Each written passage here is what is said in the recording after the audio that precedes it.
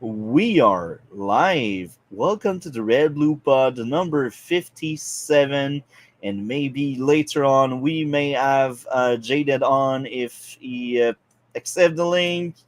And maybe we will have Parker on if he accept the link, just like Jaded. How are you, DC? Pretty rough. The last couple of days have definitely been rough. Been having some really bad dreams as of late. And yesterday, Ukraine friend of mine apparently was getting her Facebook account hacked. Yeah. Okay, I hope things will get better. I usually tend to say things get better. You just need to give it time. Um, how are you, Cole? Pretty good. Um, I've been, I mean, at least, again, I've said this many times, but yeah, there's always a bunch of shit stuff that goes on in life, and that like you and Mark will always deal with, and that's always going to be there. Each week, it's very rarely that ever happens, but that's just life, and I think it's always going to have up and downs, and no matter how successful or how you know positive thinking you are, and I think just everybody, some of that everybody suffers through, just deal with it in different ways. But outside of that, I mean, it's been better than usual for me, but mainly because I've been getting a lot of annoying shit done, but there's still a lot of other annoying shit I haven't got done with, but I'm making progress, and I again start building on my property right now, so which is nice. Maybe when it's eventually finished, I can send you guys like some photos, maybe if you want to see. But I don't know how it's gonna look, but we'll see. That's good, and life has been great. And here's a bit of backstory at work. I used to have that really, really shitty coworker. He was the worst security agent I've ever seen in 6 years. And fun fact, he was praising how experienced he was with his 25 years in security. Oh And that God. guy was terrible. Nobody liked him. Co-worker and even the hotel, because I work in the hotel, Oh and yeah. the personal of like the people working in the hotel really hated the crap out of this guy. So I wasn't crazy, Yeah. and I even like kind of wanted to quit because of that guy, because I was stuck with him like 2 days out of three where I work, because I work 12-hour shifts. So I work basically 36 hours in like 3 days. And Good for Lord. for like freaking 24 hours I'm stuck with that jerk. I really wanted to quit. And I did report the guy many times about the shitty stuff he was doing. And the hotel also reported him. And at some point, something broke. The guy was actually stealing the tip the doormen were getting, and the people that were driving the cars for the people at the hotel. And that's some like nasty stuff, man. You just don't steal that money, and as a security agent, it's forbidden to have any tips, because they could be seen as bribery Mm-hmm. and shit like that. Yeah. And that wasn't the first time. He did that many times, and now the hotel was like, Wow. fire this guy, man. Yeah. A good thing that happened, especially that is really scummy and shit, and at least a lot of dangerous things. It is also the same thing with stuff like cops and everything. Like I know there's been instances where it's like there there's somebody who gets arrested for like having drugs in their car and stuff like that, and they get let out, and there was money in the their car, like $400 or something, or like 4,000.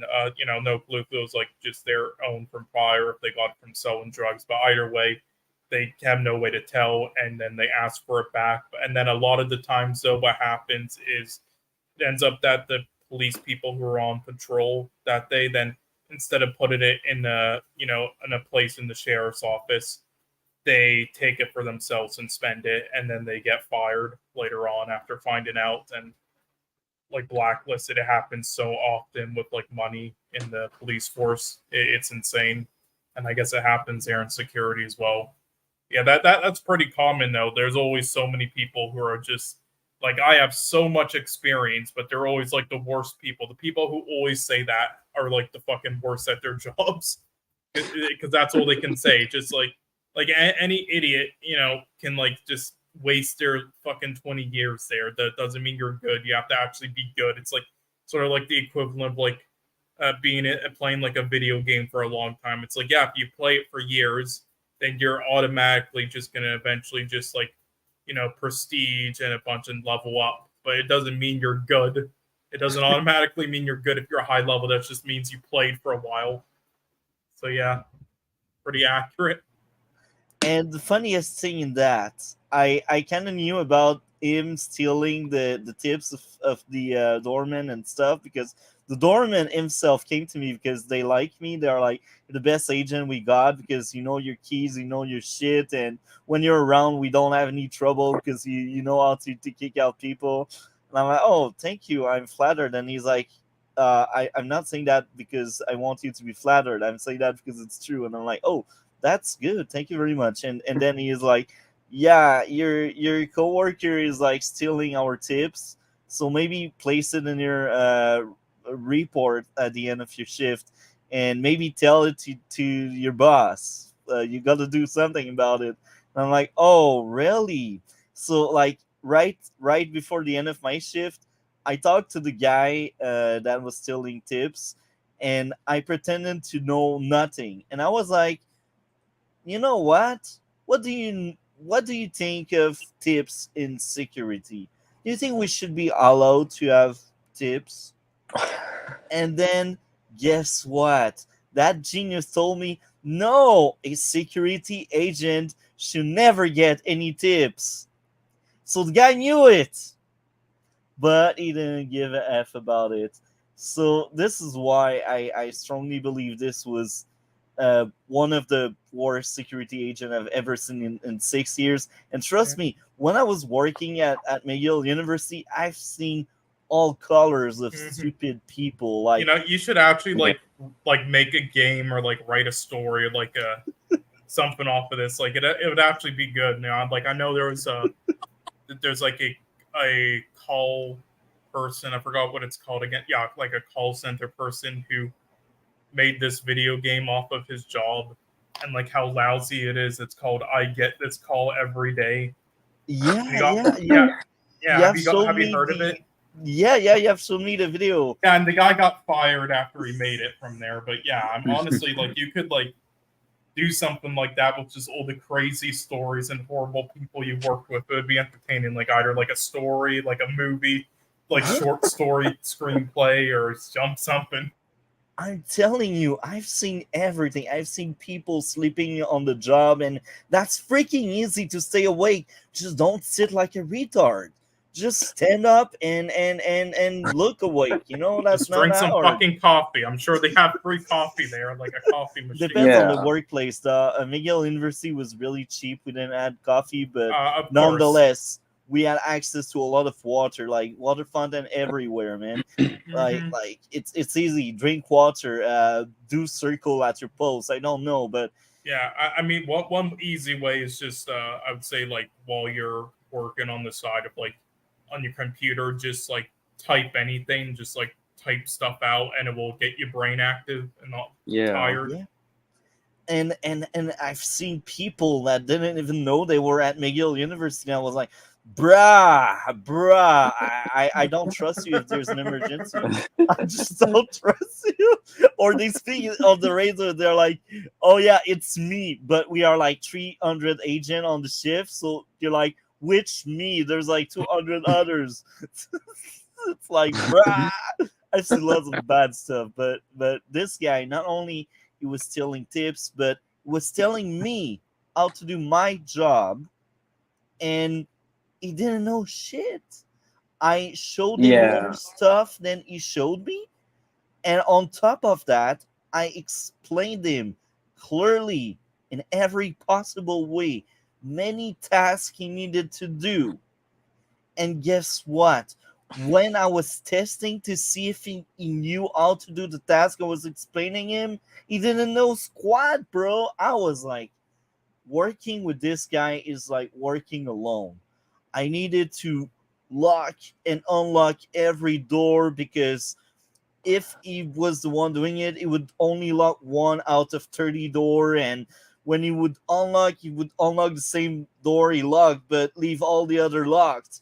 And then the hotel would be like, "What guys are doing?" It's like, bruh, that guy was magic, and it's hilarious because he was always in advance, like an hour in advance, and I'm like, okay, that's kind of good. But then he was criticizing people that were on time and like 10 minutes early, and they're like, a good agent must arrive like 15 to 20 minutes in advance, and he's got somewhat of a point. But here's the thing, I'd rather work with someone that is 10 minutes in advance over him, because that person is qualified, because that person will do his job, And what's hilarious is in the morning, right after I leave, because like my shift was 8 from 8, and his shift was 11 from 11. So the other guy that would replace me would work with him. And the other guy that was working with him, he was telling me, yeah, I've seen him on camera sleeping many times at the pool. I'm like, bro, we are not even meant to be at the pool. There's a safety guard there for the freaking pool by Yeah. the camera, and he knows where the cameras are. Holy fuck. And Yeah. after I heard about that story, I was like, okay, I need to see it by myself. I clicked on camera, I found him, I was like, oh, that's freaking Wow. true. Not only is he shitty Wow. agent that doesn't know squat, but he's freaking sleeping at work when I'm gone. It's like when the wolf is gone, like the others are dancing. I forgot the thing, but the moment I was gone, he was sleeping somewhere. Yeah. And I've met people like that. This one guy in particular, he's probably the dumbest guy on the planet, because he one time said I was racist only because I didn't even give him a fist bump. That's right. I didn't give this guy a fist bump. He's not even black, by the way. And he said I was racist, and Ow! Why? I don't get it. yeah, this guy this guy says some really stupid things a lot. Like, he even one time asked, is water wet? I'm not even joking. People, I man, think the water wet thing is a sort of a meme. Yeah.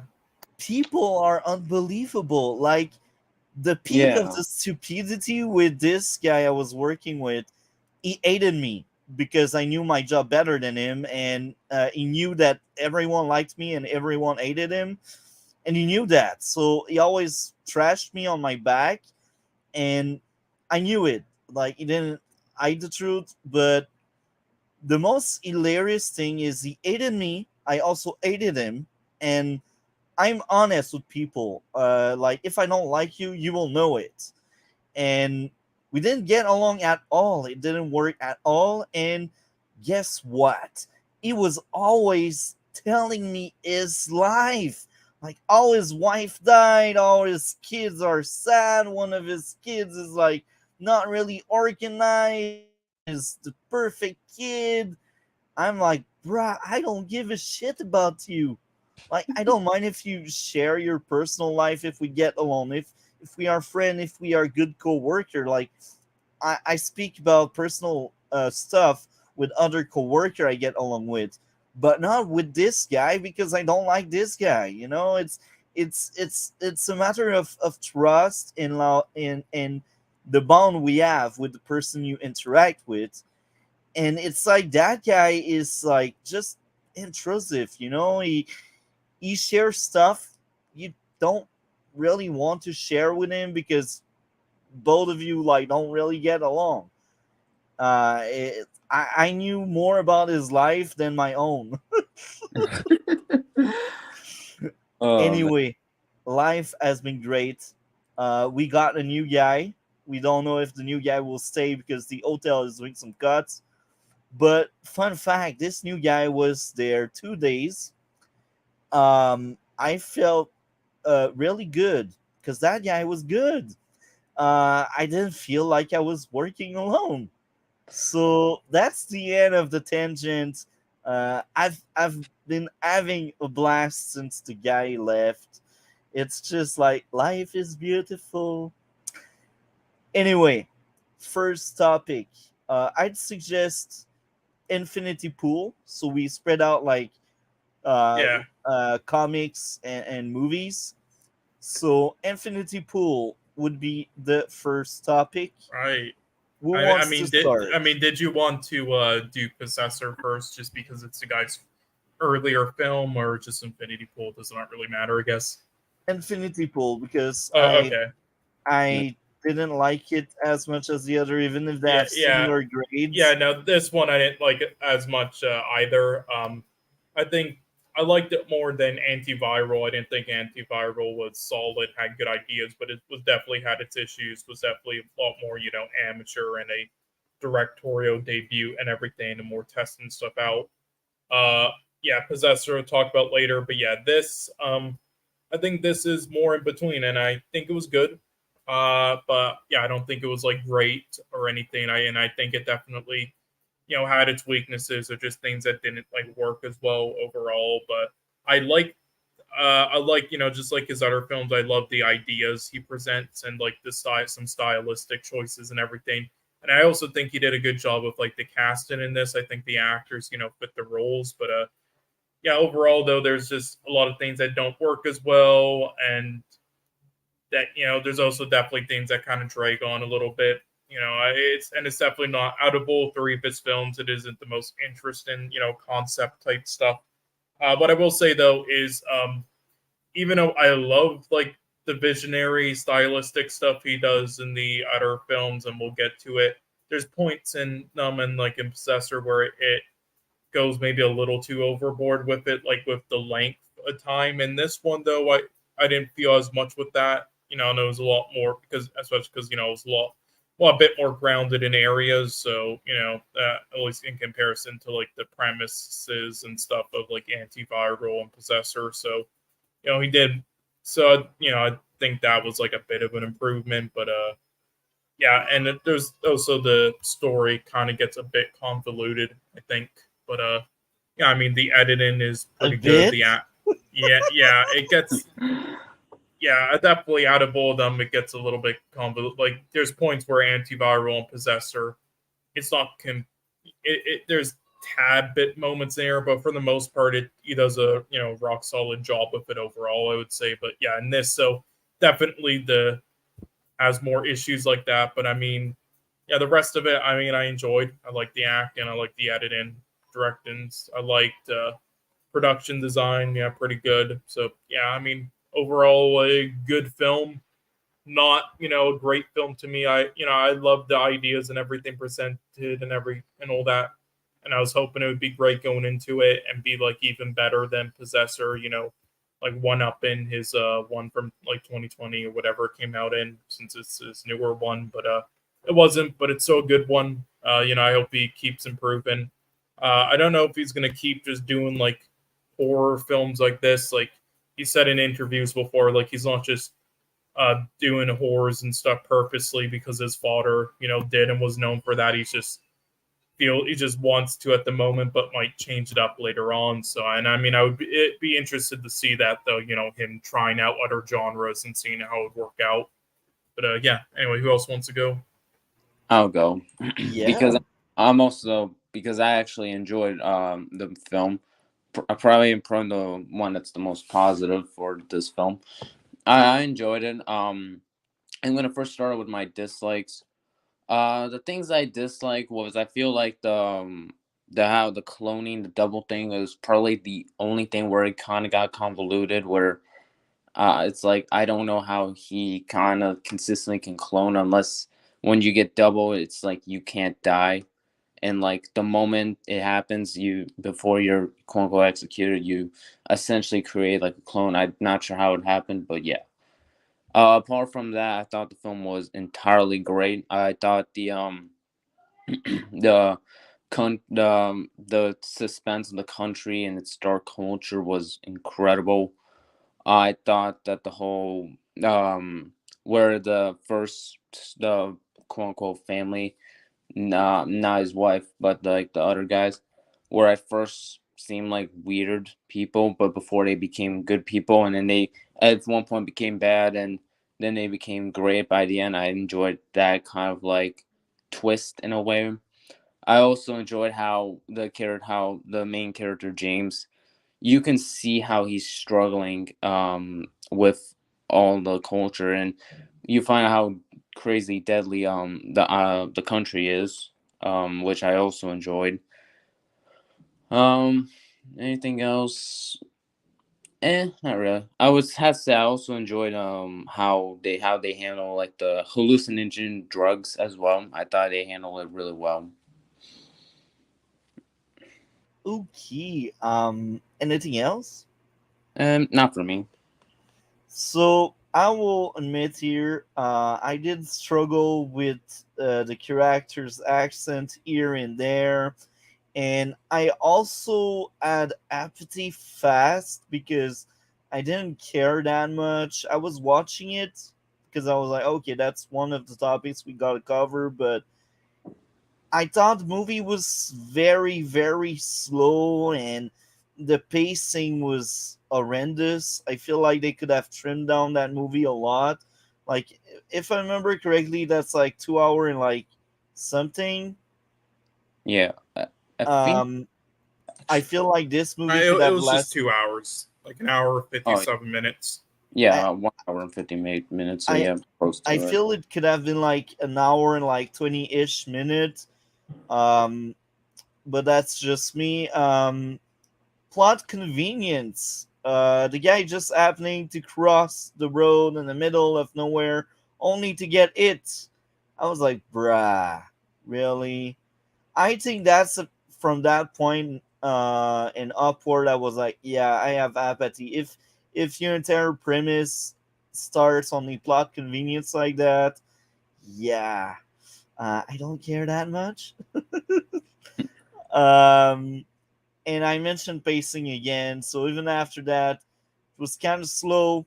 Um, I I still enjoyed like the movie. It wasn't a bad movie by any means, but the pacing really killed it for me. Um, so I thought the girl being a drunk call was very entertaining. Like Mia got as some range, I think, as an actress because we have seen her in the past. I can't remember on which movie, but I remember seeing her in the past, and I feel like she's decent. The movie shows very well how self-served justice is wrong. Um, I like that aspect of the movie. The music was good. I think the music is always one of the strength of that director. He knows what kind of music his movie should get.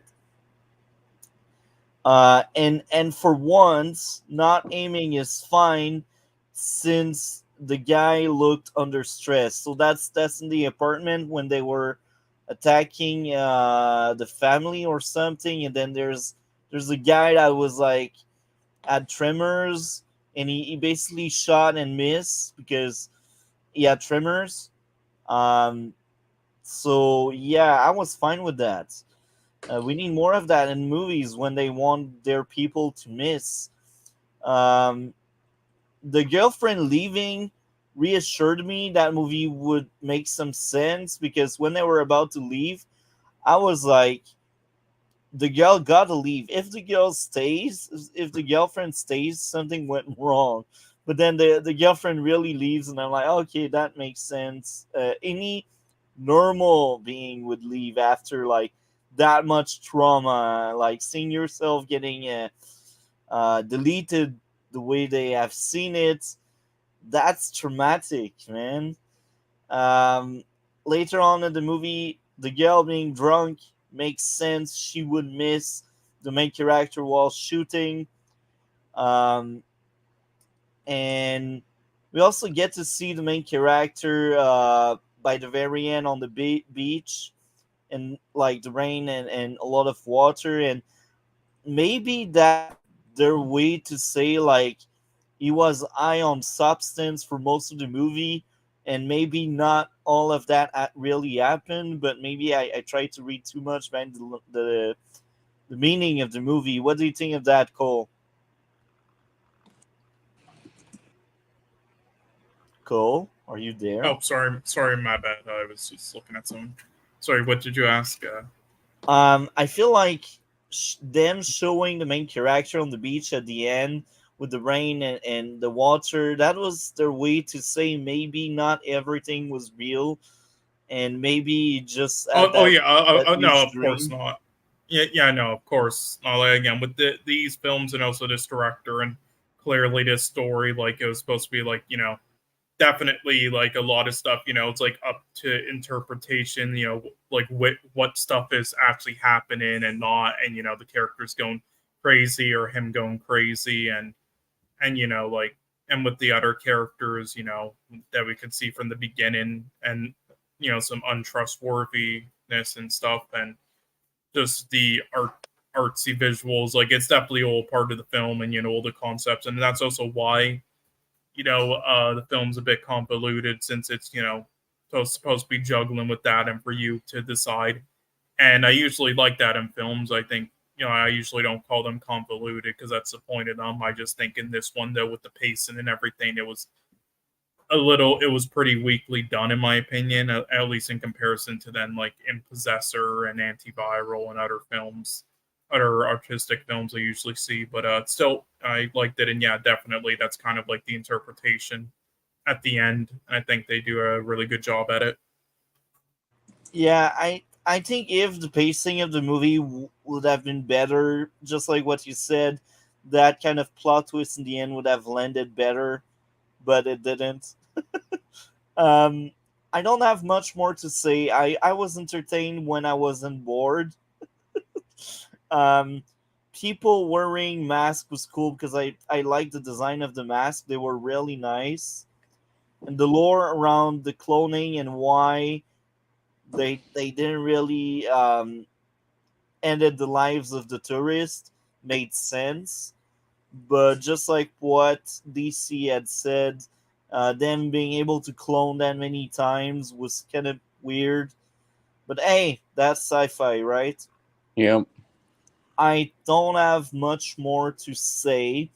I think overall this movie for me should be a low 8 out of 10. Among all of the 8s I gave, that's probably the worst one. What about you, DC? I would give it a 9. What about you, Cole?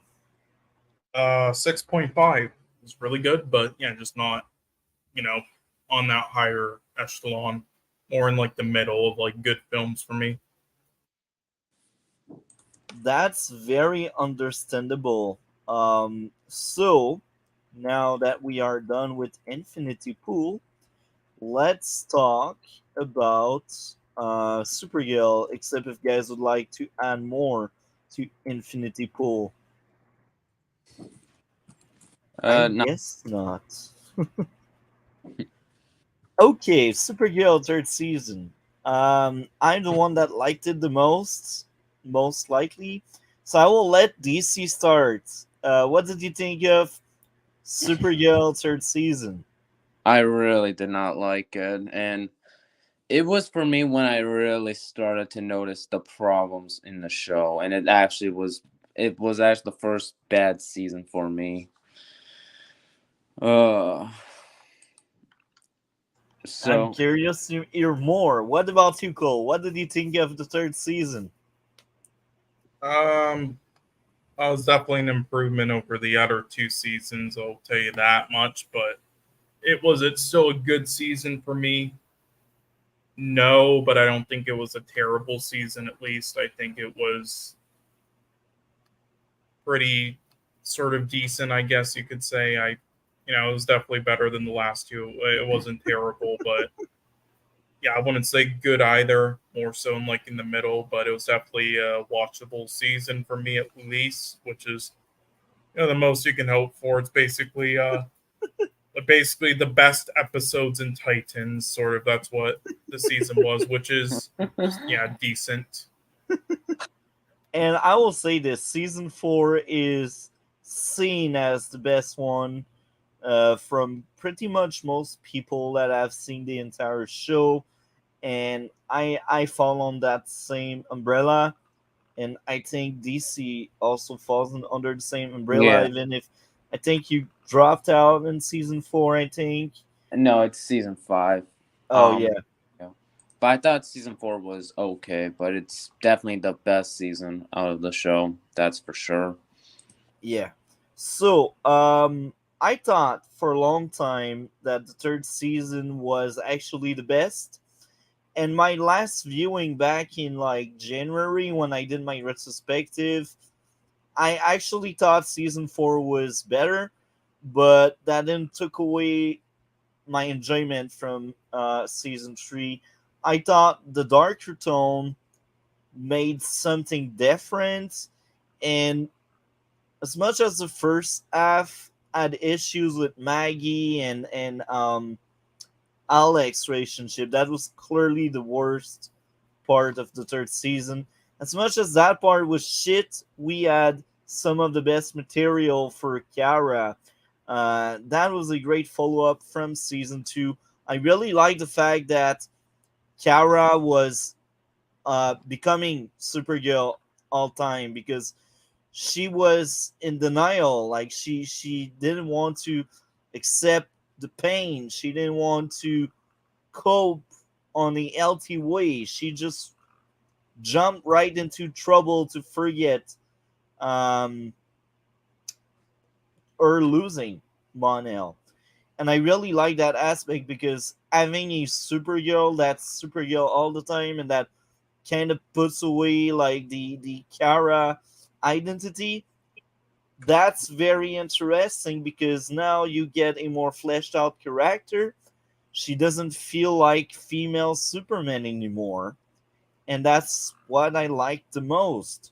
It's like, yeah, you take some risk with your character, you let the character grow and have a character arc.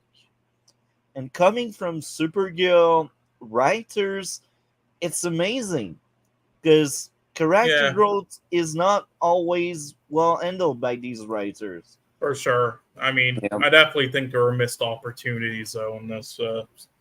Like I really think they should have had a reveal in this season about Lena or Lena, whatever, knowing Kara's identity. I think it would have fit better if they Yeah, revealed it in this Yeah. season. I And agree 100% with you. Um, I'm on board with yeah, what you say, and the entire lies about being Supergirl and that whole aspect, that relationship, Supergirl and Lena, and the back half was awful. It was poorly handled.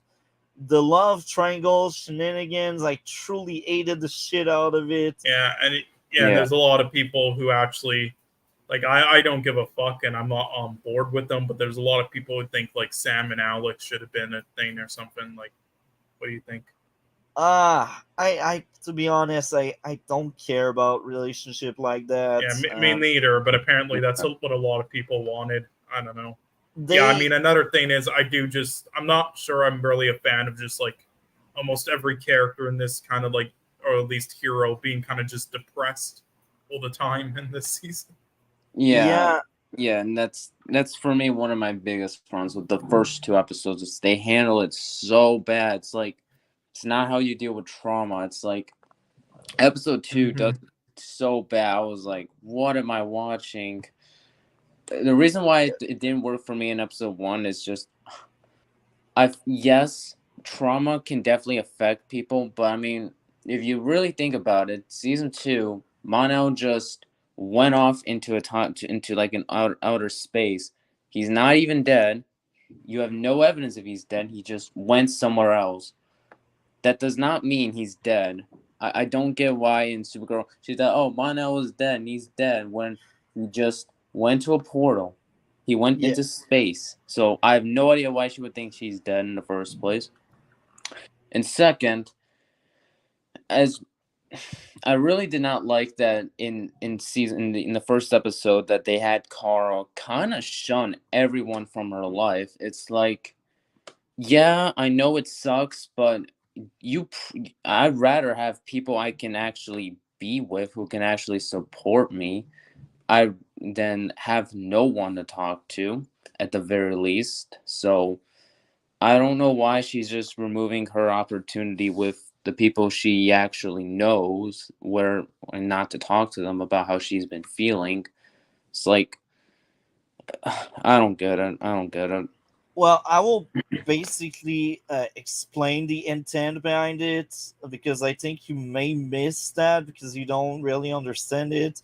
I And got um, I will not say it's the right way to deal with trauma, and it's not a healthy way to cope. And the show tells you what I just said. It tells you it's the wrong way to deal with something. Don't do that. That was the message behind what was going on. And I will also say that some people that don't really deal with trauma very well. Some people, even in real life, they will push away people instead of wanting them in their circle because they feel like if they push them, then they don't need to talk about something. And because they don't need to talk about something, that something doesn't really exist. It's not a healthy way to cope. It's like the wrong way to do it. And that's the message behind what was going on with Kara early in the third season. And that's why I thought that season was amazing.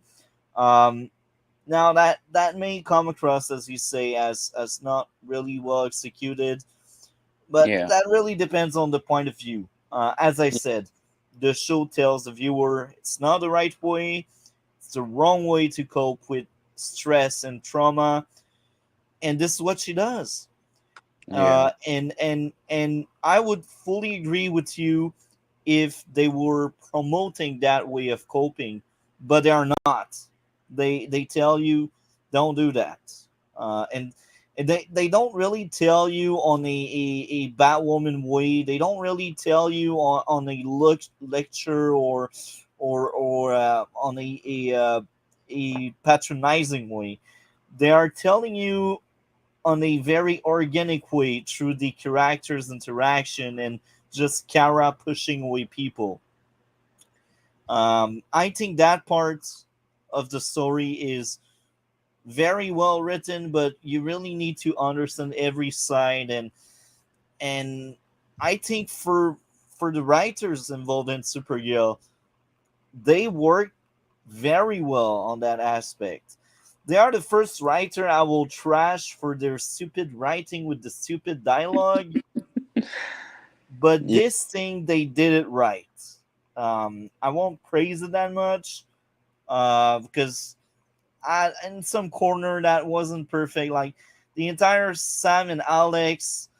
Oh my, I really hated this shit. What did you think of Kara, Cole?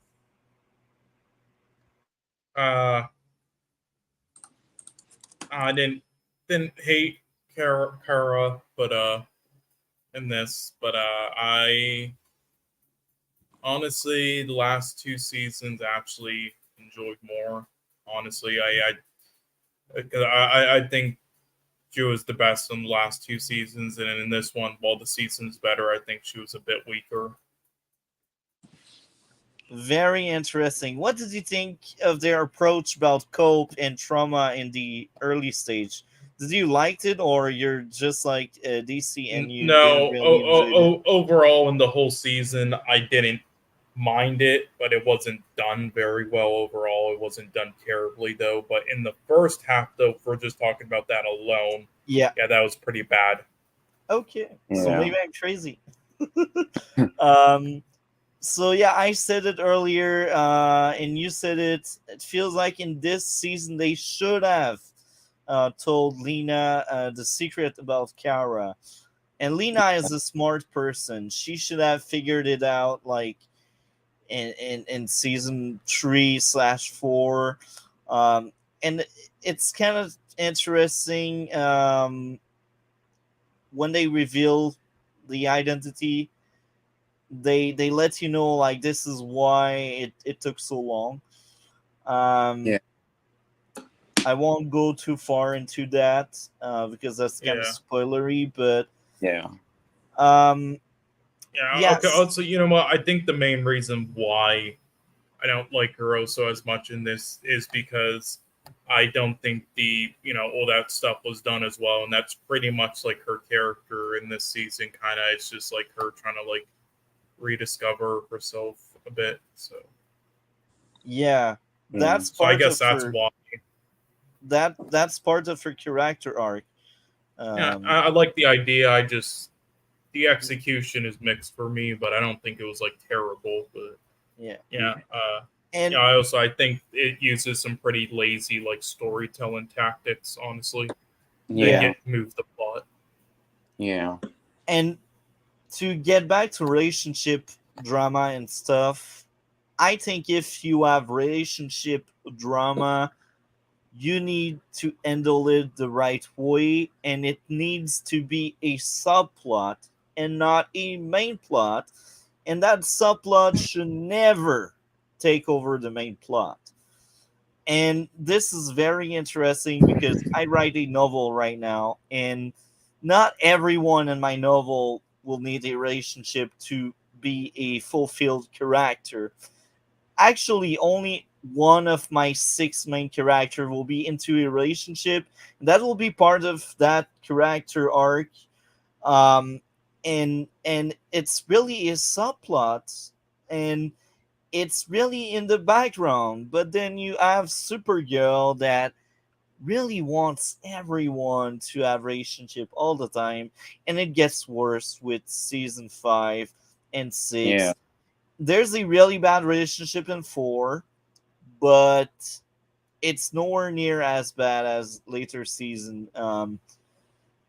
I It's just a writer, man. They like so much shipping stuff and relationship. A relationship should never take over your main story. And I think Maggie and Alex drama was important for Alex's character, so that's fine having it. But then the execution of that subplot was atrocious. I was rolling my eyes most of their scenes they had before they broke up, and even after they broke up, that that was really poorly handled. I really hated this part. I was like, man, this season deserves better than this shit. Like, Yeah. this is proof that these writers, they are not really even. Like, sometimes they do stuff right, and others they mess that one up. Now I sound really negative, but I will I will praise it a bit. I think Rain is a great villain that feels very different from past villain in the show. Oh yeah, I like the villain. Rain was actually great. The witches by the end of the season were awful. They were shit.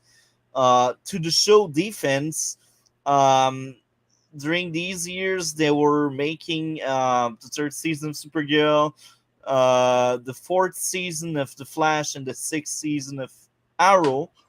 We had someone that got Me Too, and that was prior the entire Me Too movement.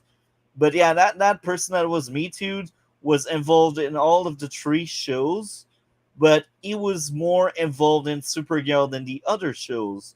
So I suspect when it got messy, this is after they fired this person, and whoever replaced that person that got Me Too, that person wasn't as good, and this is why we ended up with like a very weird ending for that season, and a very weird like block of episode, like somewhere in the middle and somewhere near the end.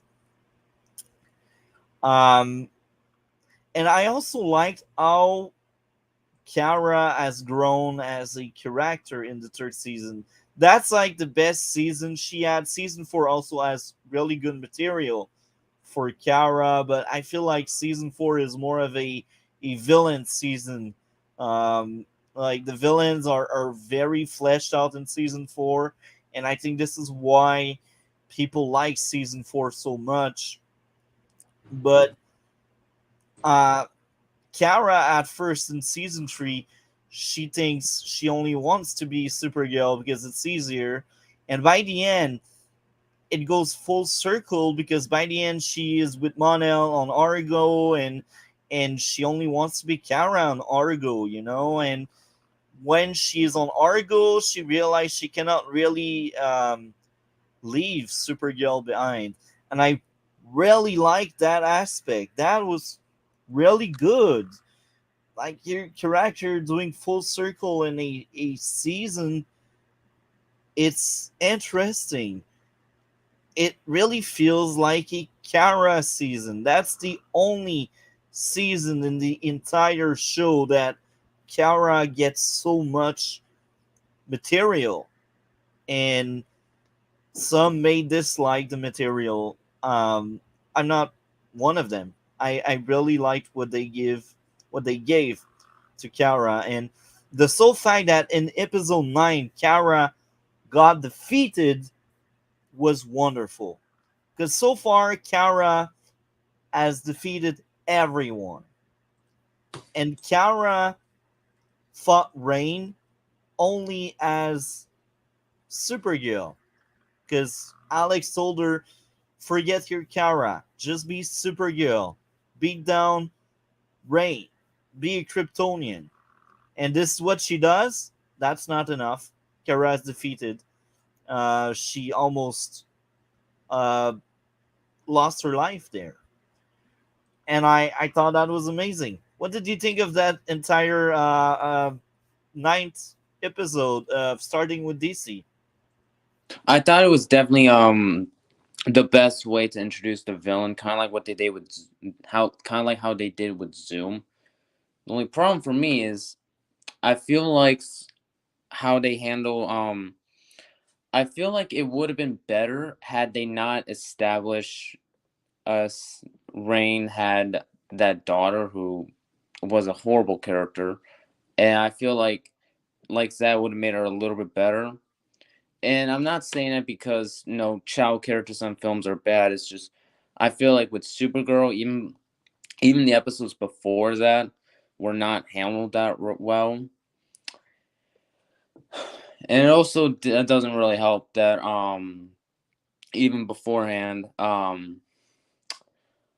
like the whole like storyline with her trying to discover who she is, I kind of just I kind of was not even interested in it like at all, and I really didn't really care much. But yeah. What did you think of episode 9, Cole? The big fight Uh, between Rain and yeah. Supergirl. Okay. So again, I really enjoyed the villain in this, and I think it's like the best part of the season. I will say though, this episode, there's actually a lot of people I seen online who say this is either like their favorite episode or their worst episode, and I can understand why for each side, but for me, I'm more in the middle. And when I first watched it, it was like one of my most enjoyable ones, and I was actually going to have it as like my top 3 or so. And it might be for you, but the more I think about it, the more I realize kind of how they dropped the ball on a lot of things during it, story and character wise, and just a lot of things that they could have done a lot better that I think kind of hold it back. And I think it's like again the villain's amazing in the episode, and I mean Rain of course, and I think it's an enjoyable episode, but I think episode 10 and the 11 are kind of better than it. again, the villain, again, Rain, great, but the rest of it, not as much for me. Uh, what they did after episode 9 was very good. I also liked it a lot. Um, season 3 had more good than bad for me. The villains, even Purity and the other, the third world killer. I forgot her name, but the third one was cool. I really liked her. I really thought the weak link was the witches we had. I also enjoyed a lot uh, John Father.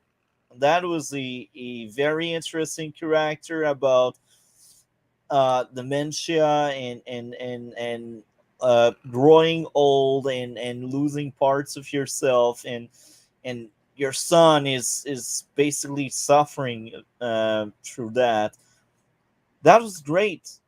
Is it well handled? I think it was. Is it perfect? I don't think it was. Sometimes some of the dialogue and exchange felt off, but most of it was really good. Um,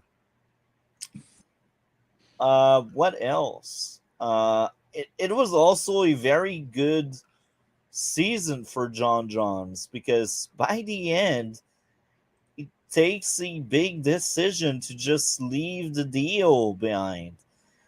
That's life changing, you know.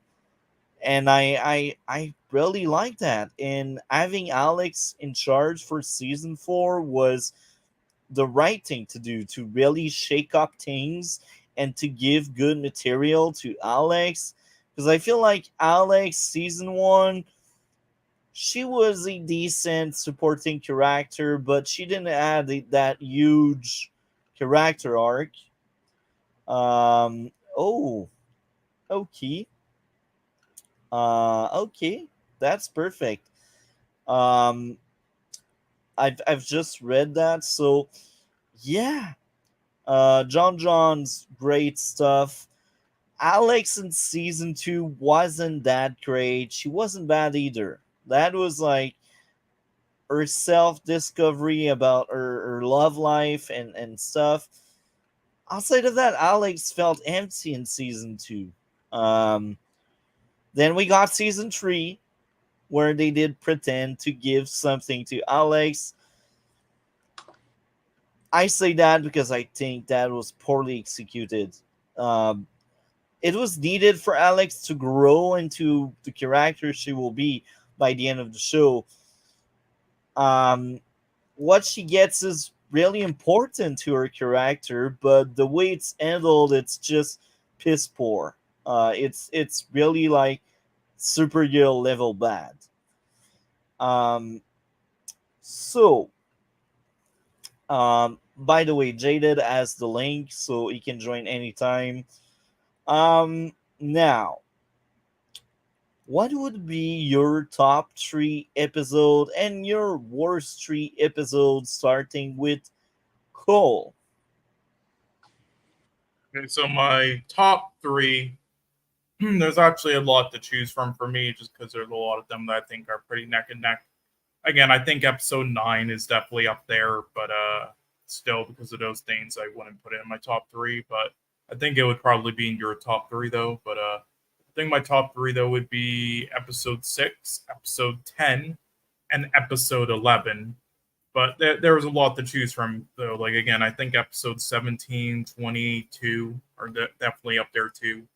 Yeah, I'm going to go with 6, 10, and 11, though. And then my worst three, I'm going to actually pick 4 for this one. It's going to be episode 3, episode 4, episode 14, and episode 21.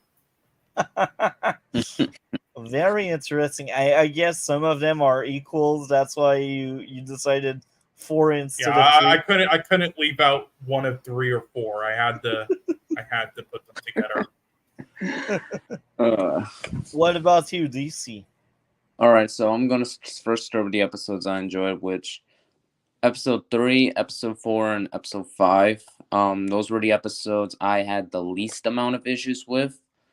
As for the ones I disliked, episode 1 and 2 and episode 6. It was the Midville flashback episode. I didn't like it at all. That was completely filler.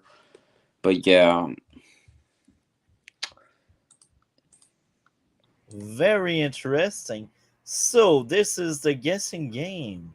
I will let Cole guess what are the worst 3 episodes for me. The worst 3. Okay, I'll guess episode.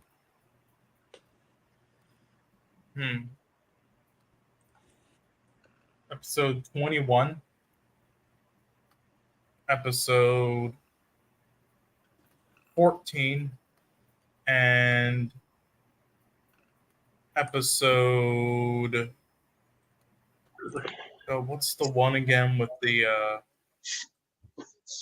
I'm trying to think. What was the one again with those fucking witches? The most in again. Whatnot. Oh, what was that episode? I think it was like episode. God, I forgot the fucking number. You God don't have damn the it. list? No, I forgot what was the episode again with those fucking witches you were talking about. God damn it. Whatever, I'll just say These were episode like 17. I think that was like around 2021.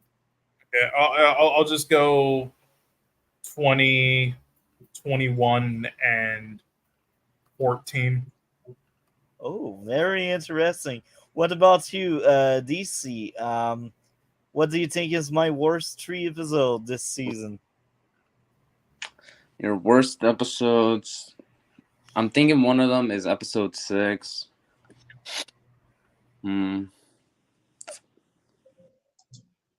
I know that I think that there was a gun control episode in this season, and I forgot the episode, but I know that there is an episode where John Jones eliminates all guns from the EO, and that's like one of the most hated episodes of Supergirl, so I'm guessing that one. Oh yeah, that's 21. And that's definitely has to be one of his, I'm sure. Yeah, 21. I would be shocked if it's not, but yeah. Yeah, especially with what he does and like what he said before about, like police stuff, how he knows a lot about it and he hates when it's done inaccurately. Yeah. Okay. And my last one would probably have to be Wake Up or episode 7. Oh, yeah. Wake Up or episode 7. Okay. Before I reveal it, what do you think is my top 3 DC? All right, I know one of them is running. You made kind of clear that the first 2 are kind of like the first 2 episodes. Well, not perfect or actually enjoyable, so I'm gonna say those 2 as not for both, not for like the second option. But as for the third and final one, probably Legion of Superheroes episode 10. Okay, cool. What's your guess for my top 3? Me. Yeah, they're pretty much the same as his. 2, 9, and 10. I was shocked to both of you there. Now, sadly, last time I've seen that was back in January. I will try my best to remember most of it. I remember lots of it, but I may miss some of it. I don't know how many times I said it. So, episode 14, godly, terrible. Some of the worst thing the show did, and this is an achievement in itself.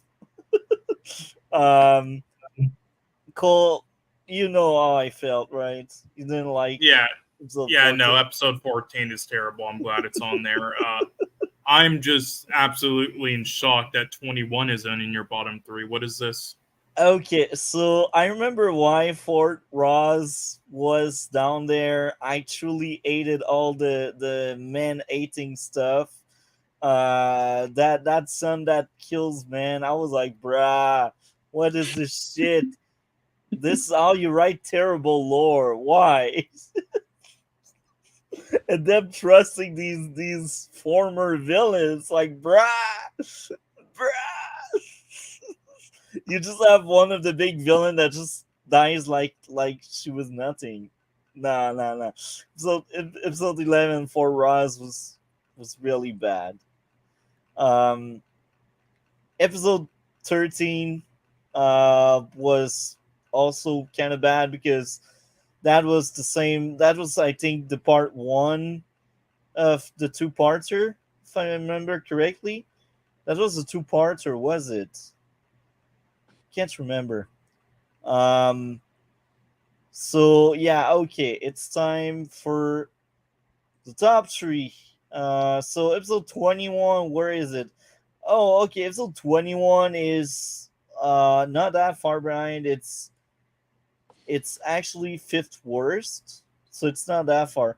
Fun fact: I didn't really like Legion of Superhero as much as others. Um, okay. Yeah. My Well, top. you damn you. I think you really need to rewatch 21. Because that was I need to rewatch the entire show to update that tier list. And I will. I 21 will is rewatch. horrendous. I will rewatch the show for sure in the future. Yeah. But Midvale, I if I remember correctly, I gave a 10 out of 10 to that episode. No issue whatsoever. And even if that may be considered filler, I don't think it was, because that was the episode where it's a more LT way of coping that promotes a better way of coping, and the first half of that season is about cope, so I thought it mattered a lot to showcase like something you got to do if you don't feel right, get along with your family, spend some time with family, and think about the good stuff that happened in your life. The Faithful, um, I thought the idea of the cult was interesting. Battle lost and won. I thought that was one of the best season finale the show did, and yeah, I'm actually curious to rewatch this and have a more updated tier list. Outside of that, that's it for the third season talk. What would be your grade out of 10 DC? A 3 out of 10. Expected. What about you, Cole? Like a 4.25. So I will sound crazy there. Eight, if I remember correctly, I gave a 8 out of 10 to this season. Last time I checked. Yeah, I enjoyed it a lot. Highly recommend. And yeah, I guess now we can move to Dungeon and Dragons. You don't mind getting spoiled, right, DC? No, I don't mind. Okay, Supergirl, season 3. There we go. 3 season to go with this show. Um, have you started watching season 6, DC, to have a more clear picture when we cover it? Like, And not at the moment, but I will try to at least watch some stuff at the very least. But yeah, I've just been occupied with a lot of things at the moment. And I've also tried to watch other stuff as well. So yeah. yeah. You still have like roughly a month, Yeah. like 4 weeks, because I know next week we have lots of Star Wars stuff. So you have like easy 4 weeks to at least watch some of the episodes you haven't seen. Have you seen any of the episodes in season 6? No, I've not. After season 5, I just kind of quit the show. Yeah, I'm feeling you, man. Season 5 was rough. Yeah. Wasn't the worst, but it was rough. Yeah, well, for So, me, it was the worst. really Yeah. interesting. I thought season 1 and 2 are the worst. That's like rock bottom TV. Season 5 wasn't that great, but it wasn't rock bottom either. So, Dungeon and Dragon.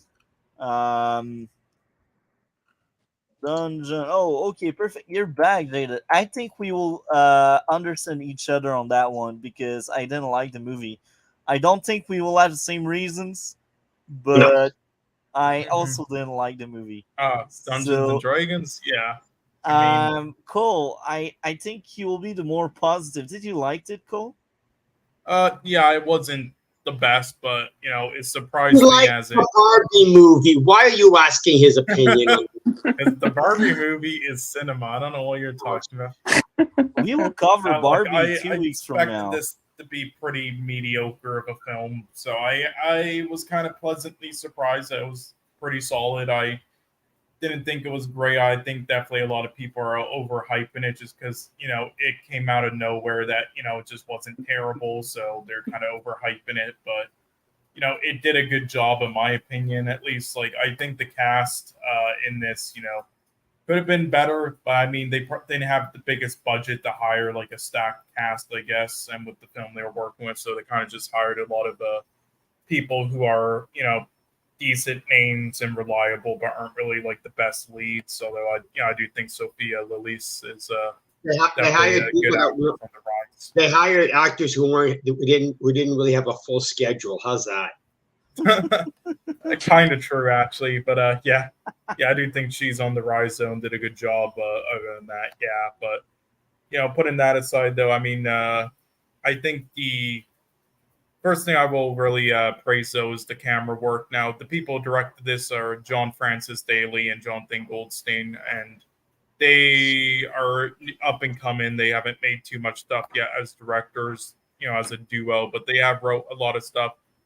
They wrote The Flash, which Jaded liked, and they wrote other stuff. They wrote some comedy films. They wrote Spider-Man: Homecoming, and they directed this one film called Game Night, which is actually what maybe watching in the future, but it was kind of surprising though. It was like a sort of like comedy type film, but also a bit rom-comish. But it was actually a surprise because it was actually a really well done film technically and filmmaking wise and acting wise and everything, like usually, and it actually had a lot of style and some great cinematography and a great vision to it, and that was very vibrant.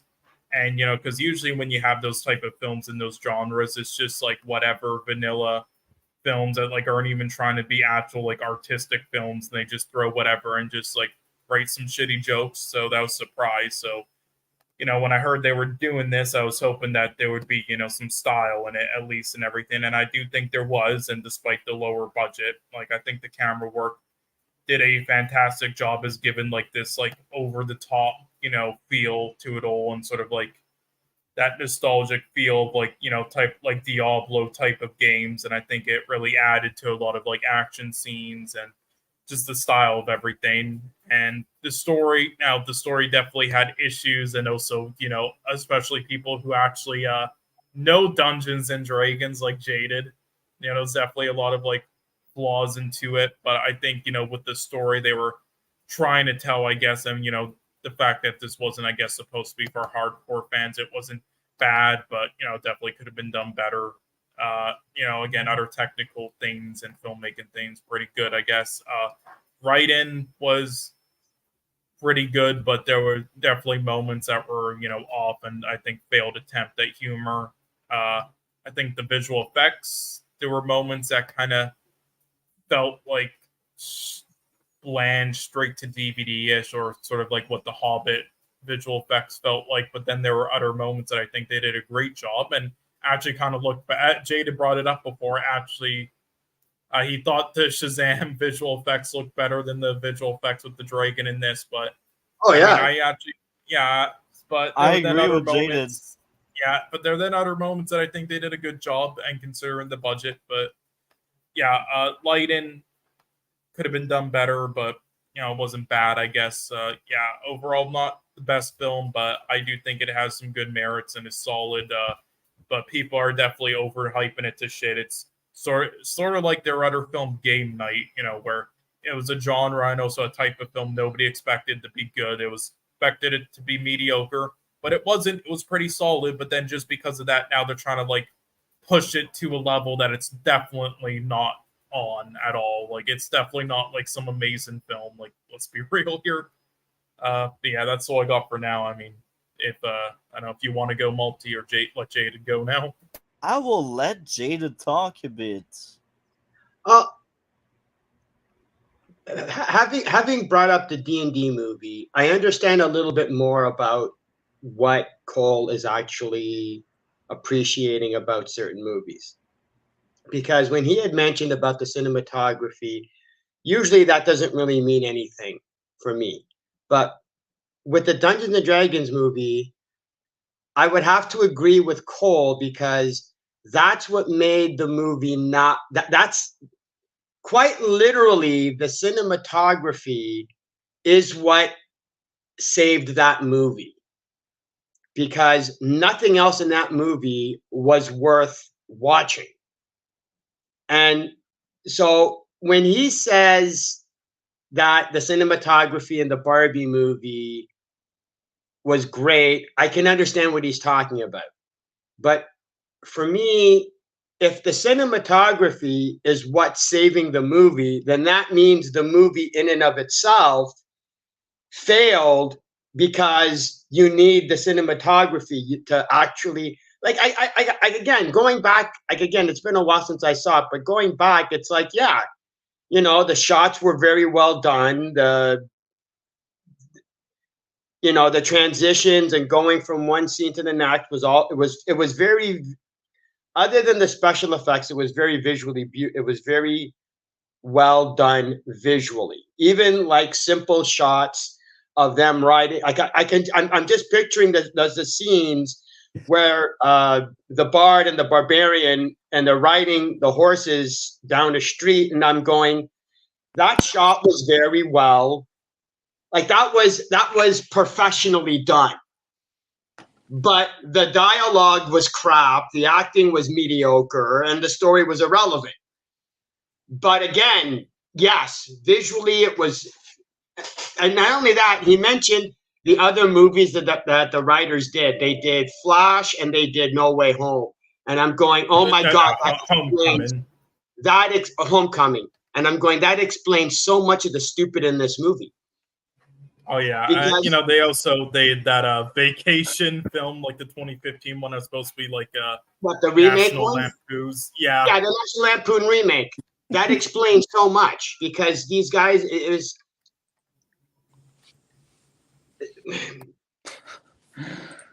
a lot of, there's this one thing in this movie, like, plot wise, that really drives me nuts, that explains so much now, is that there's the scene where the barbarian goes to, for no reason, goes to her ex-boyfriend. And I'm going, this has absolutely nothing to do with the story. Why are you wasting my time? Just so that, but the reason the barbarian went to go see her ex-boyfriend is so that her ex-boyfriend could just happen to give her a magic wand of portals that they needed to be able, and it's like, oh my God, this is shitty ass writing. So it's like, yes, I'm a big D&D fanboy. I'm not a big fan of 5th edition, and I think that was one of the big problems with this movie, is they were using 5th edition Dungeons and Dragons, because you have a bard, you have a druid, and you have a wizard. And the problem is, all three of those characters in the book, in the game, all use magic. And the idea in these type of movies is you have to differentiate each character, because you can't have the wizard casting magic spells, and you can't have the druid casting magic spells, and you can't have the bard casting magic spells, because then that would confuse the audience. So it's like, then why did you even bother having them? So, like, the only thing, like, the druid has all these spell capabilities, but all they had the druid do was just shapeshift into different animals. That was it. And it's like, you're not utilizing what the character can be. Then you have the wizard, whose magical ability is based on his self-confidence. And it was like, how does that work? You had a bard that wasn't even a bard. You had a bard that wasn't even a bard. Like, you could have just, what was the actor's name? I forget. The guy from Star Trek. I Oh, have Chris no clue. Pine. Oh, Chris Huh? Pine. That was Chris Chris Pine. Pine. That was Chris Pine. I didn't Chris recognize Pine's him. character could have been just some guy that they picked up off the road, and it wouldn't have changed anything. The fact that he was a bard was irrelevant. So Yeah. now, and here's the other thing: is that you can't have a movie about Dungeons and Dragons, and the only thing you do is just use the names and places and that's it. Because otherwise, it's just a fantasy movie. Like if this had never, if you didn't call this a Dungeons and Dragons movie, if you just called this Honor Among Thieves, a fantasy movie, nothing would have been different. Like none of the audience would have cared. So what was the point of even making it a Dungeons and Dragons movie other than to profit off of the IP? Yeah. And in some cases, it actually backfired because I talked to people who I knew, and they don't play Dungeons and Dragons, but they know I love Dungeons and Dragons, so their knowledge of Dungeons and Dragons comes from me, and it's very limited. And they went, you know what? I watched the movie and I was disappointed because it wasn't like with the way you explain it, Jaded. This wasn't even a Dungeons and Dragons movie; it was just a fantasy movie. And I'm going, yeah, that was the problem. Like a great way of explaining the problem with this movie is there was a near the end of the movie when they're in the maze, there was a cameo of the characters from the animated Dungeons and Dragons TV show. They were in the cage, right? Those bunch of adventurers in the cage. Those were the characters from the animated Dungeons and Dragons TV show. And when I first saw them, I kind of did a little bit of a head shake, and I'm going, well, obviously they have to have them. I understand that. But the thing was, they had no idea what to do with the characters because they don't even talk. They don't even do anything. So it was like it was like the director was going, okay, obviously, we have to have a cameo of the characters from the animated Dungeons and Dragons TV show, but I have no idea what to do with them, so we're just going to put them in and just let them, and that's it. That's the whole movie. They have no idea what to do with a bard or a druid or a mage or a barbarian, but we got to put them in, and we have no idea what to do with them, but we'll just put them in. That was this movie. It was like, or it's like, we have to put the dragon. Okay, at the end of the movie, they're not even fighting a dragon. They're fighting a wyvern. The only dragon you have, well, yeah, they have the two dragons. One, you have the black dragon that flies overhead, and you only see him for like 3 seconds.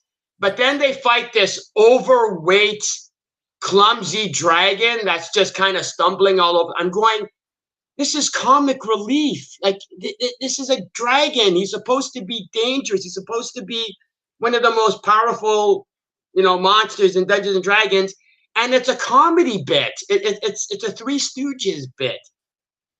It was the biggest problem I had with this movie is that they had no idea what they were doing, and it wasn't even a Dungeons and Dragons movie. It was just a fantasy movie where they just said the words Dungeons and Dragons on it. Like the same thing with the one from the 2000s, right?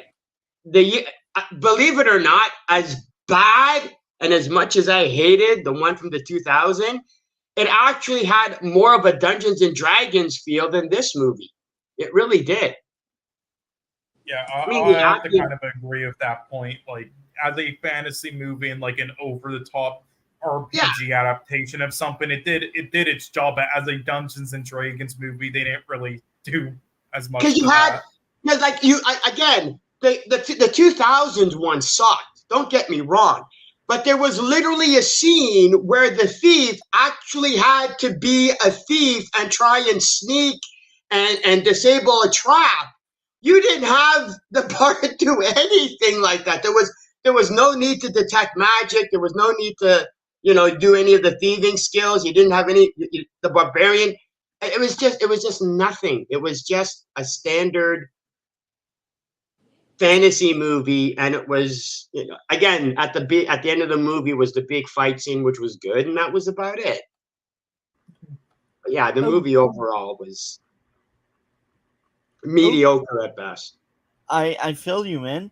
So I got three side note. These are not necessarily issues. They're more like stuff I kind of acknowledge.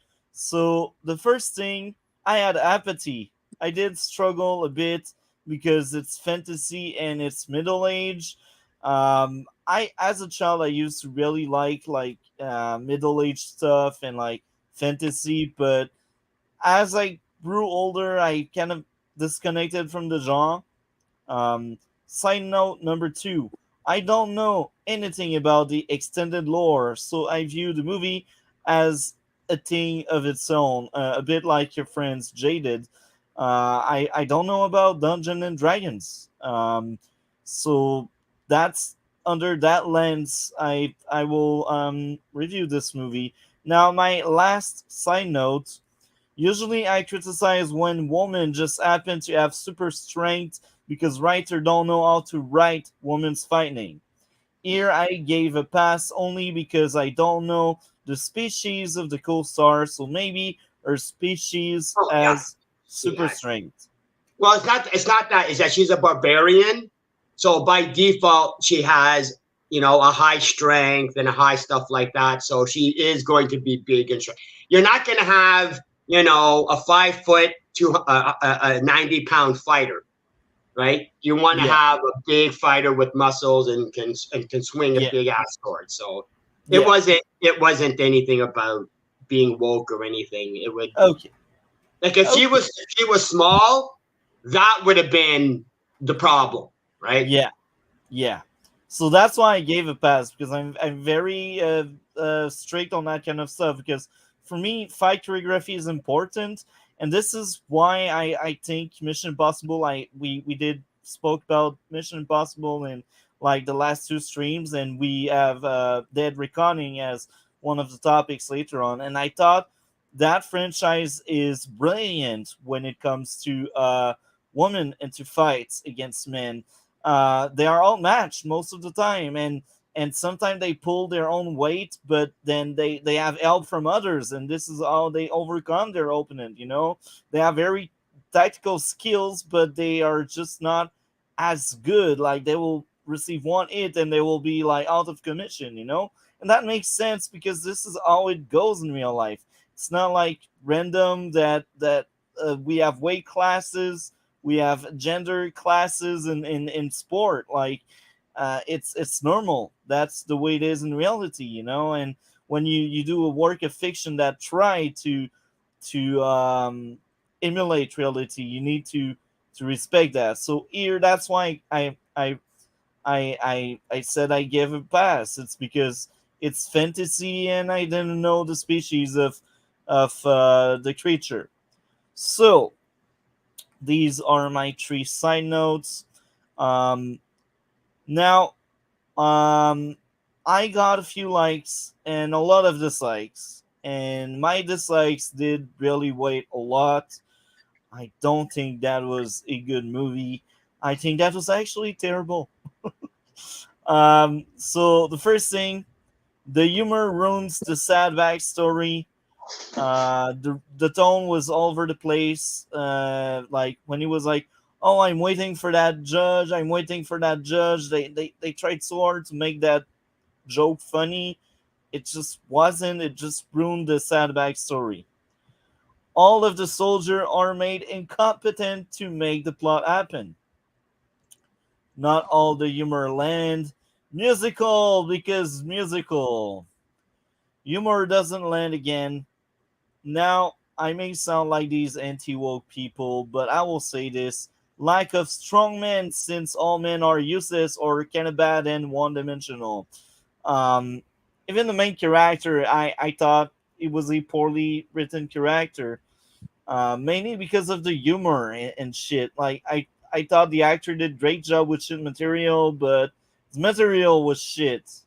It was just like, I guess the insert of someone, either the viewer or the writer, I don't know. But like the main character were poorly handled. Like, there's no character that is a man, and I'm like, oh, I want to be that one, you know. And I'm not saying that's very important, but you need some kind of balance, you know. We got all of these very interesting and good female character, but when it comes to men, oh, let's shit on them. That's how I see it. Maybe I'm crazy on that, but that's how I felt. The music again, like the musical, there was another musical. The distraction was cringe, eye rolling shit. Um, and by the end, I You know felt what? I not. don't even remember the musical part. I don't remember. I don't even remember the musical part you're talking about. So there are two parts where they make a song and they sing and they have that guitar, or I don't know. It was cringe Yeah, inducing. I can't remember it. um, I felt nothing when generic girl boss died. Like the barbarian, I think that's how you called her. She died, but then she was brought back. But whatever. Um, I felt nothing. Like usually when you have a character that dies, if you're a competent writer, you can make your audience feel something, sadness, anger, something, right? I just felt nothing. I was like, okay, she died. But then she was brought back. I was like, wow, okay, that was shit. Um, now I will give them that. That's enough for my issues, so that's more my likes. Lots of showing instead of telling. And that's important for me to mention that because when movies or shows they keep telling you instead of showing, that's an issue for me. But here, at least the backstory and the stuff they talk about in the movie, most of the time you get to see it. So it's showing instead of telling, and I like that. Very sad backstory, but here again, that was ruined by the stupid humor that didn't make sense. Even if I had issues with the humor in the entire movie, there were some enjoyable, funny moments. I will say the character are likable. The action was enjoyable. The lore of that movie is decent. Here again, showing instead of telling was another good thing. When it was action, I was entertained, and when it was funny and it landed, it was funny. Um, I like the mirror stuff where they teleport, and that's cool. And the rule about seeing where you go, I enjoyed it. Um, so yeah, I don't have much more to say. As I mentioned earlier, I have no idea about the extended lore. Um, are you guys interested to add more to this before we move to the grade and Jaded, like your overall opinion and how you truly felt about the movie? I It was unnecessary. okay. The movie was a waste of an IP. It was a waste of a movie because like you take the original Conan the Barbarian movie. At least there was something about it that was memorable. That was something to walk away from and go, "Oh wow, that was worth the time to watch it." This was not worth the time to watch. This movie was not worth the time to watch. It really wasn't. As for a final score or whatever, like I said, it was a waste. It was unnecessary. Either know what you're doing. Don't half-ass it. Don't half-ass it. At least know what you're doing. And they didn't know what they were doing, and they didn't care. I agree with you. Um, so I know you don't really give grades. So would you say it's a bad movie, decent, mediocre, or I don't think you think it's good, but maybe I think he said mediocre earlier. mediocre? At best, it's a mediocre fantasy movie. Okay. Because again, I've seen a lot of fantasy movies, and I've seen fantasy movies from like even Gore or the movie Gore or Beastmaster.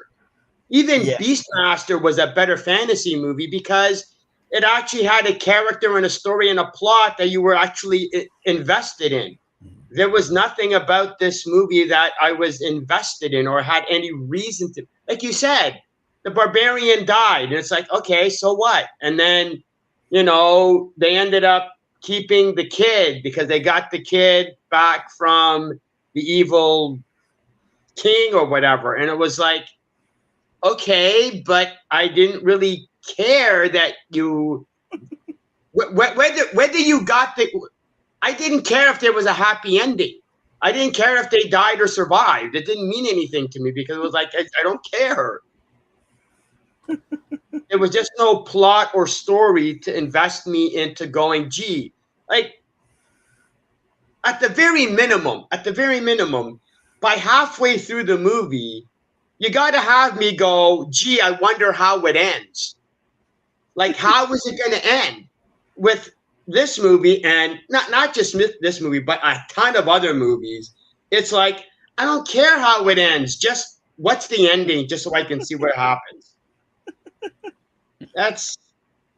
Wait a minute, we're talking about Dungeons and Dragons, or we're talking about the Barbie movie again? Hold on. Dungeon. I know, I'm making fun. It's like, I don't care about the Barbie movie. I can watch the Barbie movie. I'm not going to give a shit about how it ends. I'm not going to give a rat's ass. Just let me know when it's over. Well, it's pretty intense, They there's a plot. Okay, I said this before. I say this to everybody who loved the movie. What's the goddamn plot of the movie? Oh, I don't know. I can't think of it. Well, the plot is that Ken gets jealous and then he shoots up Columbine. There's your plot. Yeah. Wow. Boy, do I really want to see this movie now. No. You know what? I can watch that movie so that way I can get my allocation of seeing Pink covered for the next 20 years.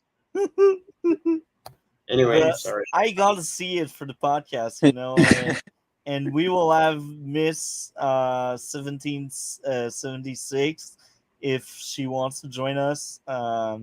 So yeah, I think that will be an interesting discussion. I don't know if I will like the movie, but I will give it a fair chance, like any other movies. Yep. So about Dungeons and Dragons, what would be your grade out of 10, Cole? Like a 5.5. You're more generous than me. So by following my usual grid, I ended up with a 6.5. But then I was thinking again about how bad the movie was, and I was like, it doesn't deserve it. So I took away 2 points because that's a shitty movie. That was awful. So I ended up giving a 4.5 out of 10 as the final score. And I think that's my original was like a 6, but the more I thought about it, I was like, It wasn't good. It was painful. So I'm wondering, have you seen Oppenheimer, Jaded? No, I already know how it ends.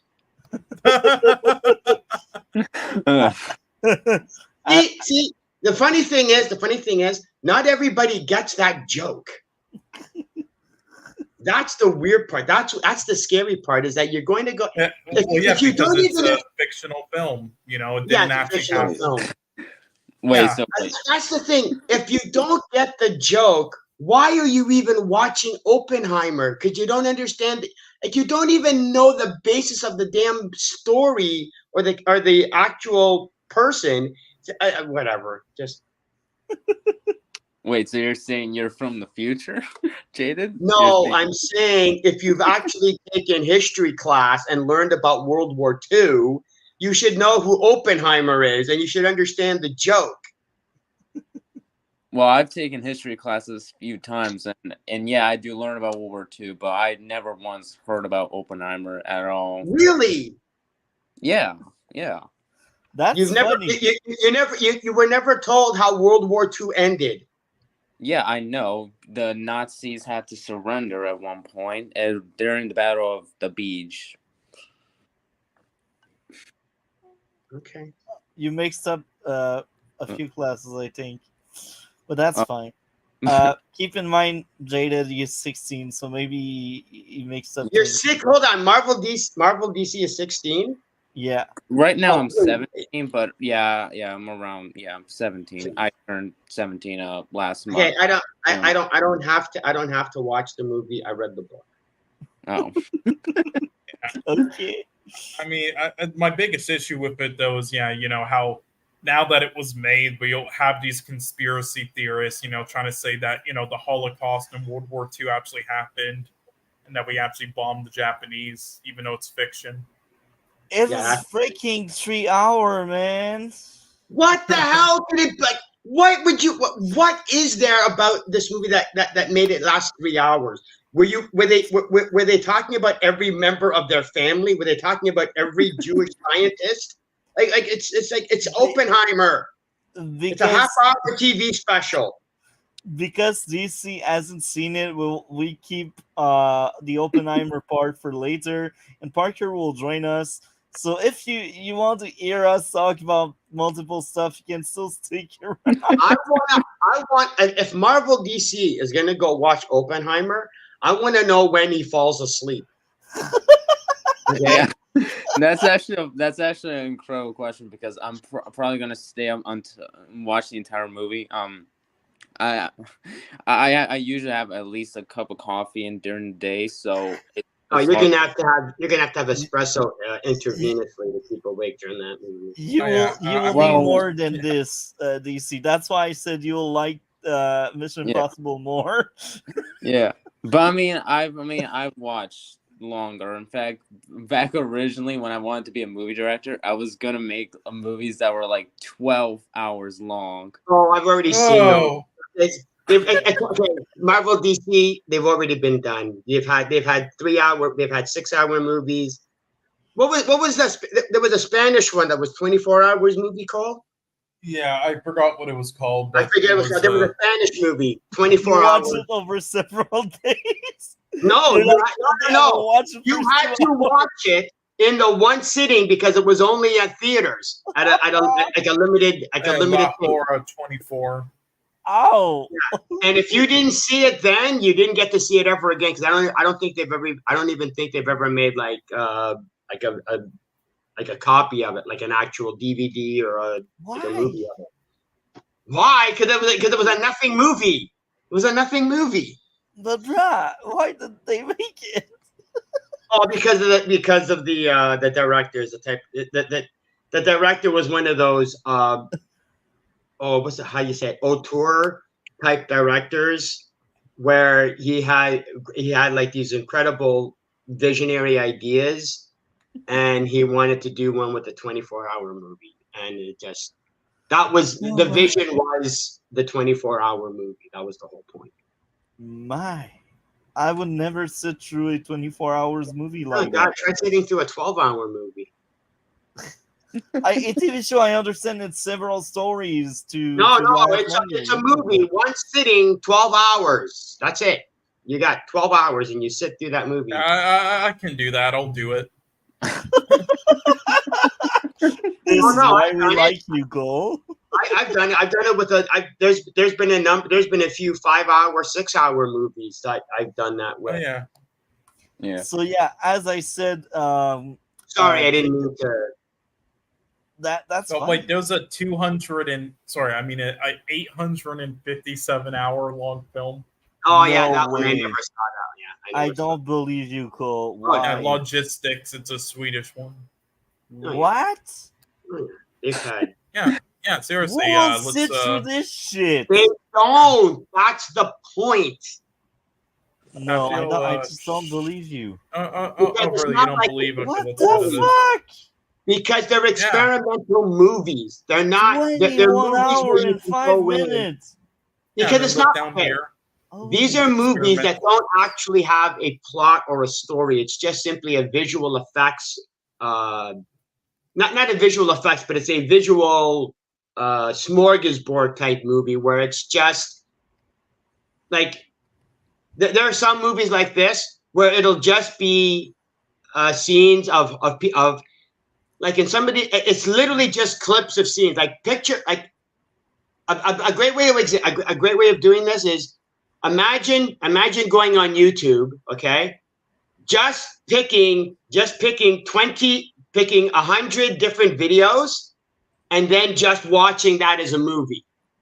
Wow. Okay, that's what these type of movies were, where it was just a whole just bunch of random stuff. Like I remember one of these movies, all it had for 10 minutes was just horses running across the field. Wow. Right? So it would be 10 minutes of these horses running across the field. And then once that was done, it would be a scene of somebody sewing. Wow. Okay? That's what these movies were about. It was just simply an experimental auteur type movie. It wasn't like a whole storyline that had various characters and you were following a plot. This isn't Spanish, but is this the one you're talking about anyway? It isn't Spanish, but this is literally the longest. This is literally the longest of one they say. No, I don't recognize that one. No, that's not the one I was thinking. Oh God, it might not even like appear online, because anytime I try to search it up, it's like it might be just like very independent, barely anybody saw it. Yeah.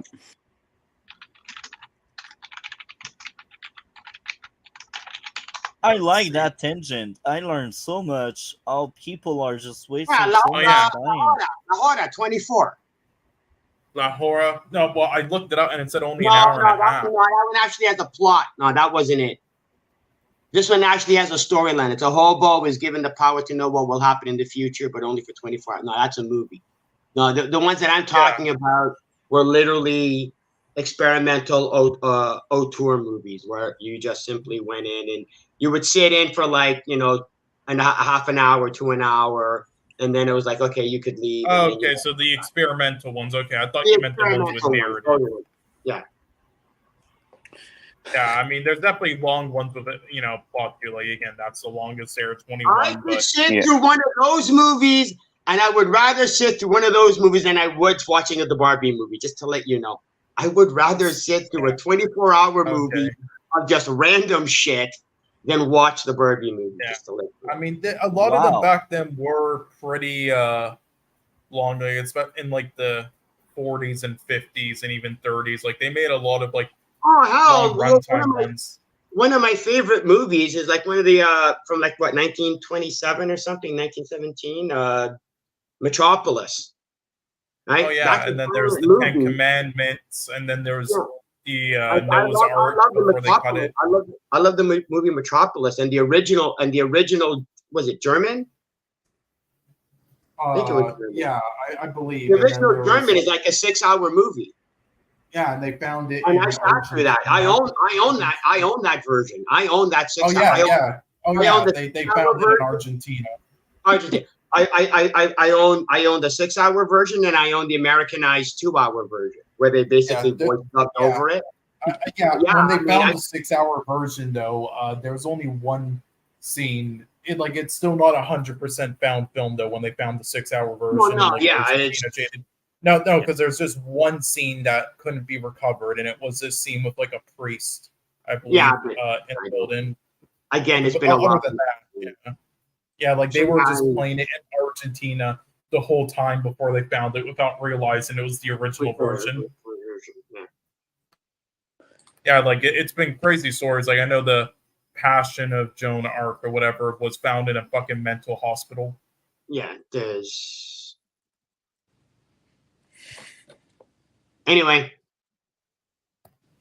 Yeah. Back to whatever superhero TV shows you guys were. Yeah. So, are you curious to hear our thought about Oppenheimer? No, because I don't give a damn about the movie.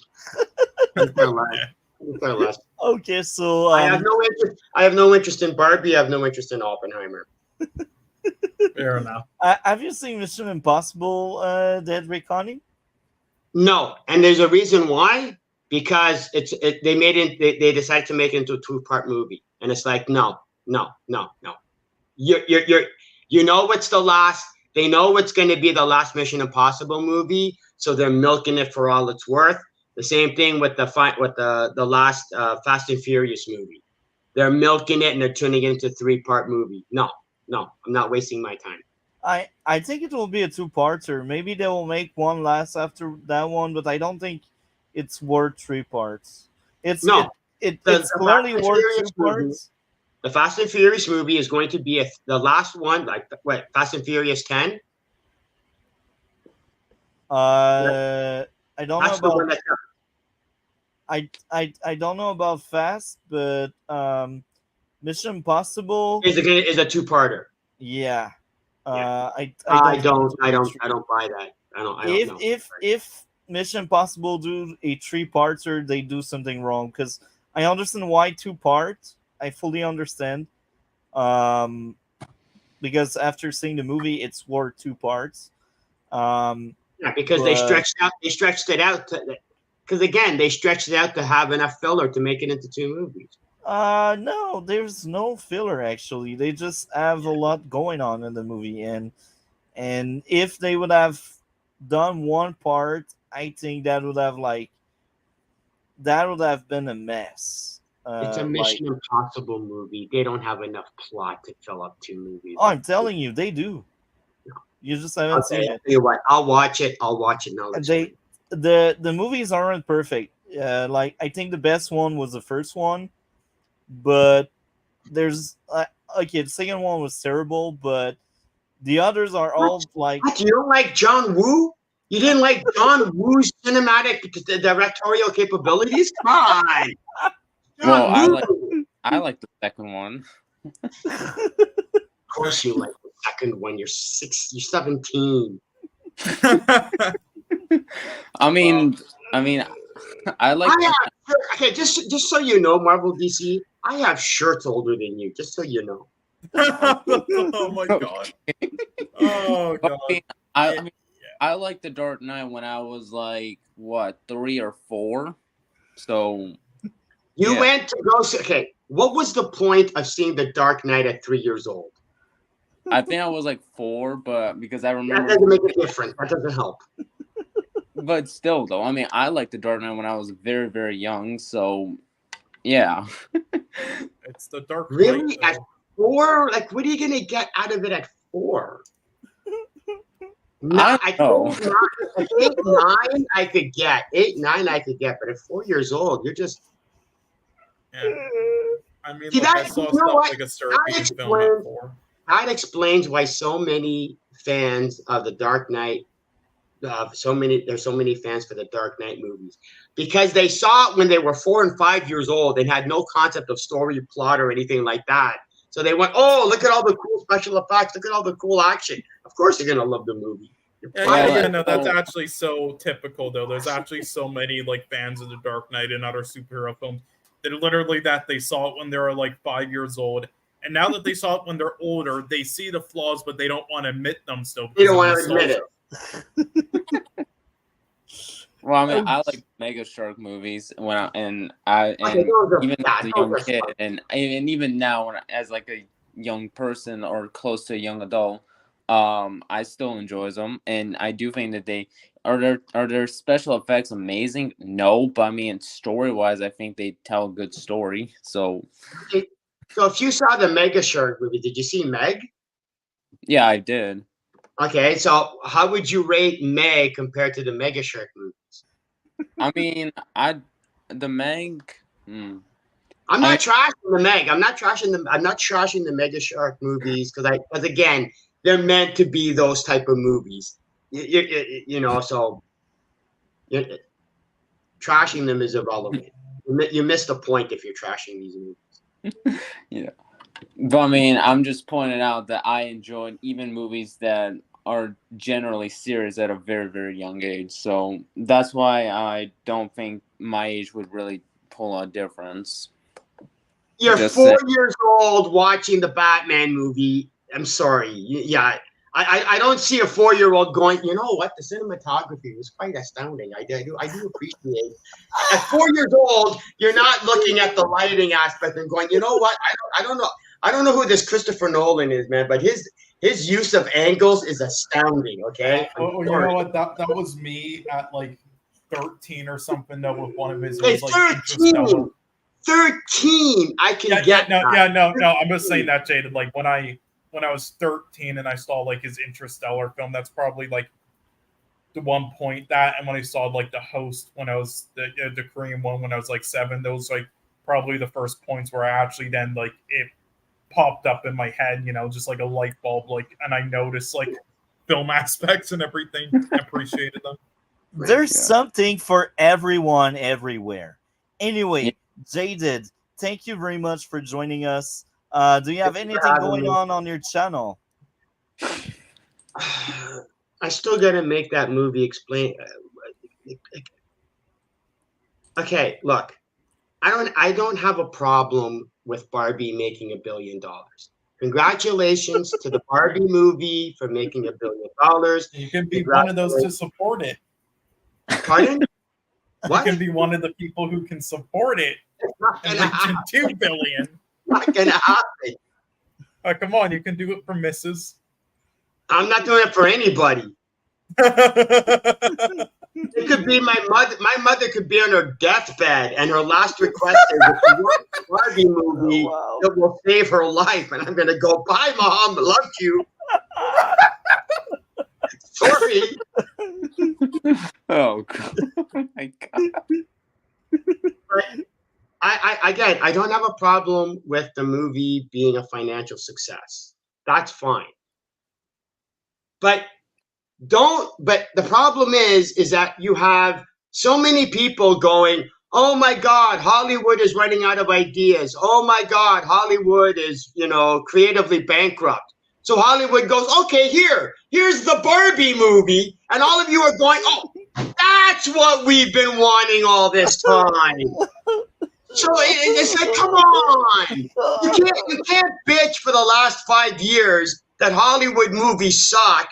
There's no imagination. They're running out of ideas. They give you the Barbie movie, and you go, "This is what we've been asking for.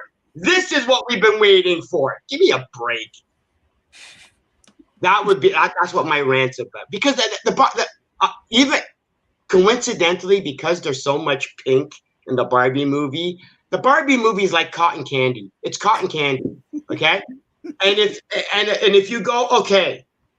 If you treat the comparison between the Barbie movie and cotton candy is people saying that the Barbie movie is a good movie is the equivalent of saying cotton candy is a good source of food.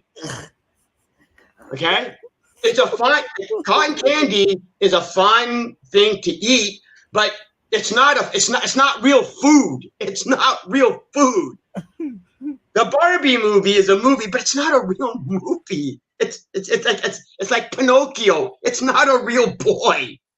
It's not a real movie. So thank you very much. Here's another reason. Here's another reason why the Barbie movie I realized I figured out is so successful, because the movie is an empty, shallow, nothing movie, which is catering to an audience of nothing, shallow people. So they're watching this empty, shallow, nothing movie and going, "Oh, I can relate to this." Anyway, sorry. So it's a cotton candy movie, and the fact that it's pink makes it even more of a great analogy. I cannot wait to hear your rants. I cannot wait for that. Sometime tomorrow. That will be amazing. So anyway, thank you very much, Jaded. Take care and have a good one, man. No problem. Talk to you later.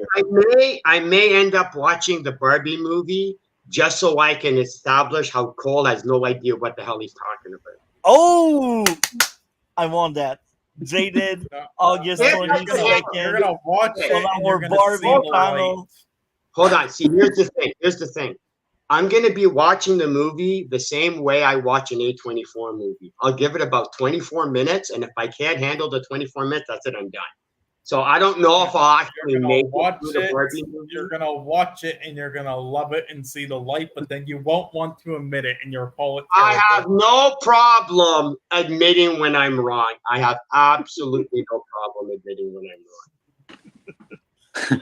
None. Jaded, you're the best guest.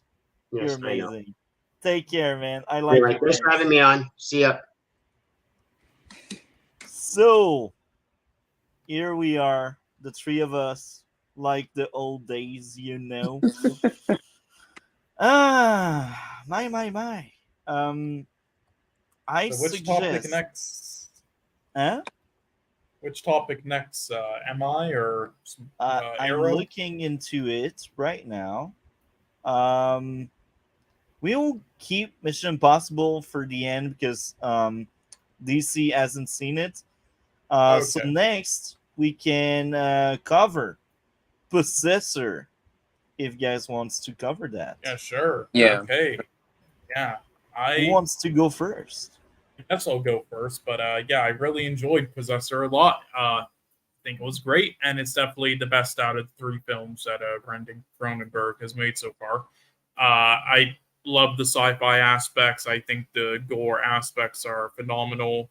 I like the character messages and tropes and stories and meanings. It like plays around with like different things, from like with the human mind to just many other things. I think like all the topics that it tackles is really interesting, and it does it in a compelling way. And I really love the stylistic aspects and the visuals.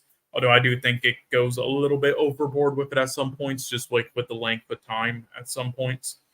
But overall, still pretty good. And I think the actors did a fantastic job, especially, with the people they cast to have like this kind of like emotionless feel, but still charismatic. That's usually, usually what they do a good job with that. The actors in this. And yeah, I think the directing is really good. I think the editing is really good. I think I was really compelled by this. It's been a little while since I saw this, like 3 years. I saw this, in theaters when it first came out in like 2020 or something. So not everything's completely memorable to me, but yeah, it was pretty great to me. Just trying to see if oh yeah, right. The sound design was also fantastic, and especially if you saw this in theaters, it was really intense. And when especially in the beginning, when there's like bullets flying, you could really like hear it and just like fucking jump out of your seat, and that just really does a good job with that impact, especially at the end. And also, I saw this, and there was like 3 couples who walked out of the theater because of the gore. They couldn't handle it. So there was like 6 people who walked out when I saw it. I'm just saying, yeah, you guys are bitches. Fuck you. Anyway, so yeah, I guess Marvel can go next. Yeah. All right. So I also enjoyed it. Probably not as much as Cole, but I still enjoyed it. I thought the scene where the scenes where how they establish where the possessing of people, I thought was really compelling. I thought like Cole said, some of the gore was incredible, and it was done right. Yeah. I also enjoyed how some of the victims try to essentially end their lives because of the thing, and it made it even more gory and violent, but it made it more made it have a lot more tension. Yeah. Let's see. I watched the movie today. It was very early in the morning, so not sure if my memory is like that well. I don't know why, but I have really not the best memory when it comes to like the day, but for many years I do. I don't know. It's weird, but yeah. But I mean, I definitely did enjoy stuff. I enjoyed Colin's character. Eddie as well. I thought he was a very incredible character. Or at least a incredible supporting character as well. Yeah. I guess my main issue was that the film was extremely slow. Yeah, I think that's like my only issue with it. Anything else you'd like to share before I go on? Not for me. Okay. Now, my first issue would be pacing, followed by pacing, followed by the father of the girlfriend is one dimensional. I truly hated that character. That was an awful character. I was like, bruh, why?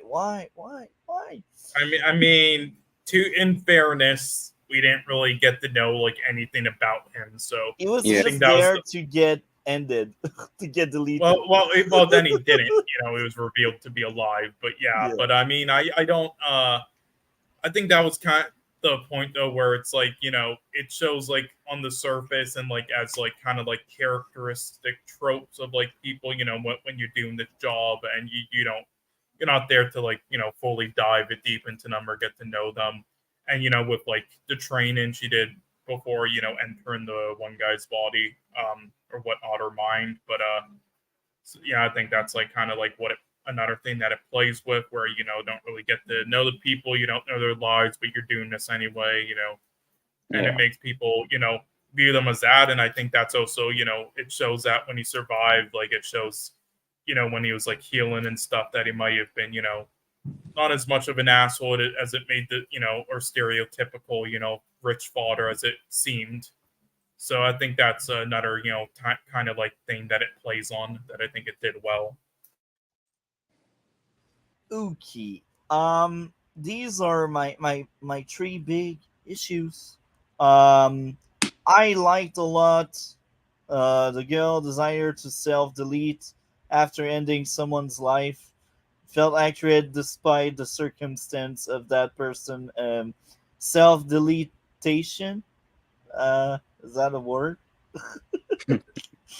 Um, life was very yeah, a lot of cases where people take other people's lives, they end up like wanting to end their own, because that's a psyche where you cannot really handle your own trauma, and you just want everything to end. You have a lot of self destruction in your mind.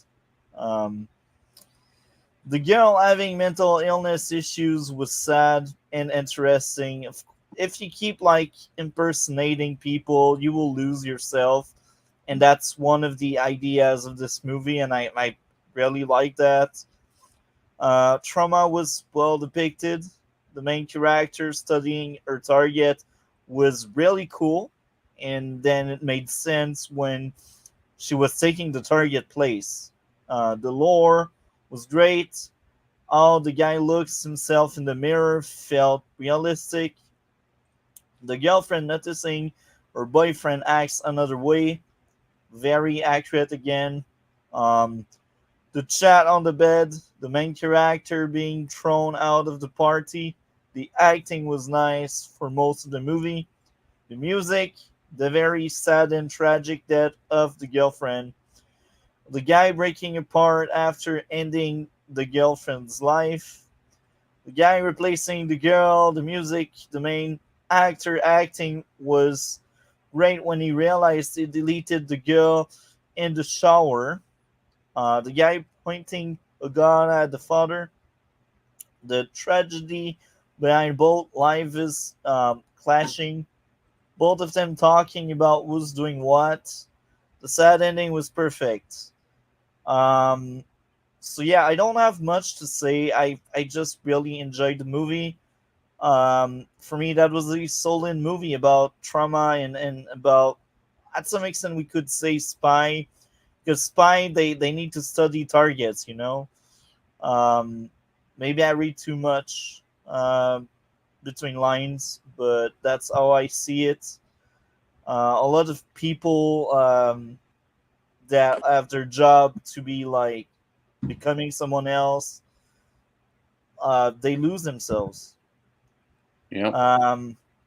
Yeah, that's pretty much all I got to say. Are any of you want to add more? Not me. Yeah, not for me as well. Okay, what would be your grade out of 10 DC? An 8. Okay, what about you, Cole? An 8. Oh, I'm surprised I'm the one that liked it the most. 9 out of 10 for me. The three issues are quite small. I think that was my favorite movie we covered this week. I really enjoyed it. No regrets at all. um, so I marked down the timestamp. Next topic. Um, did you have seen my adventures with Superman, DC? Yeah, I did. Okay, I guess that's the next one. Nice. Let me grab my notes. Right. Where are I you? mean, I think I'll be pretty quick with it, so I'll just go first. Yep, I think this was a pretty good episode. Wasn't one of the strongest ones again, but I think it was better than last episode for sure. But I think the main issue with this episode for me is pacing. Just scene construction. I think a little off, and I also the intro a little off. I just think all that stuff could have been done better. But I think the longer this episode goes on for, the better it gets. That's what I'll say about this episode. I think at the start it's shaky, but by the end of it, it's great. And yeah, overall pretty good. I liked. Yeah, I guess it's basically like Gorilla Grodd, pretty much that character, sort of. Yeah, that was kind of interesting. I like some of the things they tackle and character wise. I think some things could have been done better with it, and of course from last episode, but it was still pretty well done. I guess there were points in the animation and with like the robot thing that were a bit rough, but then the other moments where I think the animation really shined. Yep. Pretty much it off the top of my head, I believe. But yeah, this wasn't really like this was a bit of like a filler episode, honestly. But yeah, at least in my opinion, it's mainly just like exposition. Like after the episode 5 stuff, they get stuff like covered and out of the way, and then like sending stuff up for future episodes. So yeah, there's not too much to talk about to me.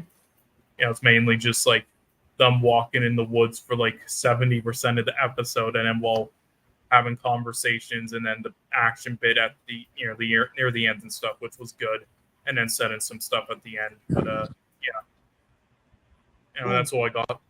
Okay, what about you, DC? Yeah.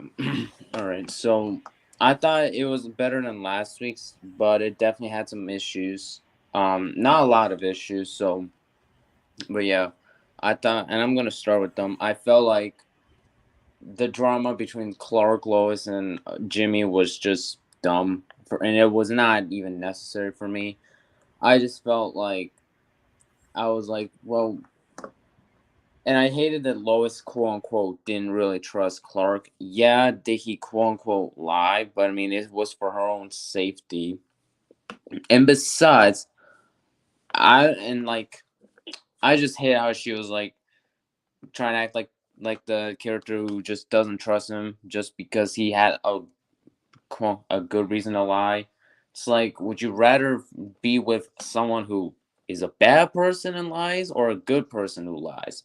I'd rather be with a good person because, yeah, I just don't get her, and sometimes, I just don't get the writing for her character.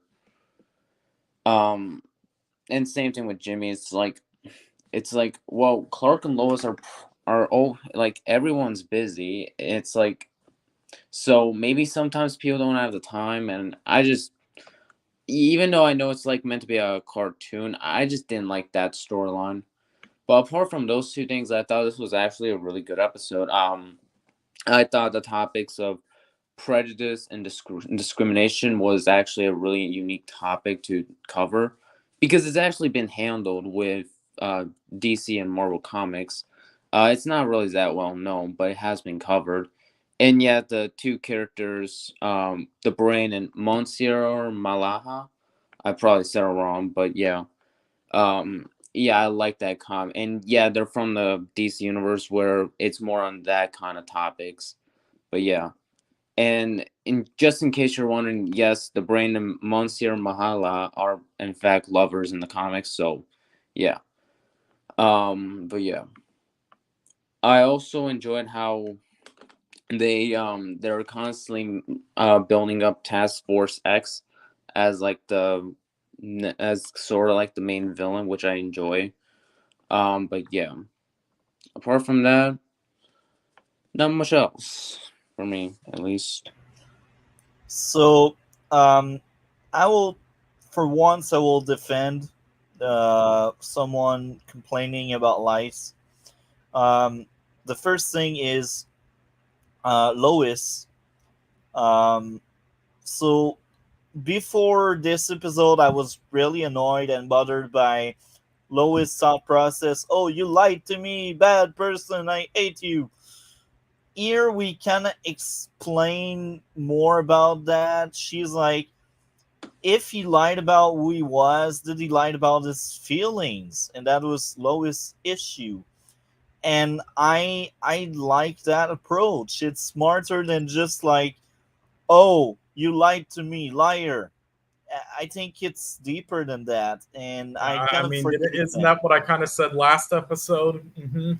Yeah, but last episode we didn't have proper setup. Here they kind of patch up things the right way. I think. Well, I mean, I kind of think it's been like throughout the whole show though, like that. It's like, it's like some would feel like there's some like lying towards characters and wouldn't be mad at them because of certain things, but just because I like what this episode explained. But whatever, I won't get too much into it. like if in episode 5, I will stand by what I said last week.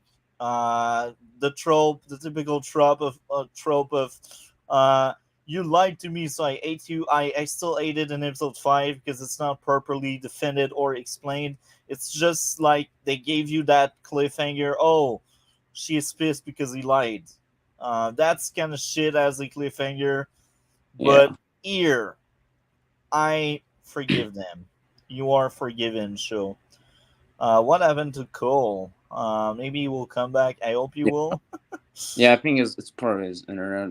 He's said a few times throughout the podcast that he his internet can sometimes cut out. But yeah, Yeah.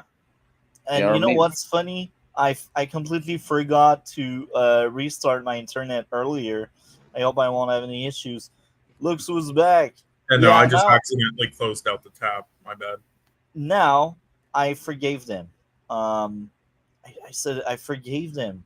I forgive you. You deserve forgiveness, TV show. Second issue, well, actually, first issue, I should say.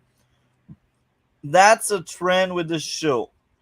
Humor doesn't freaking land. I hate it. Really. It pisses me off. This is what holds the show back. If the humor was better, I can bet that would be one of my favorite Superman media. I still believe Superman and Lois is better, but that would be out there like on par with Smallville. But the humor just doesn't work.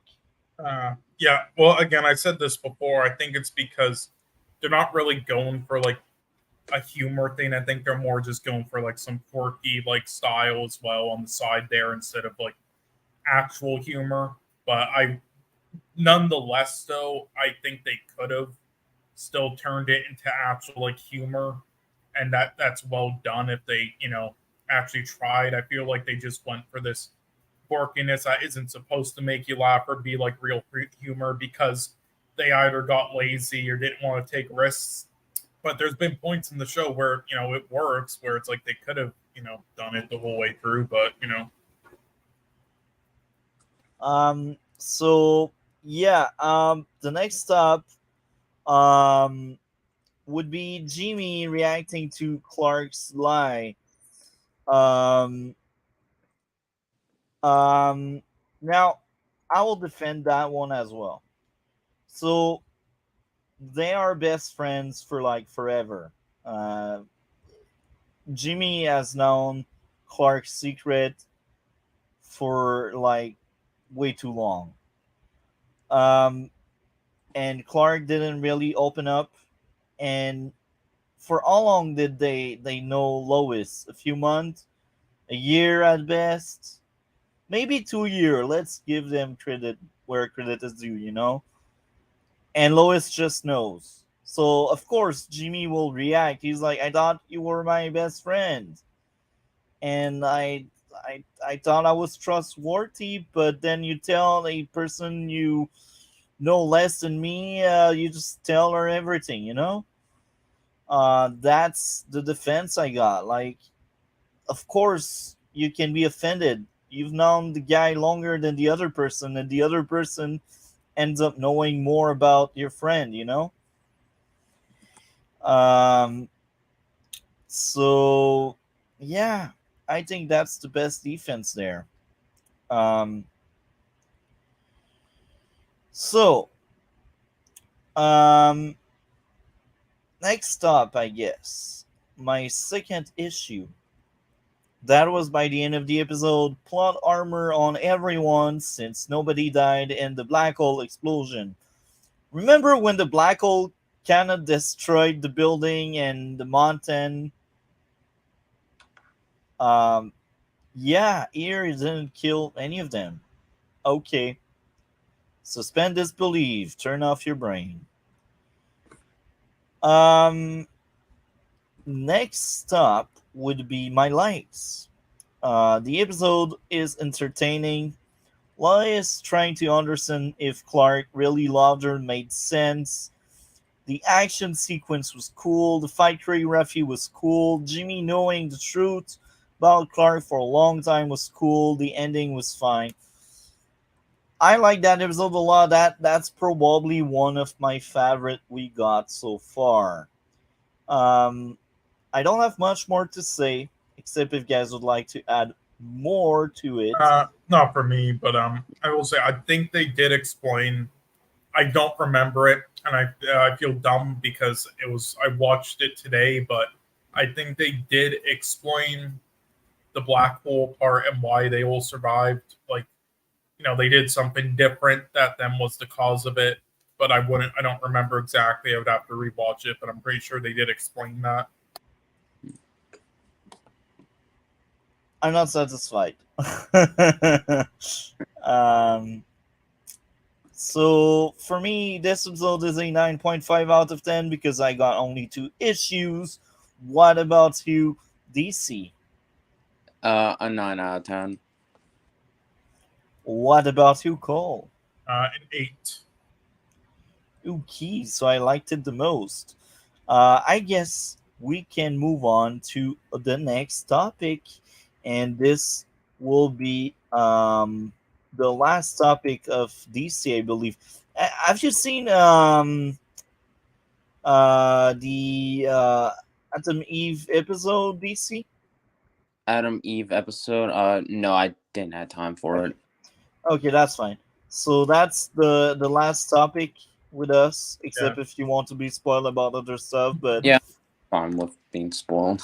So I will just say something. I need to restart my PC just to fix something, but I'll be right back in like 3 minutes. So we will cover Arrow season 7 when you're back. All right. Yeah, well, no, you can start if you want, but yeah, I'll be back. Yeah. So we will add him back to the stream when he's back. So as he's leaving, have you at least have seen a few episodes of Smallville, or you really didn't have time so far? I'm almost confident I would not have time for Smallville. I mean, that's kind of what happened with Batwoman. It was like 20. It was around the same amount of episodes. Again, Smallville is not a horrible show. It's just at the moment I do not have enough time for it. I have more time for like the movies. That's fine. Again, I apologize if I can't get at least a few things done. I just not in right now. It's kind of rough, but at the same time, I also have other things to do as well. So yeah, and I only have time just strictly for the movies more. That's fine as long as you watch stuff, and make sure you have Yeah, seen at least one or two of the topics for next week. yeah. Because next week there's really nothing you have seen before, I think. Because next week we got a lot of Star Wars stuff. That's why make sure to watch at least one or two of the topics. All Watch as right. many as you can. No pressure, just as many as you can. Um, I keep mentioning Smallville. I know you won't have time, but eventually, I Yeah, really highly recommend you to yeah, watch like the show at some point. yeah. I will. Uh, it's a show that's worth watching. I think it's better than The Flash as an entire TV show. It had more season than The Flash, and it's just a better version of The Flash, to be honest. When we got supporting character and when the focus is on the supporting character in Smallville, it's actually good. Unlike the Flash, when we got that shitty Allegra episode or that shitty Cecile episode, we don't have this shit with Smallville. Like in the later season of Smallville, when the cast got smaller and the focus was more on the supporting cast, man, the supporting cast was solid. Now I will spoil you a bit without spoiling too much. But eventually, one of the supporting cast is Oliver Queen, bro. I knew Green Arrow was in the show. Yeah. So don't worry We about it. got Green Arrow, man, as a supporting character, and when he had storyline, that was the peak of the show for me. I really liked it, and based on what I've heard, he is very comic book accurate. So he's very different from Stephen Amell, and I will say this: I think it's unfair for Stephen Amell to say Smallville did it better just because it's more comic book accurate.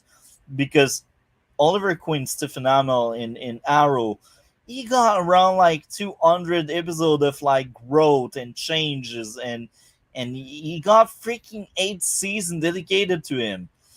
Even the seasons that are not centered or focused around Oliver, Oliver still got stuff to do. So he got really lots of growth throughout the Arrowverse, and in the Smallville TV show, the character was there for like 5 seasons, but it was only irregular in 3 seasons.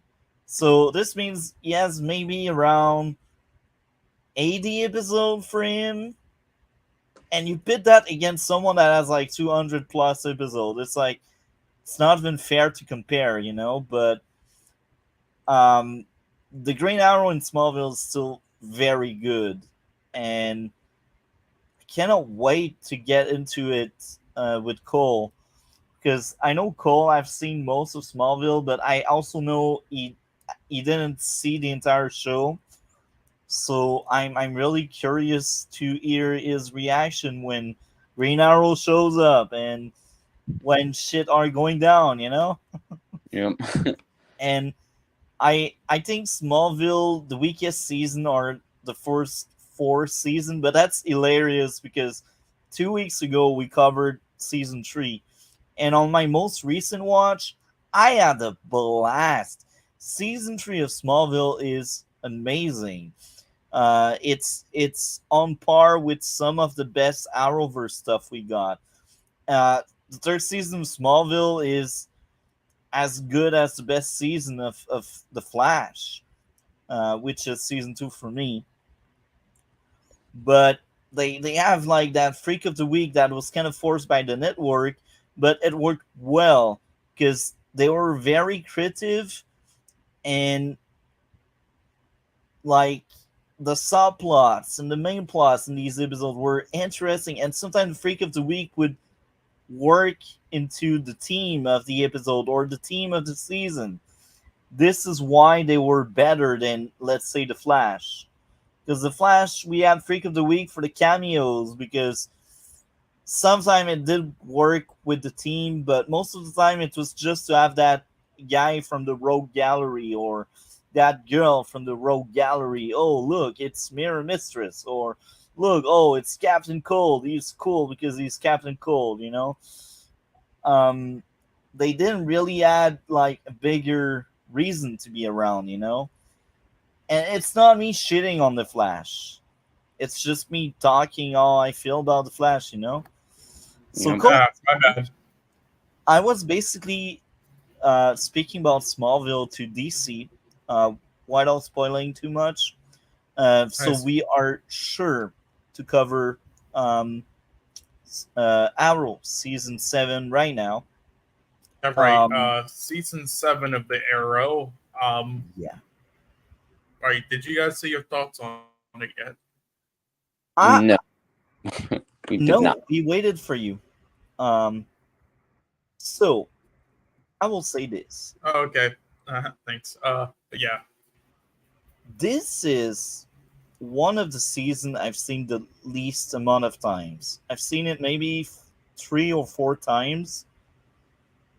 Just like season 8. Season 8, I haven't seen it that many times.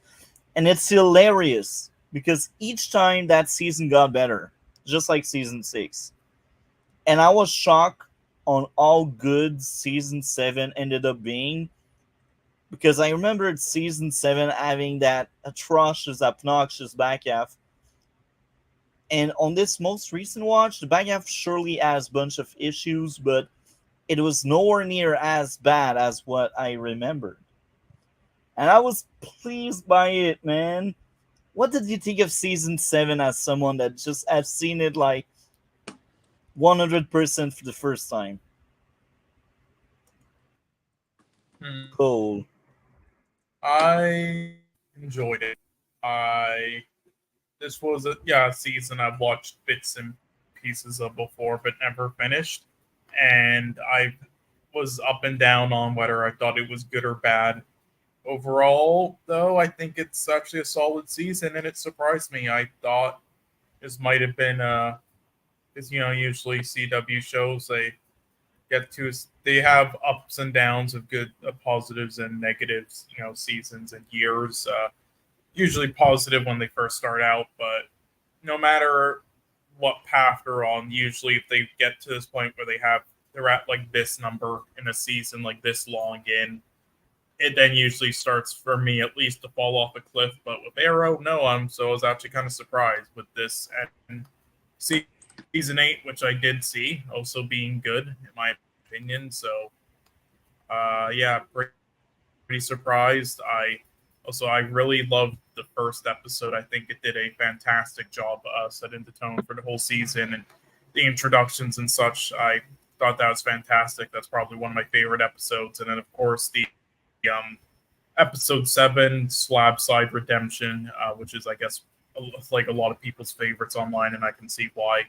That was just fantastically made in my opinion, and I love the visuals in it and everything they tackle on in there.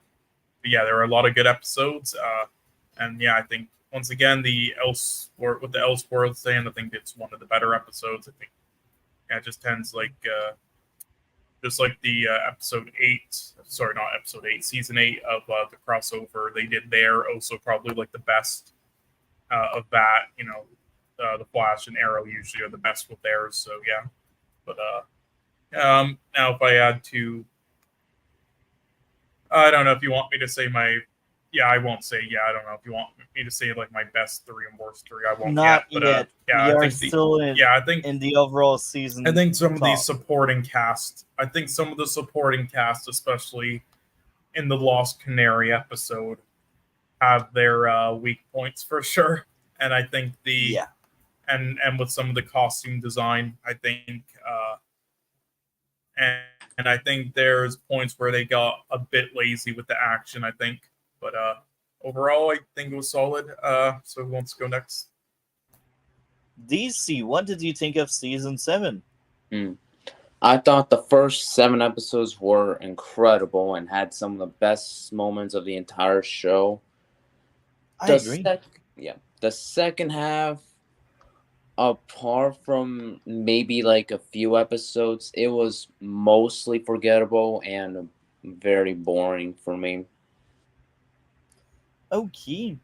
Um, Now, I will say this: the first 8 episodes, yes, I include Unmasked, were amazing episodes. I believe they were the best story arc of the entire Arrowverse, in my own opinion.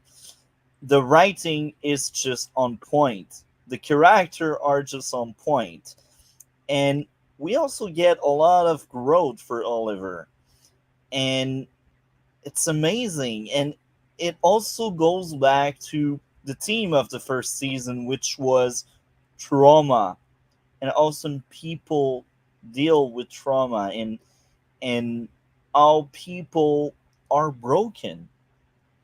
And the best depiction of it is in the shower scene in episode 8, when Oliver is basically taking a shower, and then Filthy goes in his back, and now he's stressed out because something similar happened in jail and he got attacked. That was golden. If only the rest of the episode was on par with that scene, that episode could have been one of the best the entire show had. Anyway, the first 8 episodes were very well written, and they turned Ricardo Diaz into a really, really solid villain. In season 6, he was just a thug. He wasn't bad, he wasn't good as a villain, it was like somewhere in the middle. But with season 7, oh my, I like so much Diaz. He felt like Prometheus on steroids because he is a threat, was able to compete with a broken Oliver. And one thing I found very sad with season 7 would be how broken Oliver is, and this affected the way he fights everyone. He's still a very good fighter, don't get me wrong or twisted. He's still a very strong fighter, but I feel like the peak of him being a fighter was like season 6. And it's sad to see him go in a way where he's not at his peak anymore. It's realistic because as people go old, they lose steam, as we say. But I just find that a bit sad. I'm glad season 8 does a lot of amazing fight stuff, but season 7 has some of the best fight scenes and fight choreography in the entire show. The sad part of it is like Oliver really felt like it was a downgrade from what he was in the past, and prison should have made him stronger. But just like what Diaz said after they fought in prison, prison made you weak. And this is true because for like 4 months, 5 months, like in the black zone where we haven't seen what was going on, um, Oliver was basically staying out of trouble. He wasn't finding anybody. He really started going into fight with episode 1 and 2 when people started attacking him or threatening his family and his life.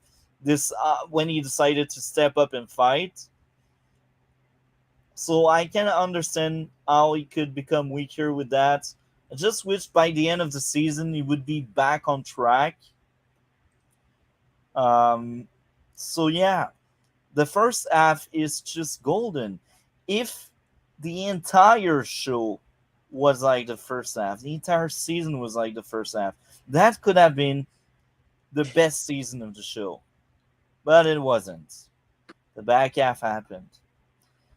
And there's a very odd take, but I believe episode 6 was also much weaker in terms of writing because there were more plot holes and it wasn't perfect. Oh, I agree. It was the weakest episode in the prison storyline. But I still liked it. That I also, oh no, I will say though that what it Did you like episode 2? Because to a lot of people, that's their weakest in the first half. That was a really good one. I won't say more, Yeah, but that was a really good one. I think, as I said, the first 8 episodes are rock solid. Like, the weak link for me is really episode 6 in these 8s. But it's still better than anything we got in the back half. The back half has some really bad ones, some good ones, some decent one. It's all over the place. We got really, really good, rock solid stuff and really bad or mid things.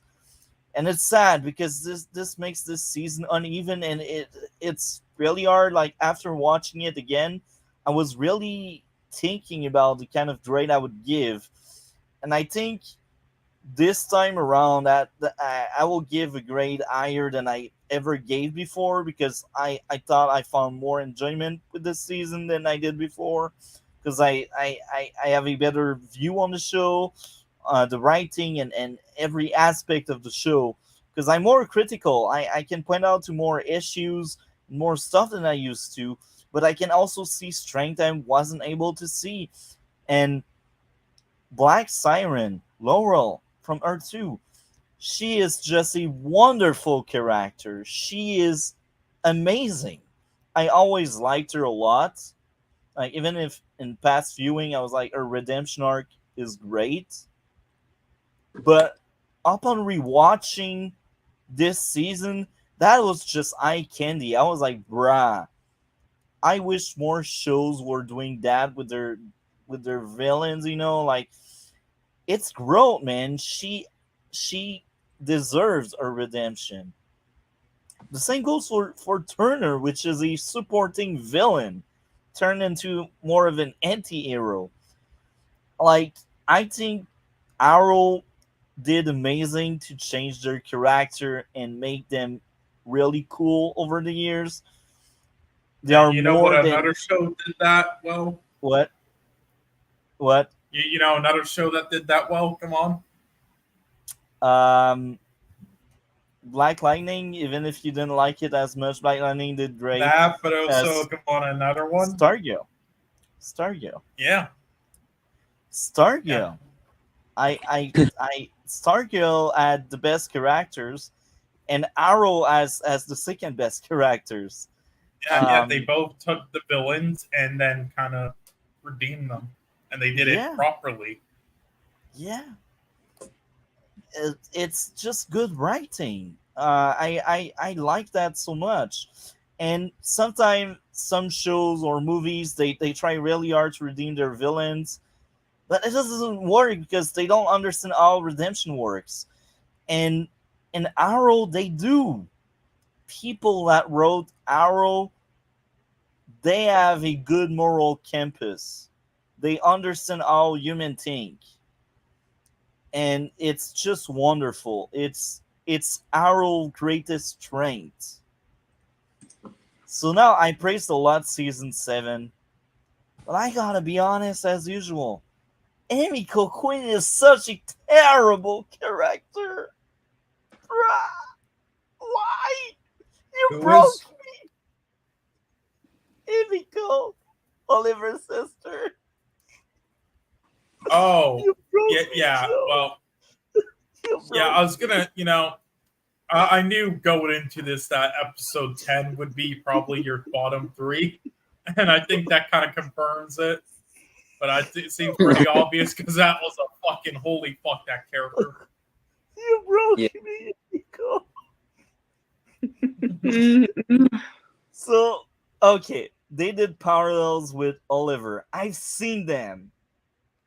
Okay, I'm not blind. I'm not stupid. I understand your show. It's like the 5th time I watch your show. The parallels are cool. The character is shit. The actress is a bad actress. I don't know if it's her acting chops that are not good, or if it's the direction, or if it's the writing. Maybe it's all of these 3. Let me take a guess. It's all of these 3. She doesn't know how to act. She has bad direction, so of course her character will be shit. And the writing of the character is all over the place. Um, and and she creates kind of plot holes for me in the early parts of the show, because she really looked like a man. That was a man doing the stunts in the first 8 episodes. And I think they were making the story on the fly, and they were like, "Oh, let's have a bunch of plot twists, and Amy Coquin will be the new Green Arrow." But I think at first they were like, "The new Green Arrow will be a man." It's obvious because the stunt is a man. It's clearly not a woman. So the plot hole it creates is the behavior of first of all Emiko, and second her fighting style. Many times Green Arrow in the first 8 episodes is seen as being really strong physically, flipping people left and right, like the true Green Arrow, you know? And then episode 10, you have that really tiny girl, like 90 pound, and you're like, how can I believe that person can flip like people twice her size? Do as much training as you want, beauty, but sister, and no, no, it just doesn't work for me. Um, I said it. Arrow most of the time had good stunt work. The fight choreography, woman on men, was really good most of the time. Even this season, it's mainly like Emiko Quinn and Mia. They are like the two really shitty woman fighter. Um, the main reason is, well, Black Siren has her canary cry, first of all, and second, she's been training for a long time, and we can add canon and we can like give reason to the writer to tell us, look, because she is a meta, maybe she is a bit stronger than the normal human beings. That's believable, right? So Black Siren flipping people around is fine, and she's not a 90-pound girl. I could tell she's probably 120, 150, so it's kind of believable she can flip people around. Same goes for Dinah. Dinah is actually clearly 150 pounds. So Dinah, I got no issue whatsoever with her flipping people around. She's taller than some of the guys in the show. So I don't care if she can flip people around because she is bigger. She is a bigger girl, you know? She has a body type. But then you got Mia. Oh my. Mia, you broke me. So having Oliver wasn't enough. No.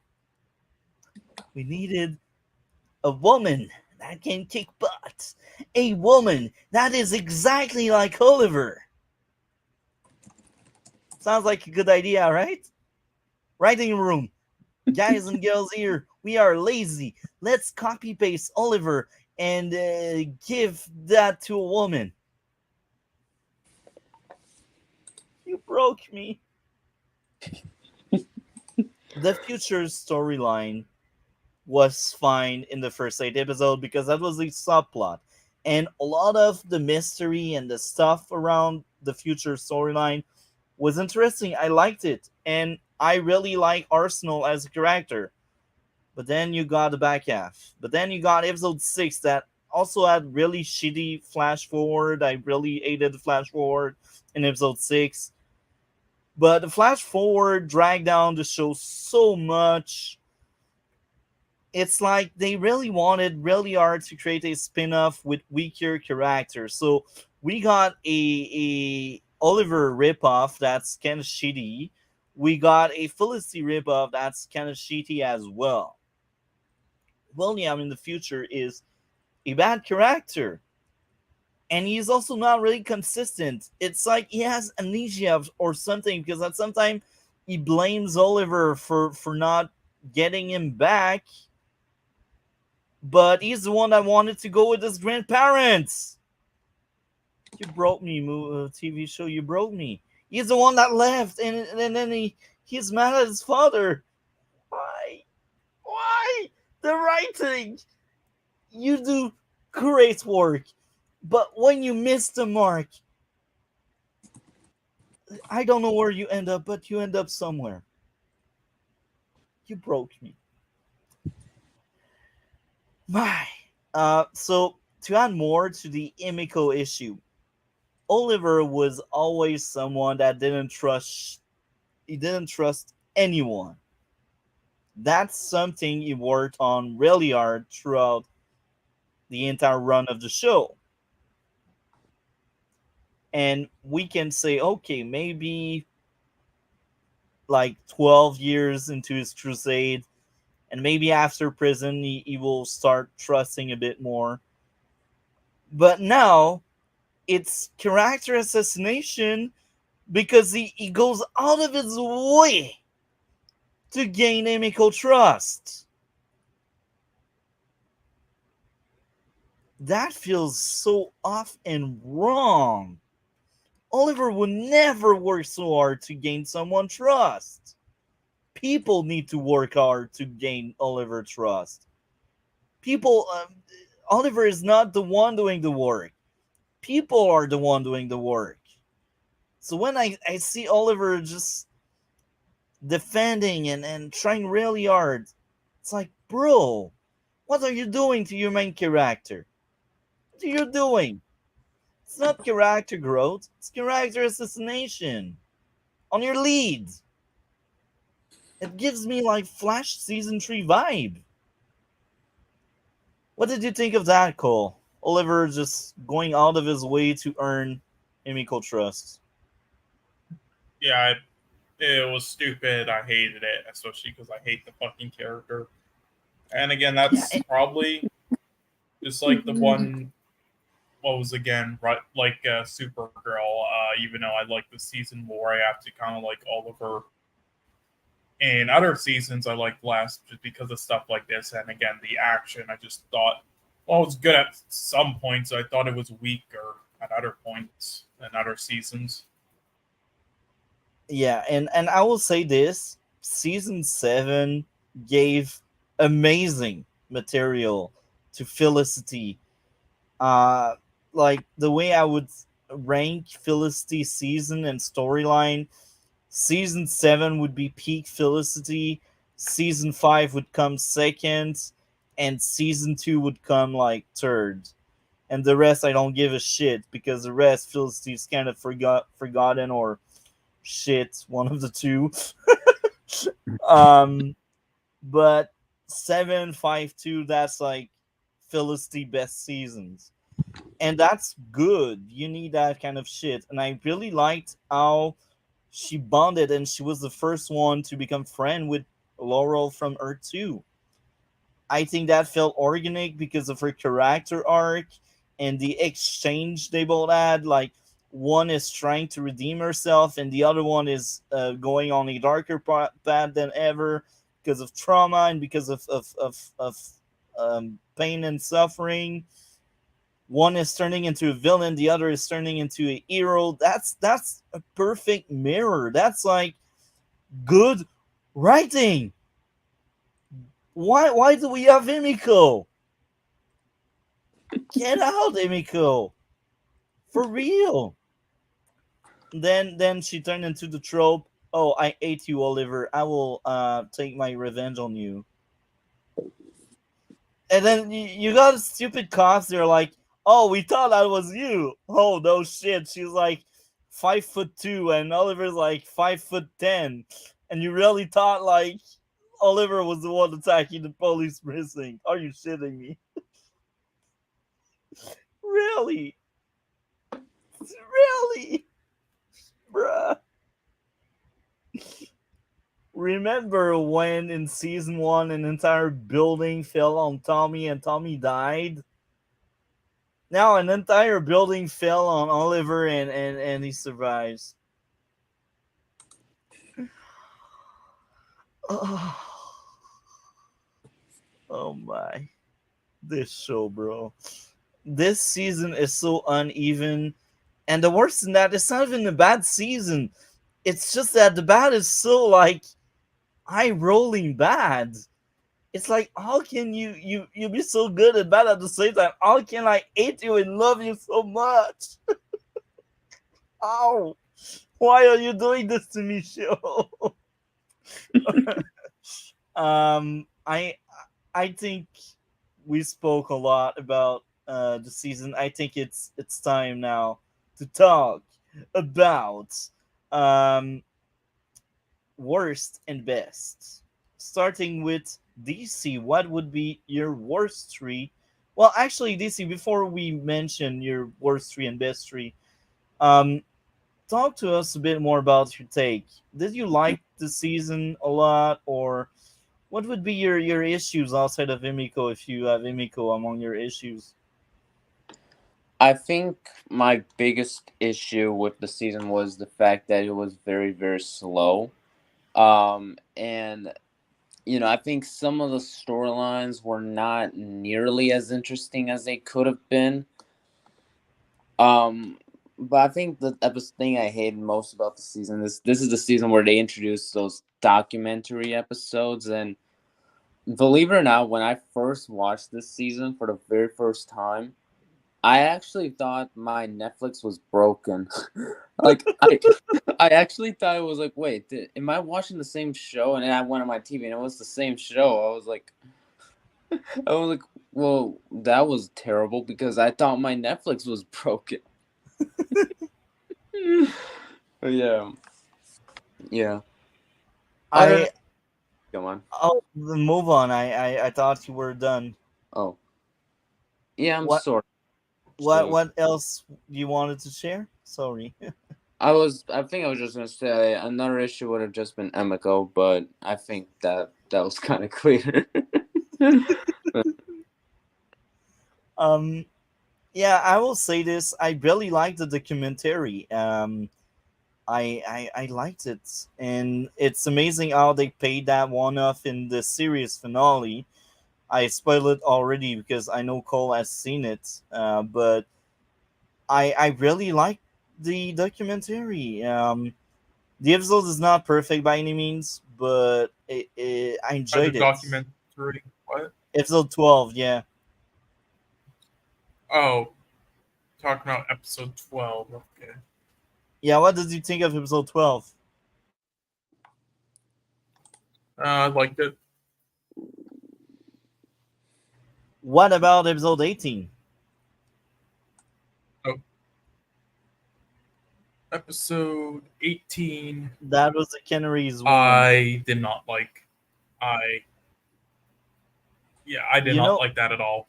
Episode 12 is one of my favorites. Episode 18 is one of my least favorites. That's funny because 18 had so much wasted potential, and I really like Sarah. Sarah felt like Sarah from season 2, and that's hilarious because Arrow season 7 was airing during the time Legends turned into shit with season 4. So, like, one week you have, like, Sarah goofing around and messing around and being stupid in Legends. And then you have Sarah speaking about redemption to Black Siren. You're like, well, what is going on? What am I watching? What is going on? Are we moving on to episodes, I guess? Yeah. What would be your worst recall since quickly. You got the mic? Right. My worst 3 would be 10, 16, and 18. And my best 3 would be 1, 7, and 12. Very interesting. I liked your tree. And you know what? A few months ago, I had very similar picks when I had seen the show for my retrospective. But my opinion has changed on a few things. What about you, DC? What? Okay. All right. All right. So worst 3, top 3. All right. So the worst 3. One of them is episode 10. My name is Emiko Queen. The other being episode 12, Emerald Archer, and Lost Canary. Okay. You didn't like episode 12. Yeah, I did not. I mean, I literally thought when I first watched it, my Netflix was broken because it felt like a completely different show. Like, I was like, wait, am I even watching Arrow? I thought it was I Arrow. mean, that was an homage to the entire show. That was like I episode mean- 150, I believe. Yeah, it was. yeah, I mean, it was. Yeah, I mean, Yeah, it's not something that I would. Yeah, it's basically, yeah, as Malty said. But I mean, out of all the ones in like the second half or whatnot, I think it was like the best. But I don't know. But I mean, it was, yeah, basically just like kind of that as like a special episode. So because of that, I wouldn't be like maybe too harsh on it. But not to say that it doesn't have issues. Old kind of this season do for me. But you know. Okay, what would be your top 3 DC? All right, so I'm gonna merge episode 1, 2, 3, 4, 5, 6, and 7 as one episode. So it's the prison storyline. I would say episode 13 and episode 20, Confessions. Oh, very interesting. Yeah. Okay, now it's the guessing game. Starting with Cole, what do you think is my worst 3? Gonna say 10, 15, and 21, and I'll also throw 18 in there. I guess that's a bone. Yeah, for me, 18 and 21 are like tied for what I guess. I'll throw them both in there, 18, 21, but yeah, then 10 and 15. So yeah, and then my guess for like your favorite would be 3, 5, and 7. 3, 5, and 7. Very interesting. I like a lot you take. What about you, DC? What do you think is my worst 3 followed by my top 3? All right, so I think one has to be episode 10. Let's see, probably episode 15 and episode 22. As for episodes that you enjoyed, one has to be episode 7, episode 12. Let's see. Probably episode 19. That's Spartan. It's the John Diggle episode. Yeah. Yeah. Okay. The reveal. Now, I gotta say, on my last watch before the one I just did for the podcast, 12 was, I believe, my favorite. But it has changed because I found issues. And even if it's a party, even if it's a special episode, I was as harsh as harsh as any other episode I liked. So here we are. Worst 3, 16. I truly hated the future storyline. It's an awful episode to set up a spin-off that died off because the girl playing Mia Queen didn't want to share the bill as the lead with the other 2 Canaries because the idea was a Green Arrow in the Canaries TV show. And it's funny how she kind of expected a Green Arrow show with only her as a lead, and she's not really a good actress. Like, she's a doll, man. Like, I'm sure, like, in a soap opera or a TV show about love and relationship, I'm sure Mia is kind of good. But now in this show, like, she's told to be like Oliver Queen. This is why it doesn't work well, because she cannot really act tough, and it's not really believable that she would be tough, despite like backstory and shit like that. So that's why I just cannot stand episode 16. They tried so hard to justify why she's tough, why she is like Oliver. No, pick another actress, not a doll. You really want me to buy into that Green Arrow? Pick someone that look like a threat. She's pretty. She's good looking. I agree with that. I think she's a beautiful woman, but There's no way she's a believable thug. There's no way she is a believable person that would arm someone. She just doesn't look like it, you know? Maybe I'm wrong. Maybe I'm too harsh on Mia. Maybe I just hate Mia, you know? And I really tried really hard to defend her, to like her. I really tried. I just can't. So, uh, it's followed by brother and sisters. And the biggest reason why it's this slow, and I really didn't like that one, flash forward, man. They killed the vibe for me. I really hated this shit. I thought the pacing of that episode was horrible. I feel like I need to just skip all the future shenanigans. That was painful, man. 15. The dialogue was so awful. The characters were so bad. It's like Arrow at its worst. You know, it's like, yeah, we will have that one episode that's kind of shit and cringe inducing. Now, next up, honorable mentions. Lost Canary and Living Proof. They are equal. Um, I placed Lost Canary higher only because of Sarah Lentz. I really liked her a lot. Um, and yeah, now I'll move on to my favorites. As I said earlier, 12 used to be one. It has changed. Um, okay. So as I said, episode 6 was the weakest of the prison storyline, but it's still a solid episode I really liked. Now, um, honorable mention, episode 10 wasn't as bad as what I remembered. I had a few issues here and there. That wasn't perfect by any means. And I still ate the L out of Emiko, but the episode was enjoyable nonetheless. I thought Okay. You Have Saved the So- City could have ended the show very well.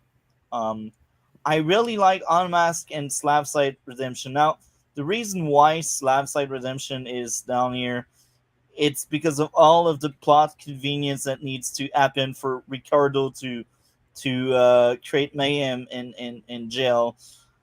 There's a lot of plot convenience. Like, plot convenience number one, the guy that brings Ricardo is on Ricardo payroll. Plot convenience number two, as Oliver is searching for stuff alone, you bump into the other guy that stabbed him and that tied him up and that slowed him down. The third issue would be plot armor. Um, it's been shown that Ricardo Diaz is instance that in him he is stronger than a normal human being, and Oliver took such a beating, man. He should have freaking died there. Ricardo should have ended Oliver Crusade right there on the spot. Oliver got lucky to win the fight. He got lucky because he's the main character and he needs plot armor. It's sad because I like the fight. Okay, the fight was well choreographed, and you could feel the pain of both when they were getting it smashed through stuff, and when they were falling, and when they were getting it and shit. That was well done. It's just not believable that Oliver could take so much huge hit while bleeding out on the floor. It's just not believable. Character wise, it's amazing for Turner, and it's very entertaining. I really like how this episode is flying so fast. This episode is like, entertainment wise, just my enjoyment, it's a 10. It's one of the best episode in the entire show. It's one of the best episode among all of the superhero stuff I've seen. Like, just entertainment, me turning off my brain. But the moment I pick apart the story the way I do with every episode, this is when it kind of fall a bit. It's still a 9 for me. It's still a very good and very strong episode, but it has issues. It's just not perfect. Um, Now, crossing lines and Emerald Archer are kind of even for me. They are they have issues for sure. Otherwise, I would be higher. They both have two issues, but they are like the top of that 9.5 level. We also got the demon. I really like the demon a lot. There was only one issue because that's on top of 9.7. And then we got my top three. The three on my top three are 10 out of 10. They are flawless episodes. They are perfect. I really liked all of these three. Well written, everything. Inmate 4587, masterpiece. Some like it's my third favorite episode in the show so far. I don't think it will change. Maybe fade away will change that. I can't remember. Um, Level 2 was another really good one. The Longbow Hunters, another really good one. So yeah, I enjoyed that season more than what I remembered. Um, so I think it's time to give our grade. Except if you guys would like to add more. Not for me. Okay, what would be your grade out of 10, starting with Cole?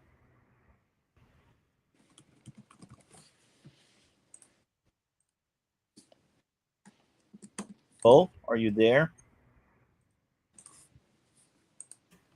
Looks like Cole had something going on. My bad. Sorry. Sorry. Grade, you said. Yeah, grade out of 10. Yeah, my bad. Laptop sometimes hard to hear on. Yeah, my grade for this season would be like a 7.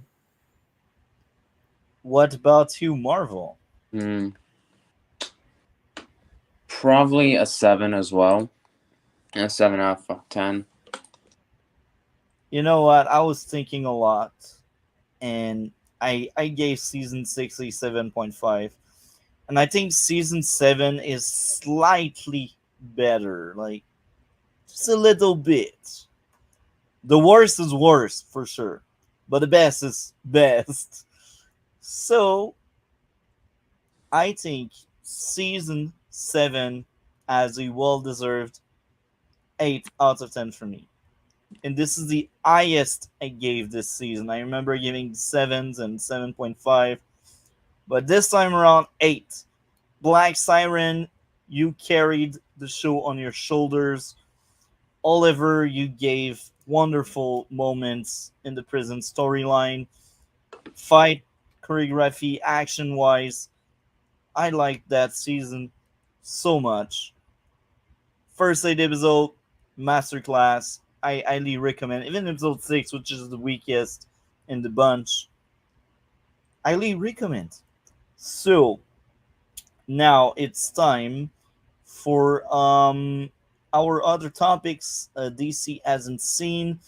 Um, so do you want to stick around and hear us talk about Atom Eve and Smallville? Smallville, there's a roast session, Smallville, because season 4 of Smallville is godly awful. So do you want to hear about our roasting session, or you want to leave? I think I also have to go, and yeah, so yeah. Thank you very much for coming, man. What do you have going on your channel? Not much, but I've been planning to do some videos of what to do when I come back to YouTube at the very least. So yeah, I've been planning. Okay, so here again, I'm very glad you're back with us, and I'm also very glad you find time to watch stuff to discuss with us about different movies and stuff. Thank you very much, man. That's very appreciated. And I said it in the past. If you want a podcast of your own on your channel, hit me up. Since it will be your channel, you will be the one in charge. Yep. Anyway, man, Have a great one and take care. We will talk later. All right. Bye. It's just you and I, Cole. But here's the thing. Okay. I need to go out the bathroom. So keep them entertained That's for like fine. Yeah. 2 minutes. I'll keep the people in chat entertained, even though there's none. But hey, okay. Well, what to talk about in like this 30 seconds? Oh, I mean, yeah, I know, but yeah.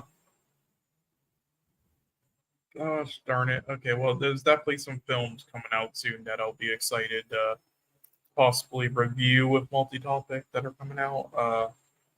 Some of them will definitely have to wait till digital because they might not be releasing worldwide for us, but also just because money things and travel things. But there's many. Like, of course, if Doom Part 2 doesn't get delayed, there's one. There's that Talk to Me film that's coming out, which seems exciting. There's The Killer with David Fincher coming out. There's definitely many. I haven't been keeping track on the release date stuff as much as other years, but yeah, there's a lot of good films that hopefully we'll watch. But yeah, we'll near the end of the year, those definitely will where we'll be watching the best, because usually the best films in 2023 come out near like October to December, and even after that, like before the Oscars in like January to February or whatever. So that will definitely be the time where we watch loads of like hopefully awesome films. That's usually like the strongest points of the year. These points in the year, usually stuff like Infinity Pool, not as good of releases, but still good enough to watch, I guess, but not on that level. And it's been like 8 months or whatnot, and still hasn't been that much that release. So yeah, usually just like 4 months, the last 4 months. So yeah, excited for that. Let's see. Are there any specifically that coming out that haven't yet that we can watch? I mean, besides ones already on the schedule that we will mention. Okay, good. I'm back. Yeah, I could tell. I just listened. I was curious for like 10 seconds. I was like, yeah, no, I was basically just like rambling, like, yeah, so a lot of films coming out this year we're gonna watch, I guess, and listen some more. Yeah, that roasting time for Smallville season 4? Bro. Okay, let's get it over with. Smallville. This season is legit Gotham Knights levels. You're damn right. I expected a bad season with what you said and what I remember. I'm like, okay, but season 1, even with its issues, it's still, in my opinion, good and nostalgic. Season 2, same thing, but better. And then season 3, great, in my opinion. So look, even though it isn't the strongest show overall, and even though I knew this would be bad, because of all that, I couldn't see a world where it's that bad, and that like at worst, like pretty bad, but not like horrendous. And especially because online, all the episodes have such high ratings. So I figured, okay, it can't be that bad. And look, what I will say is, unlike stuff like Gotham Knights, it's not like it's horrendously like made and such, and that's what I'll say. But in terms of like logic and like character writing and everything, this is like as bad as Gotham Knights, if not worse. And it blows my fucking mind. Like, they fucked up every single character ever. The stories are just garbage. The dialogue is garbage. It's just all a fucking mess, and it's like a clusterfuck of so many random incoherent things they try each episode that just doesn't work. And it's like it's almost like watching like a bad school play that doesn't know what it wants to be. And especially the last episode, it's just good lord. Yeah, this was a fucking mess, and there's really not much else to say. But yeah, I'll let Multi roast the fucking shit out of this. Again, I don't think this is terribly made though, as like a filmmaking wise and such, but writing wise and everything, it is fucking dog shit. It's like worse than Gotham Knights. I told you, bro. I told you. And you know what's hilarious? Outside of all of the godly rock bottom awful episode, there are still a few ones I kinda enjoyed. But then there's always things you think about when you watch, and you're like, why is it happening? How this show became so bad? And they only had like yeah, and also why do so many people like it online? There's like freaking 5 months apart from season 3 and 4. What happened? Did they fired everyone that worked in season 3? They're like, let's bring up new people. No. And again, why are there so many fans of it? Literally, look at it online. The episodes are all so highly rated. Like, why? Nostalgia. Is it because everybody stopped watching, so the only people... Yeah, that or, I swear it's like everybody stopped watching at that point. So people so the only people rating the episodes are people give it like 10s. The people remember their senior year as that year where they finished high school and they have good memories, right? And this is senior year Smallville, and people tend to hate and trash the later seasons. So I think there's a mix of people nostalgia and people hate for the later season, and it's hilarious because I thought later seasons were better. Season 7 surely had a bunch of issues, but it's nowhere near as bad as 4. 4 is really rock bottom. It's terrible. So remember when I hated Whitney? Now we got a new Whitney. We got Jason. He's not as obnoxious as Jason. Whitney, but Jason is just a shit character. He's a plot device. Anytime he pops up on screen, anytime during when I was watching it, I just wanted to play like the Jason sound effect from Heavy Rain. That that would have made it better at least. Each time I was seeing Jason, I wanted to bash my head on the screen, and it's hilarious how they were like Lana and Jason relationship all about love, but then they had that crusade to find the rocks, and they're like, oh, our relationship is more about rocks than us. That kind of dialogue is like, bruh, are you 7 years old? That was so garbage. Yeah, luckily though, my walls are basically made out of concrete, so anytime that happened, I just easily bashed it and I was unconscious. Lana, what happened to you? You were bad in season 2. You were bad in season 1. Now you're straight up awful. I hate you, Lana. I hate you. Kill her off. Write her off. Please. Lana is the worst thing the show did. And they really wanted you to care about Klana, like Clark and Lana ship. First of all, they have a toxic relationship. Second, they both lie to each other. And third, Lana hates when people lie to her, and Clark is always lying to her. It's like, wow. And then you have Blank, which has a great idea, but then you need to suck in freaking Lana in it. I will break something. You can break that. How about you tear off like the dresser doors there behind you? I hate Lana. I hate her so much.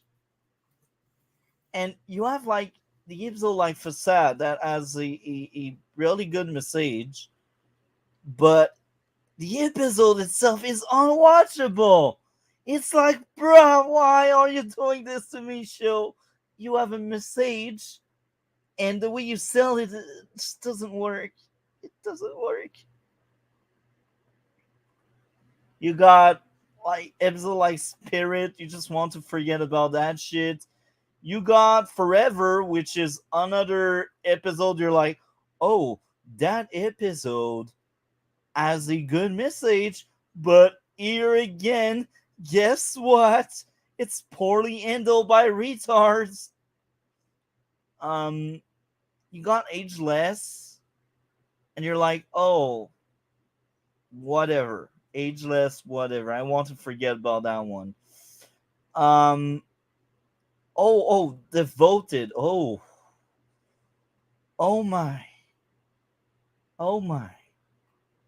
People being like bedroom fun slaves.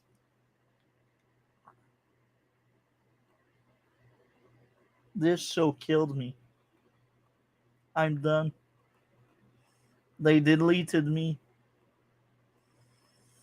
I can see the gates of heaven. I mean, do you need like a blood transplant? Probably.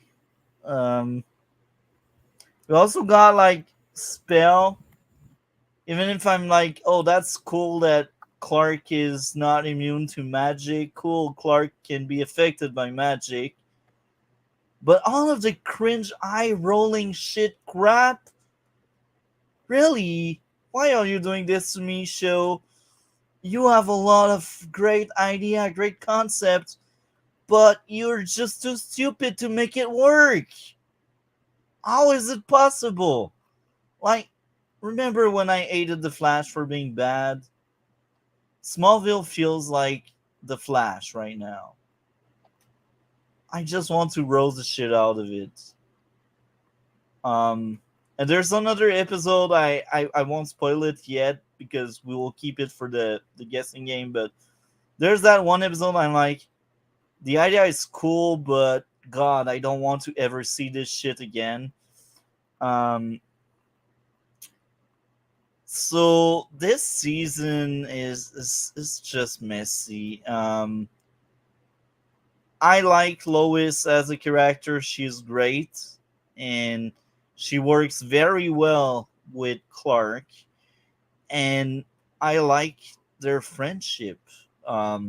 They roast each other all the time, but not because they hate each other, but because it's like you only bother people you like, and I enjoy that vibe. And at that point, there's nothing romantic, but they don't really close the door, but there's nothing romantic. And this is why I think their friendship works.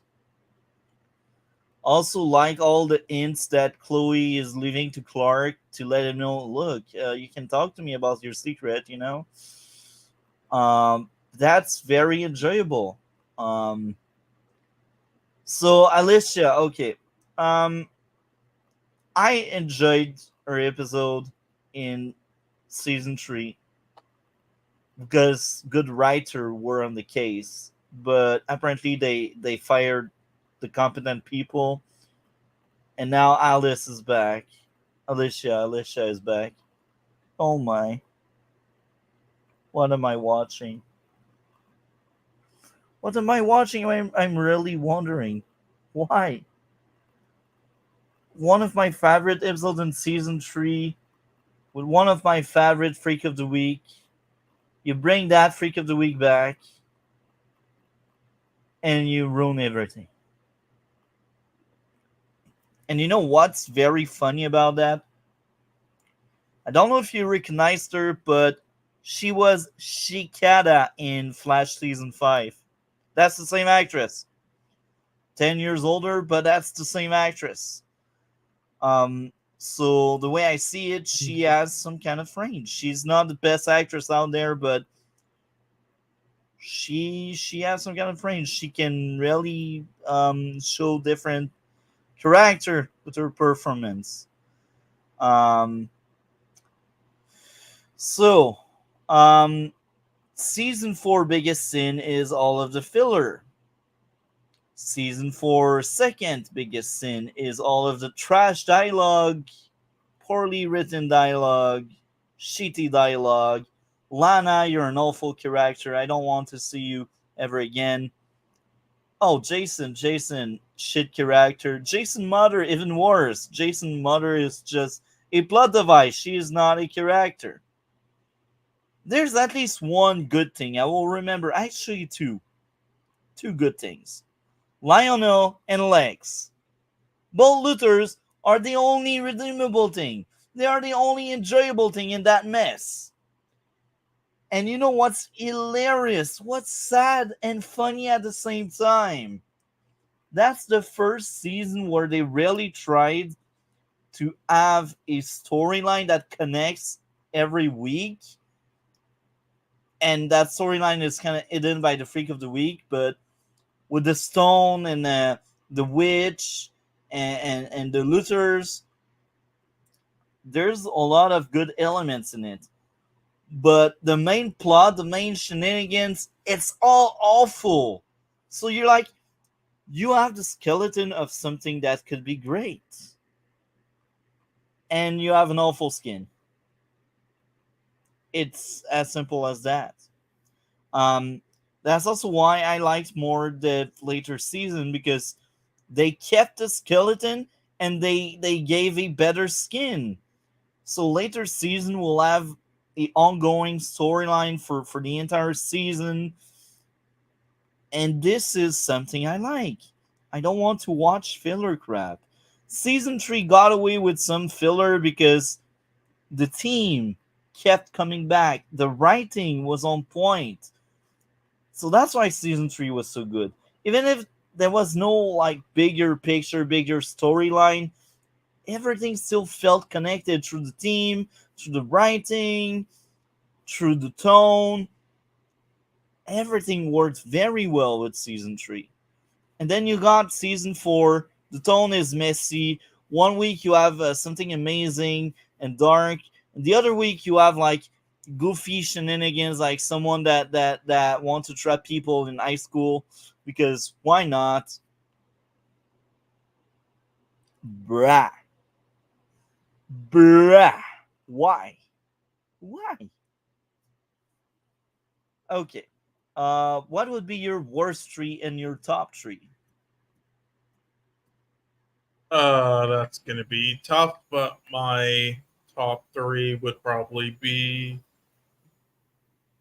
I guess, if I had to choose,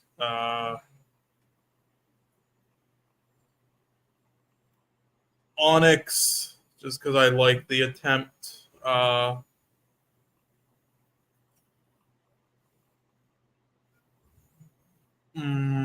Blank, which is surprising. I guess Sacred, and then my bottom 3 would probably be Facade,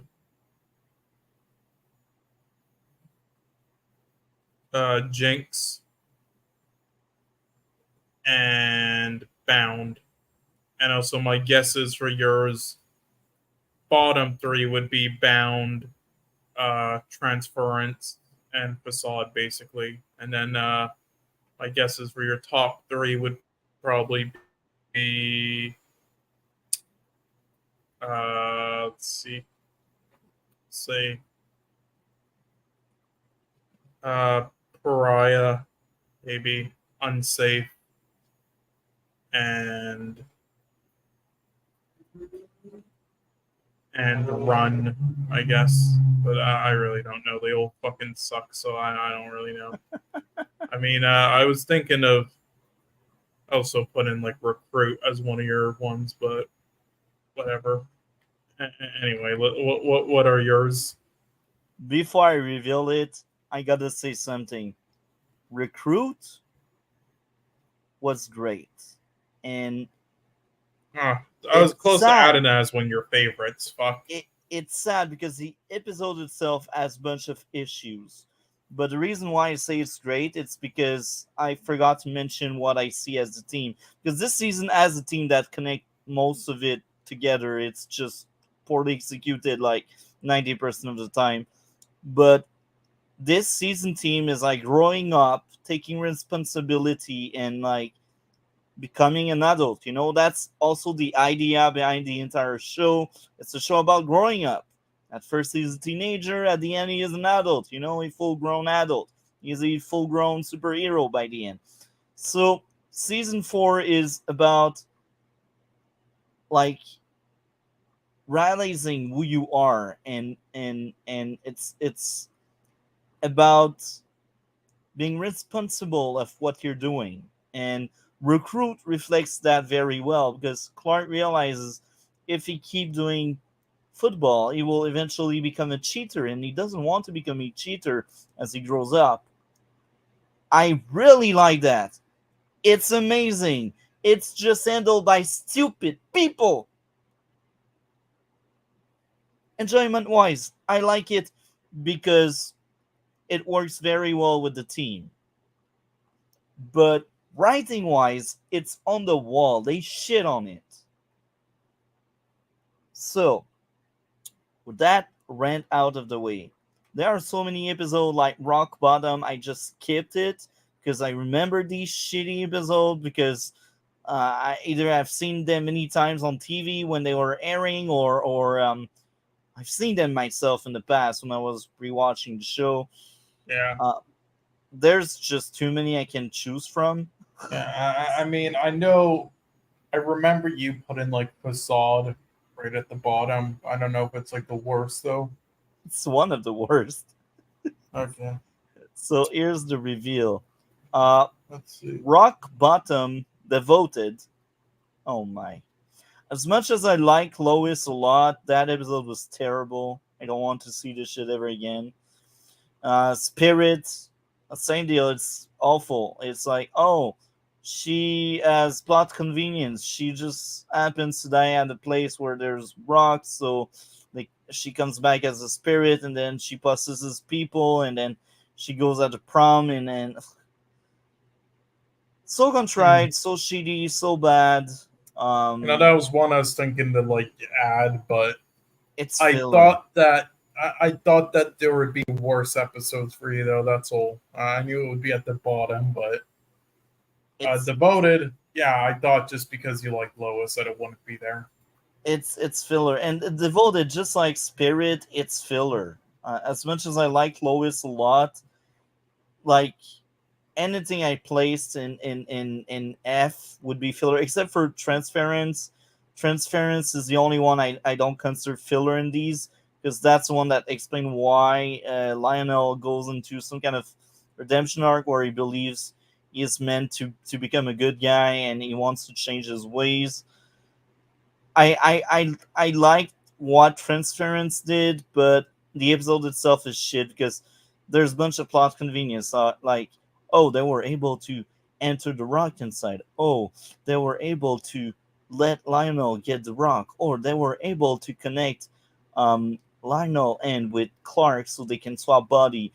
Oh, let's have some cringe because now a old man is in a young body. Let's have some cringe with Clark in prison. No, I think the execution is really bad. The idea itself is decent, but it's poorly executed. That's why it's higher than the others, but that's why it's also an F tier. So as of Spell, that's a cringe fest. Too much cheesiness for me. It was actually terrible. I really don't like that episode. It's better than Mortal for sure. Next up would be Ageless. Oh my. You know that Ageless, terrible one. Oh, actually, Forever is actually lower for good reason. Forever, I already said it. Like, even if it works with the theme of growing up, the guy refuses to grow up. That's why he's a good villain. The execution is terrible. Writing on the wall, it's awful. the dialogue, the story, it's just poorly handled. Ageless, same thing. Idea really good, and it also works very well with growing up. But here again, the writing sucks. It's terrible. And we got crypto that could have been great, but sadly it wasn't. So here we are. And you know what's hilarious in that? The peak of season 4 are really high. They are some of my favorite episodes we had so far in the show. But that's the lows that are like the biggest sin of this season. The lows are just like rock bottom. You just cannot go any lower. Um, so as of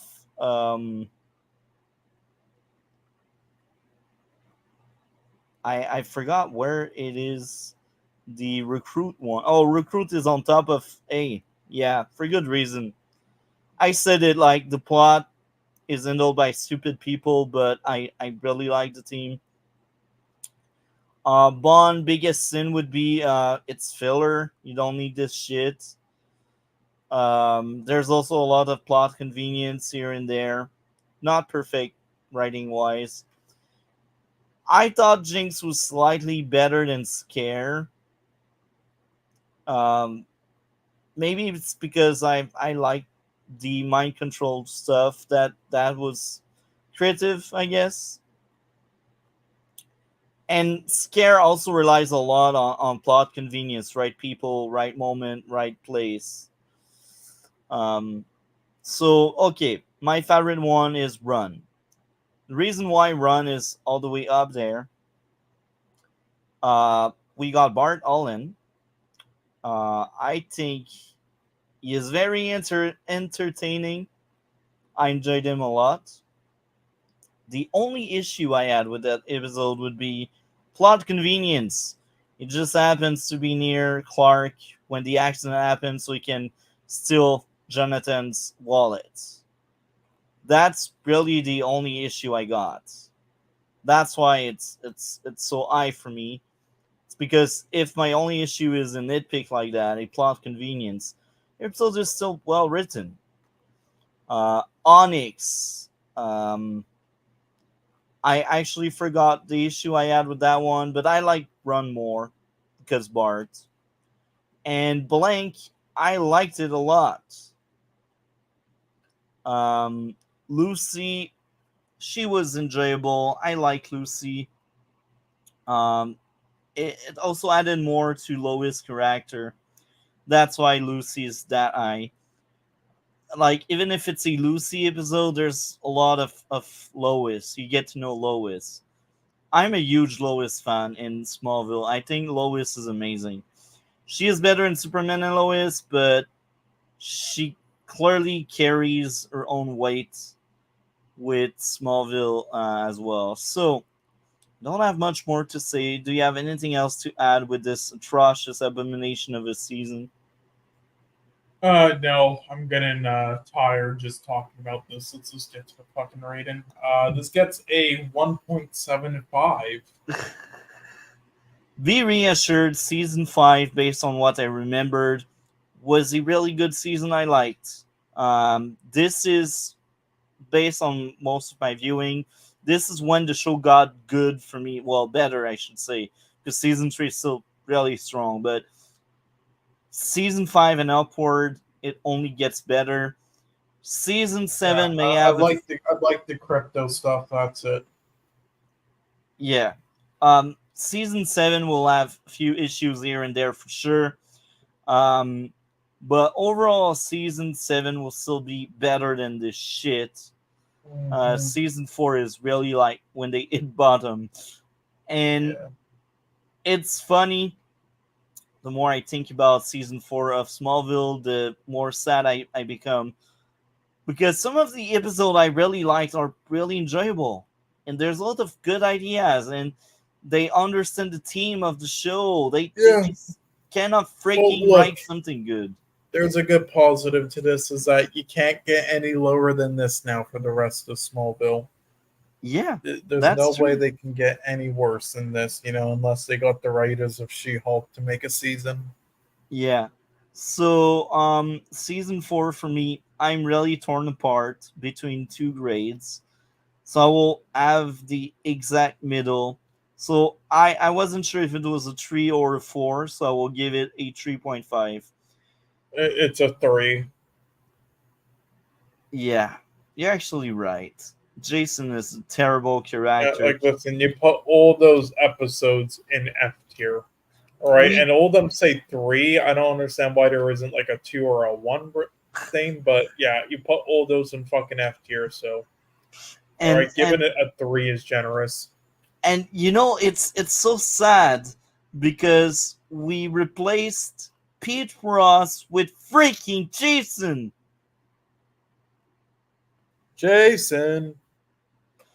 At least season 5 we replaced the fuck out of Jason for Lois. By the way, Jamie is coming.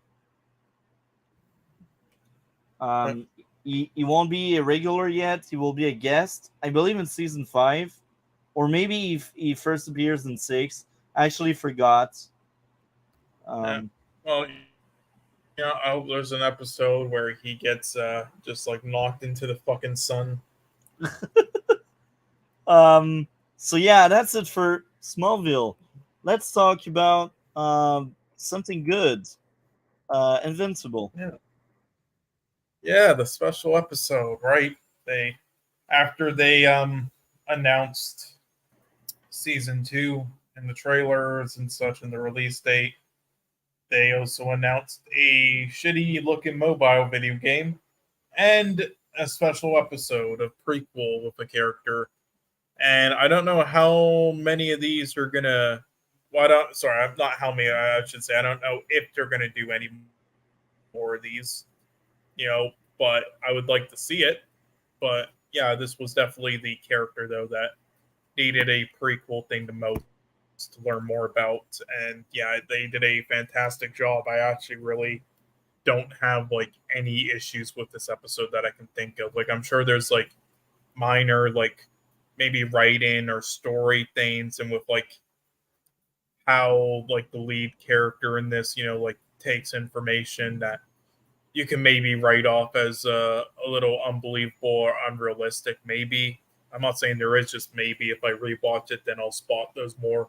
Like there were points where it was almost hovering over that line, but then didn't, because then they did a good job with it at other points. But for the most part, though, with what I can remember and off the top of my head, I really don't have any flaws at all. I mean, if anything, maybe they could have done a better. They could have done maybe spent more scenes in the second half of the episode. With the conflicts and stuff with her and her parents and the resolutions. But other than that, but maybe they're saving more of that stuff for season 2 with some resolutions and stuff that they also set up here. But other than that, though, don't have like any issues. The animation was fantastic, the action was fantastic, all the characters were so fantastic and compelling. I love the story. They did a fantastic job with this prequel stuff, and there are many points where they could have taken like a safe cliche tropey route at any points, and they didn't at all. Like there were many points where you think what they're about to do, but then they take a different route and it's for the best. And yeah, they just do a fantastic job with this all around. It's and there's many like different elements and side stories to it that like really didn't make you like understand what the character in season 1, like the mindset and everything of her. And yeah, what else? Oh yeah, right. And then also it also does a fantastic job with that in the very end as well, with the post credit scene with like what they'll set up later for Omni-Man with with his mindset and possibly turning good with that tease there in the future. I am not turning good, just not turning completely evil. So we'll see. I haven't read the Invincible comics though, so I wouldn't know. But yeah, they do make changes to it though. But I mean, the original creators also part of the making of it. So yeah, but yeah, that's about it. What did you think? Okay. Before I go on, um, I was opening up a new tab for YouTube. I've seen a kind of news that worries me a lot. It's nothing official, but I've heard, I've seen massive delay for Superman and Lois season 4 because of the strike. So it's possible this show may be scrapped by that shit going on the USA. Oh yeah, right. Well, not scrapped. I think I talked about it, but I'm worried. They're gonna release they said they're gonna release the 4 episodes, the first 4, but then they No, said I they're speak gonna about go on Superman a and Lois. hiatus until they release the other 4. No, I speak about Oh, Superman Superman and and Lois. My Lois. bad. Sorry, I thought we were still on this topic. Wait, so they might No. just scrap all of season 4 that they were setting up prior? Yeah, Are you fucking there's a kidding me? massive delay. I'm not surprised if the next news is like either they cut in half the episode or they just literally cancel the show. I'm so freaking worried, man. Superman and Lois is peak TV, man. It's just slightly worse than Stargirl because Stargirl had 3 rock solid seasons, while Superman and Lois had 3 rock so- 2 rock solid season and 1 season that's kind of good, but nothing more. I don't want the show to be canceled. I want my 4th season, especially with that cliffhanger.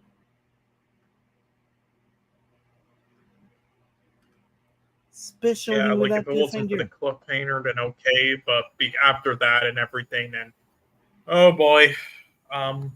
Either way they Yeah, go, this if is they off Superman and they give us a Death of Superman storyline, that will be great.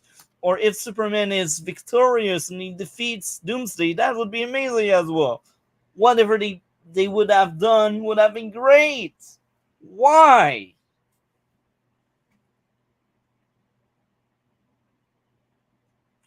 I'm speechless. Okay. Eve, the Eve episode. Okay. First issue. Plot convenience. Eve just happening to bump into the thieves. That's like one of the first times she went out with her powers. Plot convenience. The old man just happening to be near both criminals Eve took down. So remember, she has powers and she was flying around the city. He just happens to be at the right place, right moment, right? Plot convenience. The old man happening to be where Eve defeated the tech guy.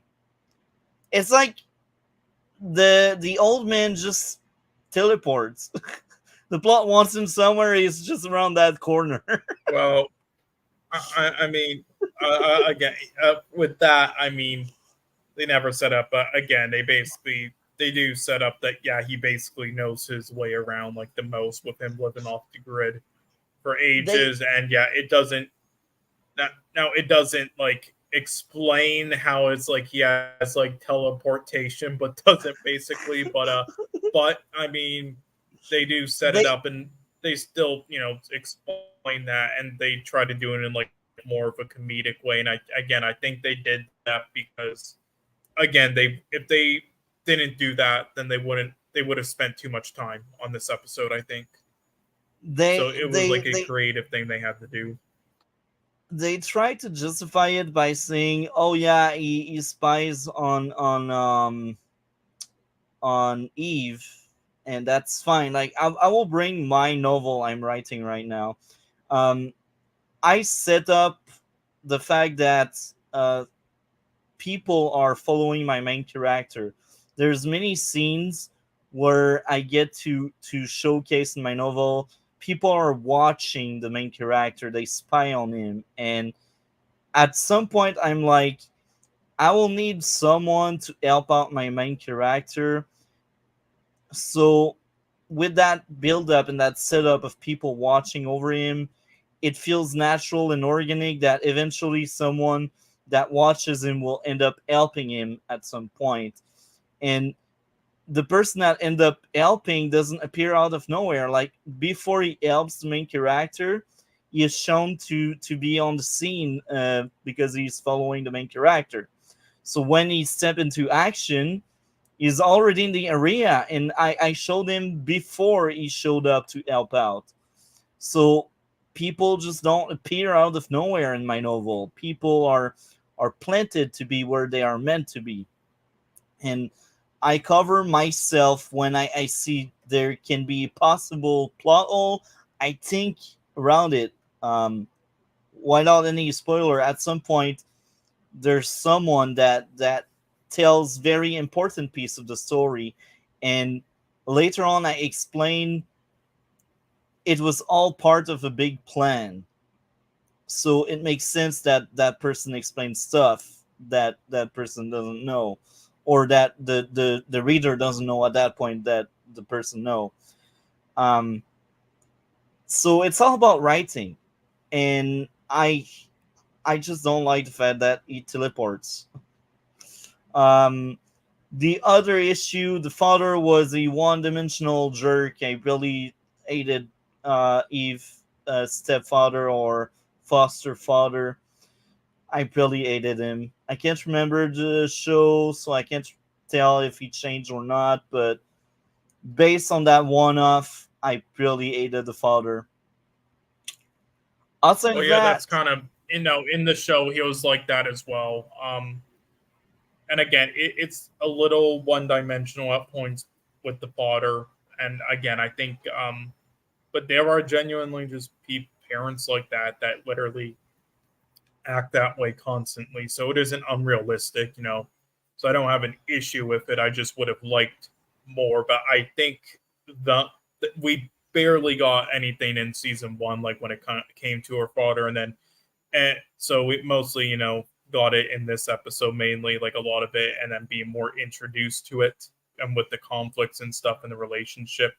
And I think in season two, what they'll probably do is now then expand on it.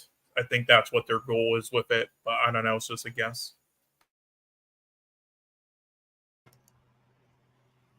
so I got a bunch of stuff I liked.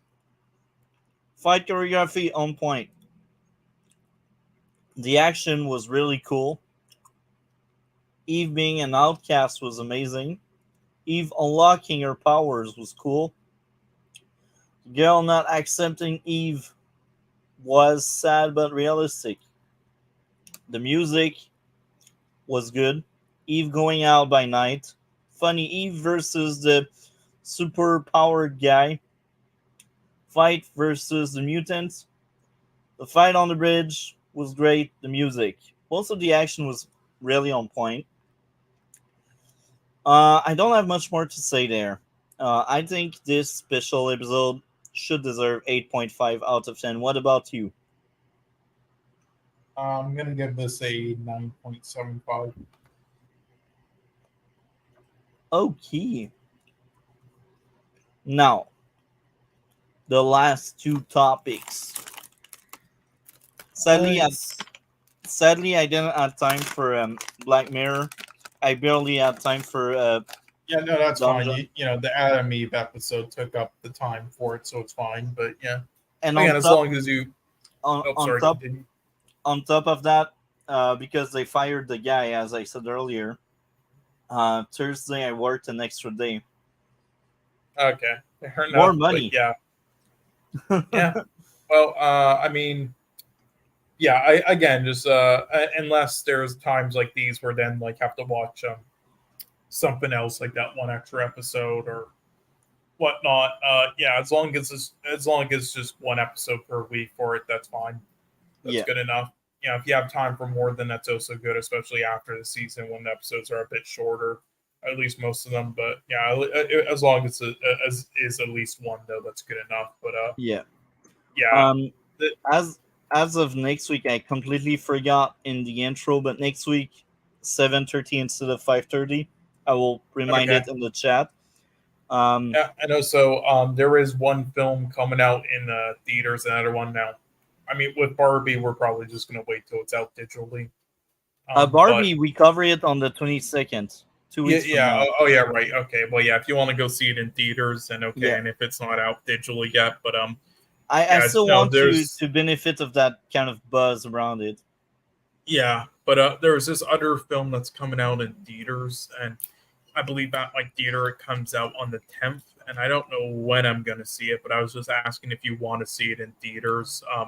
What's that? And it's a horror film. This is the name of it. It's has a lot of hype around it, a lot of great ratings and stuff, and it looks great. And you know, it's by A24. It's like this horror film, and it's the directors of it. It's their first film, and they're the same people who I don't know if you heard of it, but they're the people behind this YouTube channel. And now they're moving on to films, and yeah. This is their I first think film. I've seen that. Is it the Yeah, the people one that makes that like go all on those Haunted skits. House? Yeah, it's the ones that like. Oh, you mean the film? No, are they going in Haunted House like in their channel on YouTube? They have medium with them, and they talk to spirits. Seen lots of. You see like there's that. two. There are two films out right now that like have that. There's that shitty like Disney one that just came out, like that haunted house thing. So I don't know which one you're talking about, but I mean, yeah, I talked about YouTube. YouTube, there are YouTube channel where they go on haunted house. Oh, their YouTube channel. No, that isn't done. But also, you basically kind of explain sort of the film, though. At least I think. Yeah. But no, I'll send you a link to their channel, and you can check them out if you want. But they're also advertising it now. But yeah, no, they're a fantastic YouTube channel and YouTubers, and you see they have a big following. Especially back in the day, like 8 years ago, what they would do is they would always make like funny and just high production and stuff like skits like this, and you know, also versus videos and everything with fantastic like gore effects for YouTube videos and everything, and some good comedy. And you can go through their whole channel. It's actually worth, it's worth, discussing and looking at it all, throughout the history. They made a lot of awesome stuff, and a lot of crazy stuff. Even had people on board who were a part of films like Hacksaw Ridge and, in Hollywood and other war films. Sadly, though, with YouTube's stupid rules throughout the years, they got fucked over hard, and they deleted, there's a lot of their content off of their main channel, which you have to go searching for now on your own, like look up their deleted videos, which is some of their best, and they got some strikes and everything, and it's because of the stupid YouTube rules and also the fucking YouTube Kids fiasco stuff. So they got fucked over by YouTube, and they kind of like retired this channel, and they had a second one that they do other content on. I don't know if they do it regularly anymore, but yeah. So because of that, they kind of like retired to an extent from YouTube, and decided to now try to do Hollywood films, which you can see in their two recent videos on there, talking about them getting their film made with A24, and they got it into Venice, which is a huge achievement for their first film. And then, yeah, they had the video there just released yesterday, talking about how it's just got released worldwide, and yeah, it's going to be released worldwide on the 10th, so in 2 days, basically. So yeah. And I also now got the rights to make more films as well. Now we're ready because this film was so well received. Like they got the rights to make a Street Fighter film, which would be interesting. Good. And yeah, and you look through their videos, they've done a lot of stuff like that before. Like, with like fight choreography, like making videos like parody and that stuff, like Street Fighter, Mortal Kombat, and Assassin's Creed and stuff. So yeah, that'll definitely be interesting. But yeah, so that's basically like the short history of their channel and everything. But yeah, nonetheless, definitely a well-received film coming out in 2 days or so. I don't know when I'm going to see it, but yeah, and it's pretty interesting with all this history behind it, and another A24 film, So yeah, we're gonna watch it, probably because of that. I just wanted to know if it's something that would interest you seeing in theaters right away, if you'd rather wait digitally to see it. I've seen the trailer. I will be 100% honest. That since it's not my cup of tea, I'd say we wait digitally. However, there's a however to it. You see, you will watch it 2 days from now, right? Will you watch it right away when it comes out? I don't know when I'm gonna watch it. It could be in the same week as it comes out in, but it's harder for me because Okay. theaters and shit that it would air in is like 2 hours away drive. So it depends, but I could, or maybe 2 weeks from now or something. But yeah, I will probably see it in theaters myself. So let me know at that point once you have seen it if it's good. If it's good, I trust you. I already Okay. said it. You're part of the reason why I want to cover Barbie because you said that it's a good movie. Yeah, I mean, I I'm trust sure you. this will be good. I just how good I don't know, but I'm sure it would I'm sure this at worst will probably be just solid for me at worst. So I'm It, sure I'll enjoy it, but I don't know how good. But the thing is, though, is that it's not really your genre, so yeah. I don't know. If you tell me yes, it's good, we will cover it. Maybe not right away, but I will go see it on theater for sure. Um, so Yeah, well, how about what's set this? in If I'm stone? able to so I'm What sorry, were you there's saying? a delay on my end, so I don't know if when I'm Yeah, there's a sorry, delay. Yeah. there's a delay on my end right now, so I don't know. Yeah, but I'll try to keep talking. My bad, but yeah, no, I was just saying, if I'm able to see the film, before the 7 days at least before the 22nd, before you go to the theater yourself to go see Barbie, and if it's playing in the same theater and you have a chance to see it in the same day, and it ends up being good in my opinion, then maybe you can see it then as well, and we can add it to the week over another film or something. Maybe I was saying that's an idea.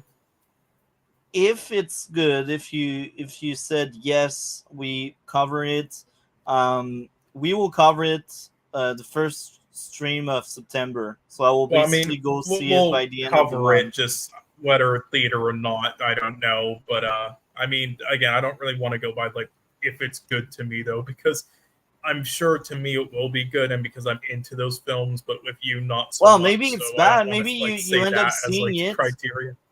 Maybe you end up seeing it and you think it's a bad movie because a trailer doesn't tell much, you know. Yeah. Well, I mean, it's good that the trailer doesn't tell much, though. Yeah, I'm not saying No they should, but spoilers, but anyway.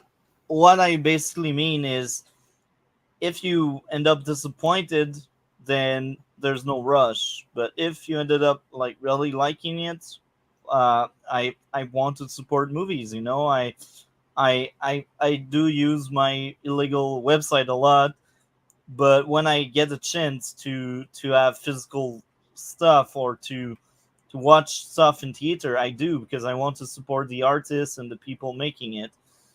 That's why I still want to make sure it's worth watching. You know, I still want to make sure you have seen it, you liked it. I don't expect to like it if you liked it, but at least I know it's worth watching. You know, you're like the test to let me know if I want to spend my money. You know. Yeah, pretty much. But yeah, I mean, So we'll see. I'll go see it and I'll say whether I think it's good or not. But yeah, I mean, hey, if you ever also, but yeah, anyway, if you ever have the time though, I mean, I would check out some of their content on that channel. I don't know if it's your thing, but I mean, it's pretty, I don't know, funny skits and stuff that were. again, for its time on YouTube back then, like from 5 to 9 years ago and such, it was really unique, or sorry, like groundbreaking like stuff, because that type of like comedic skit stuff and with like the gore effects back then were really a thing until they came around. So yeah. Uki, Oppenheimer, because Right. my Oppenheimer, right. Now this is a film I enjoyed a lot, but it's definitely not one of my favorite Christopher Nolan films. I think people are definitely overhyping it, but again, agreed. that's what they do with every Christopher Nolan film. So besides Memento, that deserves it, but all the others definitely kind of overhyped to an extent, I think. But I forgot so which is it, Memento or it's Inception, the one with the Beyblade. Inception is the one where it's like it's like they're in their dreams and stuff. Memento is the one with like the photographs and stuff and him trying to remember stuff. So yeah, but let's see. Right, so with Oppenheimer, let's see. So some positives. Yeah, the cast, all the acting in this for the most part, fantastic. And this is such a stacked cast of like so many people. Like there are so many A-list actors in this that are in like the most minimum role ever. Like it is insane. Like let's just pull up the cast to read off pretty much all the names. Like Cillian Murphy, the lead in this, who's fantastic. Hopefully he gets a Oscar nomination. He played the character fantastically and so accurately to the real life figure. Emily Blunt, who was surprisingly fantastic in this. Well, I wouldn't say fantastic, but yeah, great in this. Matt Damon, yeah, was good. Robert Downey Jr., Florence Pugh, Charles Hurnett, Casey Affleck, Rami Malek, Kenneth Branagh, Benny Safdie, who's been on the rise lately as an actor. I'm happy for him. He's mainly a director, and he makes films with his brother Josh, or whatever his name is, Safdie, and they've made films such as that we will watch in the future, such as Good Time and Uncut Gems, that I've talked about before. But yeah, he's been also an actor in many films, so in supporting roles, and he's been fantastic so far. And I hope he keeps getting roles. Like he was fantastic in Good Time, he was fantastic in Pieces of a Woman, Licorice Pizza, Oppenheimer, and just many. So yeah, hopefully that continues. And he was like my favorite. He was like my favorite part of this film to me. He was like the. I forgot. I don't know how to like his name. I don't know if you remember the characters' names, but he was the guy called like Edward Teller. Yeah, I thought he was like the best part of the film, other than the lead. He was like the guy who was like refused the handshake at the end from his wife. But yeah, just him and Cillian Murphy I thought were the best. And then also Jason Clarke, Dylan Arnold, Sean Avery, Alden Ehrenreich or whatever, who was like the guy from Solo, the lead from that. Like there are just so many fucking people in this stacked cast that are just in the most minor roles. So yeah, the cast is. Oh yeah, and even Alex Wolff. I mean, again, the fuck, it's never ending. Yeah, just stacked cast of like never ending cast of people. Just it's all, and they're all fantastic in it, pretty much. So that's my biggest positive. Another thing is the musical score, for the most part. All right, the music was fantastic, but I will say there are some moments I think it was a little too much, and this is these are the moments, and that's the sad moments. Is so melodramatic and cheesy, and it would have been so much better without them in it. And also, they overused the score. While the musical score in this is fantastic, they overuse it. Like there's literally like never a moment of just like no sound in this. And there are these scenes that are better if they just had no sound in it. It comes off as almost like the film is just like a whole trailer. Right, and then the editing could have been better. I have no problem with the length. I didn't feel it because again I watch long films all the time, but they repeat so many things. Like they don't even show like new things. They just repeat like the same kind of scenes and info so many times. And with the editing, where yeah, the pacing and length of this is unjustified. And then and then also character conversations, especially with people like Cillian Murphy and Florence Pugh, it doesn't feel like natural. It honestly feels like an AI talking to each other. It doesn't feel like actual like people like having raw conversations, like as if there's like no camera in front of them. Like it almost feels like they're just like trying to go for like one of my favorite YouTubers mentioned this, and I have to agree. It almost feels like they're trying to go for like just like trying to make like every scene in the whole fucking film like trying to make it like trying to get on like a top 50 best movie moment clips of all time list. Just like trying to like get on some cheesy lists like that in every fucking scene. Like, oh, it's so powerful. And there's also moments where Christopher Nolan attempts artsy things, and sometimes they work and sometimes they don't. They're just like sometimes they're not super well done and repetitive. Sort of like a Zack Snyder film attempt at artsy films that fails. But outside of that, those are probably about my only flaws. The rest of it, again, fantastic. And the visual wise and filmmaking wise and everything is fantastic. I'm glad I got to see this in like 70 millimeter. But yeah, and then of course the sound design is fantastic, especially after the bomb was dropped. And they tried out those things there, like in the like when he was given the speech, that was all fantastic. And the makeup design in this, is phenomenal, especially near the end. They had like makeup they used to make them characters such as Emily Blunt's look old, and it looks so well done and so realistic. Like that is phenomenal. So yeah, fantastic work there. And yeah, there was a lot. So the story of this, it touches on a lot of like different, things, and about, like how we should like judge people, and like it just raises a lot of questions throughout the film, and like the good, like what's really good and evil. Again, how should we judge people, like, and in these put in these situations, and tackles them a lot. And I think it does it really well. Like I think the story of Oppenheimer just is kind of the perfect example of like what, of like how should we really like judge somebody for their actions, and good and bad, and and like whether or not we should like, I don't know how to say, like consider them like as something based off of them. I can't think of the words right now, but you know what I mean. And yeah, what's gray, basically, what's and black, what's white. Yeah, basically. And I think just who's really good or bad, like again, I think this just the story of him in real life in this film does a fantastic job at that. Again, while the dialogue writing might have been like cheesy as fuck and almost like they're not actual humans, the screenplay writing and the acting just does a fantastic job at that, and with the messages and everything. So yeah, that was all fantastic.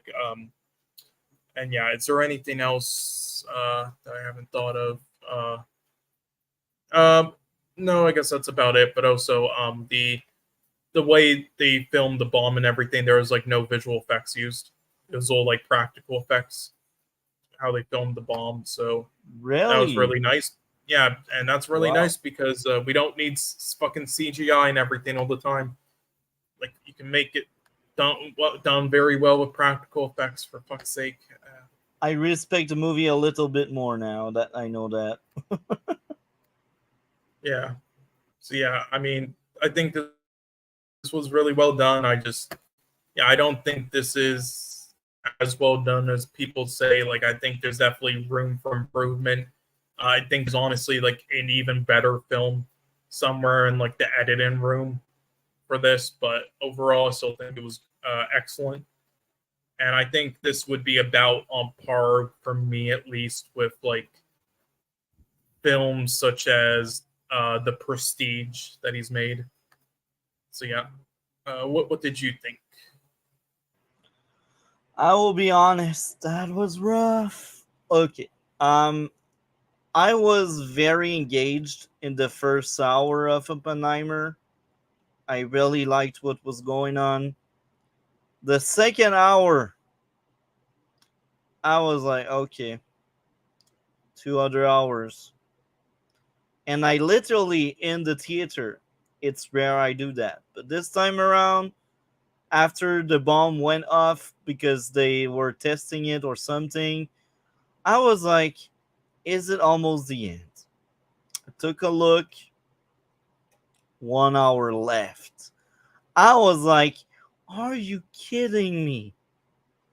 That could have been like a sweet spot where you end the main storyline and you do the conclusion. Wait, Now, of when? right after the test bomb blew up uh, in the desert. I mean, I still think there's way more story to Like tell, the in my opinion. I the mean, again, last whether hour, you like the pacing of it and everything, I feel like there's a lot more. the last hour was amazing, but as I was watching that bomb going off, I was like, that should have happened earlier, or that should conclude the movie. I like the last hour a lot. The last hour is probably the best part of the movie. But the pacing, oh my, they broke me. Yeah, the pacing is definitely rough in this. Like, I didn't feel it, I didn't, but it's like objectively, they spent so many scenes like repeating the same things.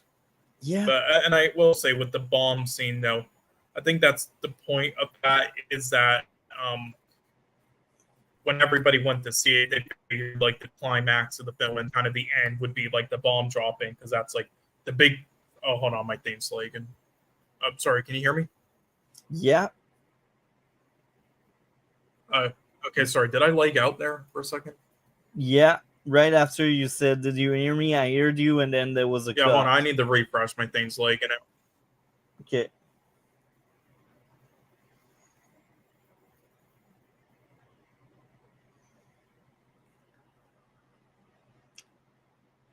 So we got some technical issues.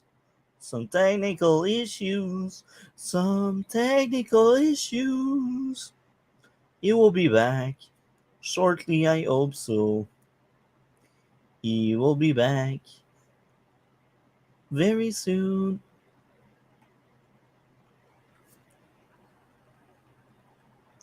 There you are. Hopefully that's better. Yeah, I was lagging out a lot.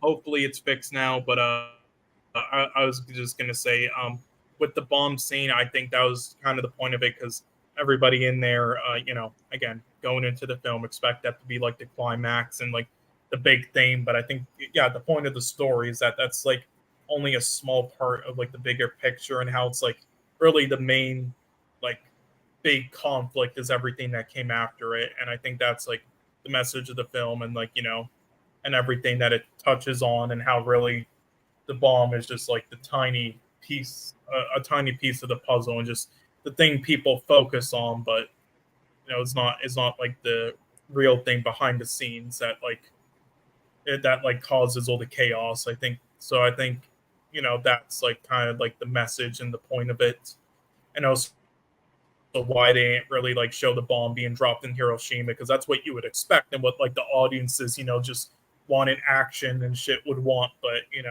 that's like not realistically the thing in it. So I think because of that, I didn't mind that. But I mean, but again, when it comes to like the pacing and everything, that's where the issue comes in. I as I said, I really liked the first hour, and I feel like the bomb should have happened after the first hour, and then we moved the third hour into the second one, and we just delete anything that happens in the second hour. The second hour was taking forever. I I thought the middle of the movie was where things went wrong. The ending and the start was good, but the middle is just really bad. Now, after thinking a lot, I left the theater. I arrived home. I did ate something, and I took my notes, and I was like, okay, it's time to talk about Oppenheimer. So I marked down my issues. Um, and I was thinking a lot about my issues, and I'm like, pacing wise, it's awful. And then I realized, oh, there's like too many characters. Like, there's not a single character outside of Albert and Oppenheimer that I remember. And it's not because of the actors. The actors are doing great job, as you said. Performance wise, it's great. I think the writing is the issue, and the clothes and the probably the makeup. But just like what you said, the character, when they look older, they really look older. So makeup is doing it half right. They are really good at these details, but then it feels off when most characters look the same, and they think and talk the same. I don't know. Like, both love interests, they they look the same. Um, I don't even know which one is Emily Blunt, and that's funny because I've seen Emily Blunt before in other movies. Yeah. I've Again, also heard, his wife, basically, and then the other girl who like killed herself is Florence Pugh, basically, and then I've also heard interesting interviews with Emily Blunt. How she hates the strong female character in modern cinema. I'm like, that's my girl. Whoever is her boyfriend or husband, he's lucky. Um, but yeah, these are two big issues for me: pacing and number of character. A third issue that really bothered me so much, and it happened many times over, but it was worst in the last hour. And it's funny because I said earlier the last hour was probably my favorite, because that's like the climax. This is when everything happens. The consequence, the downfall of that bomb on Hiroshima, and how Oppenheimer felt bad about it. I really like that aspect, but it got freaking ruined by the sound. The freaking music and the sound work was awful. It's a drama driven. It's something where what characters are thinking and saying to each other matter a lot. It's a drama driven by the exchange the character have. If I cannot fucking hear in a theater what your character are saying because you tweak your music too loud, it pisses me off. Like, if it's any other movies like Mission Impossible, for example, it's action flaked. So sometimes you just don't care. Things blow up, things happen. That's fine. What matters is like the action and the plot. You don't care that much about the character. But Oppenheimer, it's a drama. It's about the characters, and I can freaking hear them. I'm not deaf. My ears are healed. I had seen Mission Impossible last week. I caught up to everything. And then I see this shit. Nolan, what the fuck were you thinking? It's a drama, and you place your music louder than your people talking. Yeah, well, look, there were points where, look, with the with those moments, again, he has a. Now, the music is a problem for me just for different reasons, where he literally plays it nonstop. There's like never, like almost never a scene where there's like no music, and I hate that, because sometimes you don't need music in scenes; it makes it better. They were the best scene where there was no music. Yeah, like it's like almost this is like the most music I ever heard in a film that isn't a musical. Seriously, yeah, I actually heard musicals with less music than this, but such as Whiplash. Fucking hell. Actually, no. Well, Whiplash isn't a musical. musical. Sorry, I mean like La La Land, like shit. And then, but when it comes to that, I will say again, whether you like it or not, this Christopher Nolan has a philosophy he's been using where, in his eyes, when it comes to like his sound mixing and dialogue and music, it doesn't matter if you can't hear all of it, like, because it makes it more realistic, because not everybody hears everything in real life, and also that the dialogue you're missing isn't important in his eyes. It's and a freaking drama, bro. And it makes it more realistic in his eyes. And sometimes, and also he still does it where it's still good enough where you can hear. And listen, in movies like Interstellar and stuff in recent time and Dunkirk, it works. In other movies like Tenet, it doesn't work, especially when you're missing like key dialogue.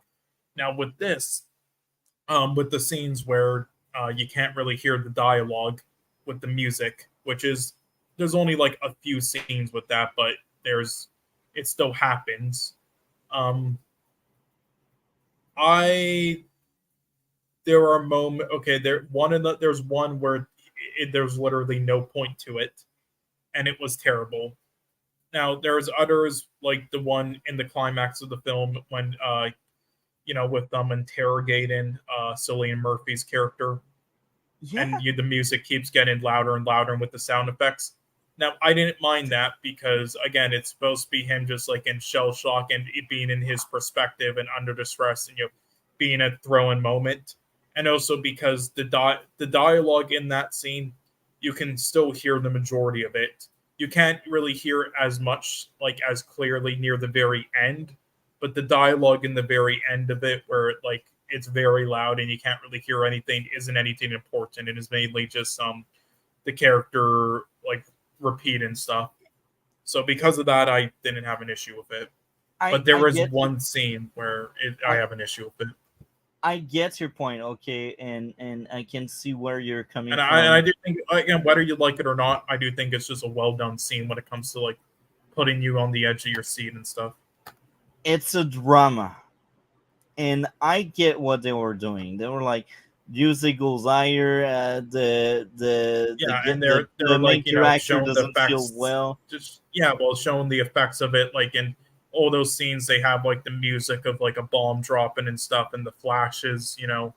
Like I think it's well done. Like again, it's a drama, but dramas can have many things like this and be multi-genre, and I think for the most part it worked. But again, other moments I don't think it worked, and I also think there were moments where they tried to do this stuff like to be artsy or art house films, and I think it just came off as pretentious and didn't work.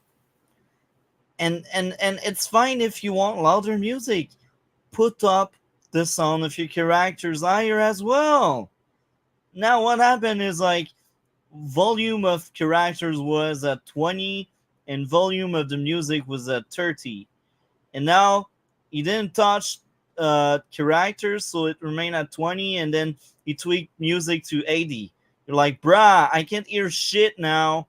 I just hear your damn music. I like your music. You have a good score. Then I want to hear what they are saying. Like, at least be proportional. Like, you can make it louder and make them speak higher. I would respect you more, because that's a freaking drama. Like, your music is just there to convey emotion, right? But what they speak about is the story. This is what matters. Like, the music is like the cherry on top of your ice skate. Like, you don't need the music. It's a drama. You don't need the music. So that's how I see it, and the more I think about this movie, the worse the movie becomes. I really wanted to like it, and people are very positive, and they're like, Oppenheimer is the best. Oh yeah. And you know what's funny in that? Politics were kind of cool. I will admit there are politics in that. They do a fantastic job with it. Yeah, and also what's surprising a lot of people is that this got released in China now and in Hong Kong and such, and with pretty much no censoring at all, which is shocking with all the topics that are at hand and talking about like communism and stuff. Like it's like everybody there is pretty shocked that it got through into theaters and with like no censorship. Yeah, and I'm more to this. The anti-woke crowd are stupid people. They pretend they hate politics, but then we have a politically driven movie that is kind of the opposite to Barbie, and they will stand behind Oppenheimer, but they will trash Barbie just because Barbie is woman and Oppenheimer is men. It just shows their true colors, and yeah, this is already it's this is in the top 50 of IMDb already. Jesus Christ. Yeah, this is probably gonna win. Like, I'm not saying it's deserved or not. It's up for you, but a lot of people are loving this, and a lot of people and others think it's a bit overrated, of course. But yeah, if Christopher Nolan has a chance at winning Best Picture or at least like Best Picture, or Best Director or something, because he hasn't won an Oscar himself yet for any of his films, this will probably be the time with the hype around it. Not just because of the hype around it and all the ratings and praise it's getting, and not just because it's a drama about a real life thing that the Academy would like, but also because with all the strikes and stuff going on, there might not be too many amazing films coming out this year as we might think.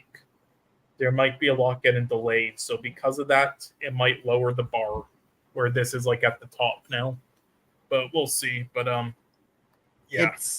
It's sad. I really wanted to like this movie. I spent 3 hours in the theater, and when you dedicate so much time into a movie, you really want to like it. You don't want to hate it, and I'm kind of disappointed because the more I think about it, as I said, it gets worse. I'm not saying it's a bad movie by any means. It's just not as good as what it could have been. I like a lot Christopher Nolan work. I remember enjoying Interstellar many years ago, but I don't know if I would feel the same today. But I remember enjoying that. I really enjoyed it. I will say I really enjoyed it, but it definitely has its weaknesses, or well, in like the writing and stuff, and like loopholes you could say maybe, but I'm saying on a technical front though, with like the music and technical aspects and everything in Interstellar, it's a masterpiece. Yeah. I don't have much more to say. Otherwise, I'll just repeat myself. I think Oppenheimer deserves a 7 out of 10. And this is funny because yesterday when I came out of the theater, I was like, "Oh, that's an 8." But then I arrived home and I was thinking back about what I had just seen. And I was like, "That's way too generous. That's a 7." I don't think it was well done. Like the music being louder than the voices, many places in the movie, it was wrong for me. The pacing just hurt the movie so much, and the characters, man, they are forgettable. Yet, like they're just there because they are there. They have good-looking actors and actresses. They're like, let's pay people, let's get people involved. What about you? What would be your grade out of 10? This would get like an 8 to 8.5 for me. So yeah, great film, but it's just it's definitely not in that higher tier for me. Not an amazing one for me, and not one of his best. But yeah, it's in the realm though where it's good enough where it's excellent enough where I won't be angry at all if it won Best Picture and got a bunch of awards, which it will, and where I would agree with some nominations for it. But definitely isn't one of my favorites of the year though. It probably won't be in it would probably be like maybe in like my top like 40 or 30 maybe of films, but again I see like hundreds per year, so for me so top like 40 or something is good. That's like all like 10 to 8 out of 10 films. But yeah, pretty great, but yeah, not in that higher tier for me. What about you? 7. That's for me. Okay. That's a 7. Okay. It's Fair I thought enough. that was average coming out. I praised it a bit because I was like, I just spent 3 hours in theater and I really wanted to like it. But the more I thought about it, when I arrived home, it turned into a 7. I was like, yeah, that's average. Among the 7s, I think that would probably be like the top 7. Maybe second top 7. Um, but yeah, I the more I thought about it, the worse it became. So, the franchise that inspired me into writing my own spy story, Dead Reckoning. Right now, I will say right now, it's been a little while since I've seen this, so there's going to be a lot I've forgotten about. And also, I'll link you it, but I've done a review on this on Max Zed's channel already, if you know him. Okay. And, yeah, cool guy. Maybe we could have him on to do some possibly in the future on A these. bonus stream about Mission Impossible. Well, no, just like on anything really, Yeah. but you can ask him if you want, but Does he yeah, have Twitter or Discord? If so, can you link me his Twitter and Discord? yeah, I'll link you everything in a second. But yeah, also I'll link you on Discord here, the thing I'm talking about. But yeah, I've already done a review on this, and I've said pretty much everything to a T, everything in every single like second of the film that I needed to, that and other people, which I agree with. So if you, okay, no, this is at first. I'm gonna link that because that's a funny moment during our review that we did. And that's the type of stuff that he likes to do. He likes to do OJ impressions and shit Do like you that. think you would mind if we link his video and we? Oh, it's 152. Oh, it's not the review. Yeah, no, that's just the meme video I wanted to show you. Okay. That's separate. No, this is the when I'm linking it right now. That's the Dead Reckoning Part 1, right? So this is it, and this is a stream. So yeah. So yeah, you can link it if you want, but yeah, this is the other stream. So if you want to hear, all my thoughts and everything, then there we go. But yeah. What's sad? We don't have timestamp. Oh, we don't. But Stamp. Yeah, they don't have timestamp.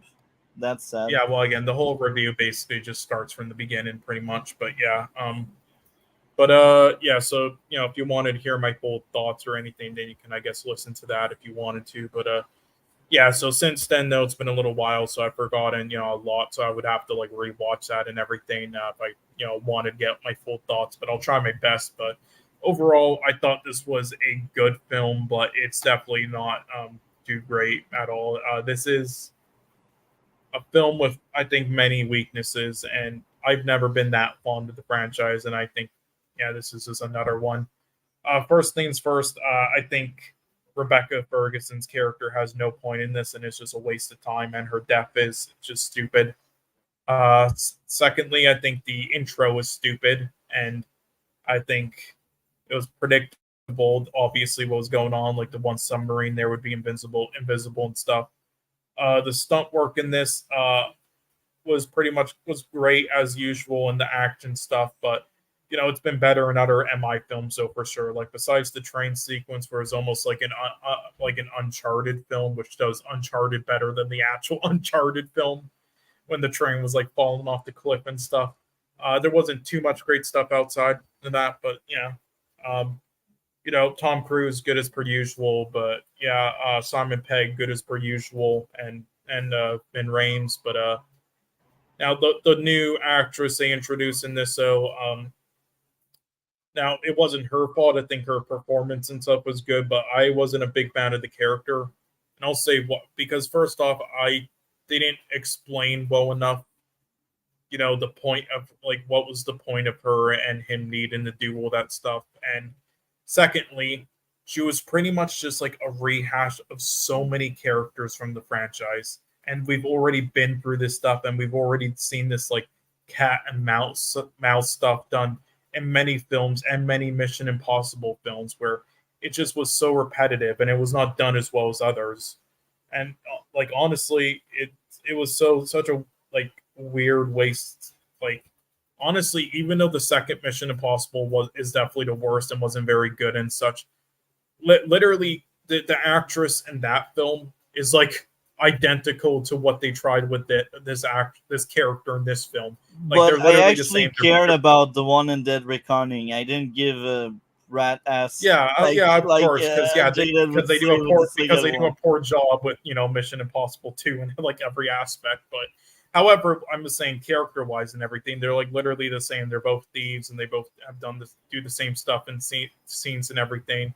So like honestly, and with how like she was introduced and how like there was little point to her appearing in this, like honestly, it would have just, even though the second sucks, it would have just been better logically for her to just like return in the franchise in that film and be that in that spot instead. And then also there would have been more of a point to like everything because that, of the past romance. Yeah, well, that, but also because everybody else in the franchise pretty much that's females fucking died or something, or is just like left. And so and I guess that's like sort of the point of the story. Like he wants to he's up there in age now, and he's had all these like past things with like assistants and stuff that have failed or died or whatever, and he wants to try to just get one thing right, and even if it costs him his life, with like turning her to the good side and stuff, and also saving her life. But whatever, they didn't do it well enough.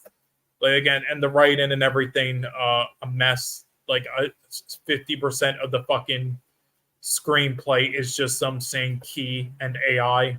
I wanted to jump through a fucking window. The guy who plays the villain was really good, but the AI stuff themselves was inconsistent, and they could have done a better job with it. The only real part in it where they did something good and interesting that wasn't seen in other films was the stuff window scene was in the sixth one, not the seventh one. Wait, what? The window scene. AI stuff. The window, when they said, I want to jump off a window. No, I said I wanted to listen to that fucking screenplay. Oh, okay, I see. Yeah, because they said fucking just key and AI so many times. Good lord. Yeah, but besides the moment where they like messed with their like communication to take him into another path, they could have done a lot better with that stuff. And there are a lot of stupid moments and characters playing dumb, and it was all stupid. And Vanessa Kirby was great in it, as per usual. She is in films, but yeah. The actor who played him was good, though, I guess. Some of the action scenes and fight choreography was good, especially the one in like the alleyway after he got like cornered and stuff. But then there were other moments where it was bad. The intro, honestly, what I kind of wished for the intro is I wish there was like, before the one guy who like gave him his bag, there was like a scene of like just some like fucking pizza delivery guy who then is like, "Where are you?" And then Tom Cruise just yells outside that he's right there, and then he has to like fucking climb up a fucking ladder on the outside of the building to reach him because he's like doing shit. Something like in MI2 honestly would have actually been fit in there, but whatever. Some of the cinematography is good, and then there's other points that are stupid, like fucking hell. There's the sand stuff in that area was for the most part dumb. Besides the intro, the scene where they're like in the room with all the secret, Asian people, whatever, and the politicians, and that whole scene stuff, that was so fucking terribly done. Like the way all those characters spoke in it, and the way they talked to each other, and the script writing and everything, it was almost like they were all fucking AIs. It like confused me. I'm like, is everybody here a fucking AI? Because they acted so fucking horribly. And then it was also obvious that Tom Cruise was there in that mask and would do that because they kept fucking cutting to the guy suspiciously many times, so it was obvious. So it wasn't a fucking surprise. Like, great filmmaking there, guys. Jesus fuck. And then the bomb stuff was obvious in the airport. I mean, there was some cool stuff done with that. God, what else? That's about it. I pretty much talked about the whole film, I guess, pretty much. But yeah, I mean, and also with how many times this stuff has happened to Tom Cruise with people like and thieves like tricking him. It's kind of unrealistic for him not to see some stuff coming that she attempted. But yeah, again, there's just so many issues in this film. Now, I still think there's a lot of positives. Like, again, I think it's filmed well. I think it's acted for the most part well, outside of, the room with all those fucking people in the beginning. That was just shit. I think, it has some compelling moments, some compelling action and everything, and some visuals and stuff. The nightclub stuff, though, was just, it was like a worse version of the shit in John Wick 4, how it was shot and everything. Like, after seeing John Wick 4, you really compare. It's just, Jesus Christ. Yeah, I mean, it's just, like, I don't think it's a bad film. It's just, like, not a very good film. It's just, like, it's pretty weak in a lot of areas. This is definitely a downgrade from the last 2 Mission Impossible films, or actually last 3. And again, I think the biggest reason why is because they dragged it out and left out so much stuff because this shouldn't have been a part 1 and part 2 thing. This should have been one film. And it really feels like it. It really feels like they dragged out shit and just had a bunch of scenes with nothing to drag it out so they can milk this into a 2-parter for the franchise. And yeah, it really feels it. And I think that's the biggest issue with all these, flaws and everything. Yeah, I mean, overall, but yeah, I still think it's decent. It's solid. It's whatever. But yeah, this is definitely a disappointment to me. And I don't understand all the people jerking it off. And I don't think it's, it's definitely not, anywhere near Mission Impossible 2. But I think this is like right around like Mission Impossible 3 for me. I think it's just at best good. I don't think it's great at all. But yeah, that's just me though.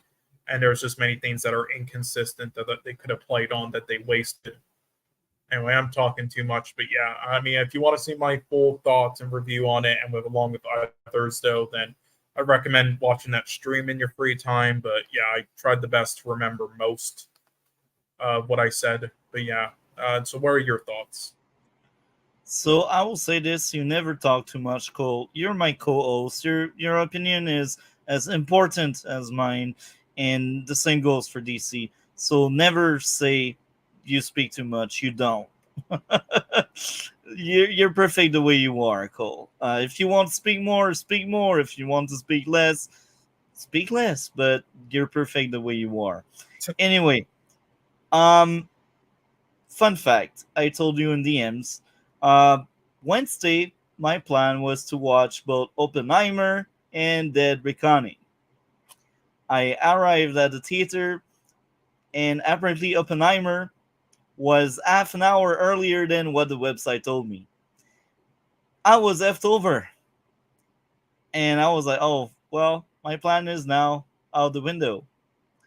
So I looked. I was already there. I was like, oh, let's watch that Reckoning. And because I missed Oppenheimer, I was stuck with the French version. Oh my. Just the title. What did they do to my boy, the title?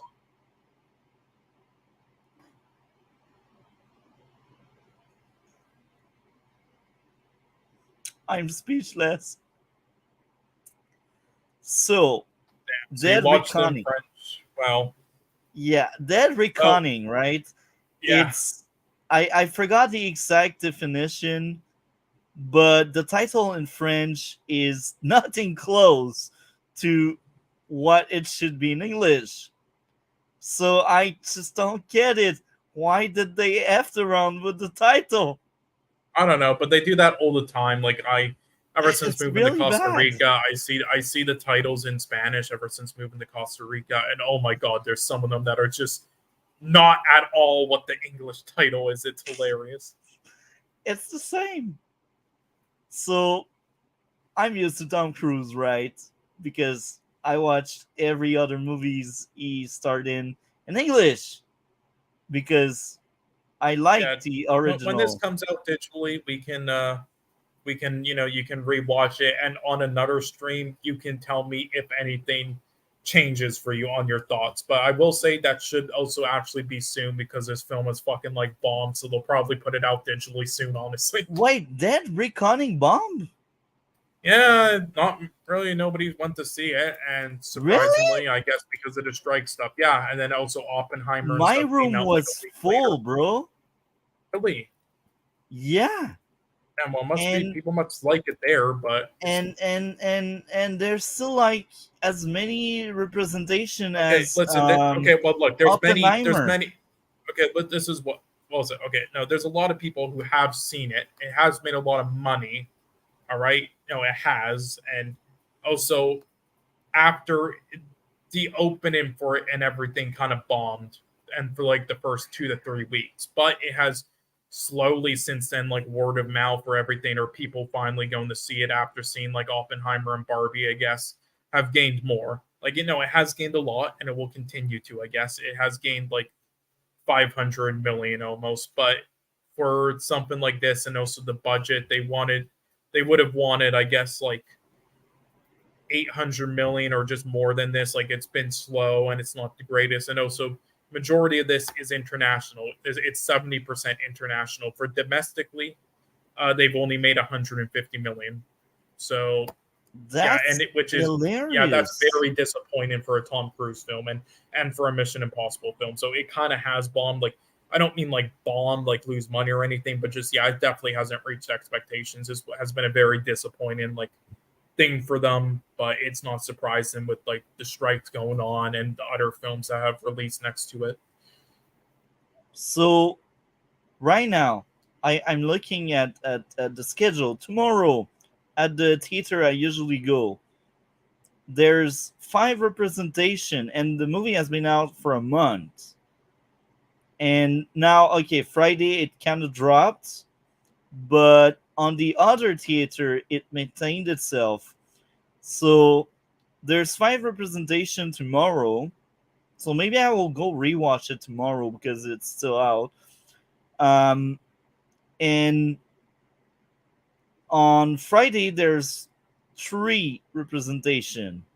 So it went from 5 to 3. So my guess, it did bunch of money on the last few weeks, but like this week it wasn't as um efficient. Yeah, I Maybe it's mean, because we got new it's movies. definitely made up ground. That's what I will say. Like, when it first released and for the first couple or first few weeks, it was kind of disappointing, but it definitely gained a lot more money than expected later on until this week. So they did, make more than expected after it had a disappointing start. But yeah, okay. I enjoyed the crap out of that one. Just enjoyment. If I turn off my brain, this is my favorite one. And I said the same with Fallout, but this one topped Fallout, like enjoyment value. But that's if I turn off my brain. I started to think a few issues happened, and I was sad. I was so sad. Okay, we already covered the 6 other movies, and maybe I barely touch upon it, but I basically said in the past I liked women when they can fight well and it's well depicted in movies, and I hate it when they are stupid people that don't know how to write fight choreography and stuff. This movie had a few fights woman on man, and they were amazing. It's just good fight choreography. Like, the villain takes on 2 girls, he beats them down because it's logic. And on the corner where Tom Cruise was trapped, he fought the other girl, and the other girl had actually the upper end on him, and it's logic because she is smaller than him, so she was at ease with the surrounding. That fight in the alley was amazing. It was my favorite fight in the franchise, with the guy and the girl in that alley. That was great. I really liked it a lot. And I thought Gabriel as a villain was very interesting. I liked him. Um, the idea that everyone wants the same thing, but they are willing to off other people to get it, was very accurate for that kind of plot device. You know, if you can control and beat everyone down by having something, that's amazing. So I really like the fact that everyone has the same goal, but they're willing to get rid of the others. I really enjoyed that. Um, I was entertained by it, and that movie was 2 hours and 43 minutes. That was the longest movie in the franchise, and I didn't thought of looking at my clock once because everything is bing, bing, bang, bang, boom. I I just liked it so much. Um, Dialogue wise, I did struggle because it was in French. I was like, man, I want to see the original. I want to see the true movie because I feel like, yeah, I got trapped. I It's got fine. cheated Listen, on. it will be released digitally, maybe in like a month or so max. So Yeah, but I at want to max, support this movie as much as I can. So I will yeah, most likely rewatch it tomorrow. Um, I liked it oh, so nice, much. So nice. I still have issues, you know. As I said, if you turn off your brain, this is a masterpiece. But if you think it's one of the weakest in the franchise, Yeah, first issue, people can't aim. That was very early. I was like, bruh, why? Why are you doing this to me, movie? Uh, Issue number 2, plot convenience. Cop just happening to leave their car keys for the girl to steal this car. I will smash someone. You know, when I was working at McGill University, I was a foot patroller. My co-worker were car patroller. Security, right?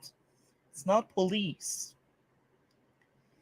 And they would get in trouble if they just leave the key on the contact when they just like leave the car to go pee or something, or even if they have a report to do, or the rule was you don't drive, the key is on you, so you don't lose it, nobody steal your car. Bruh, people are smart, they don't want to get into trouble, so they are cautious about where they leave their dang keys. Nobody ever stole one of our car. We are security. These are freaking cops.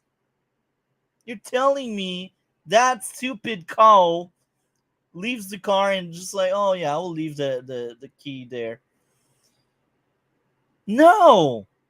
You want me to be brain dead to accept this shit.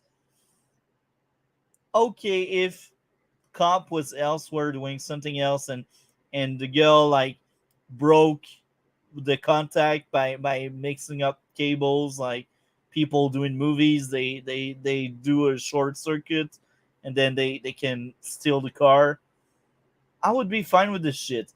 But no, she just leaves the key on the freaking contact for the girl to steal it. It's like, yeah, go for it, steal my car. um Plot convenience, Ethan just happening to crash land in the right wagon to save the girl. I was like, bro, why? Why? Why are you doing this?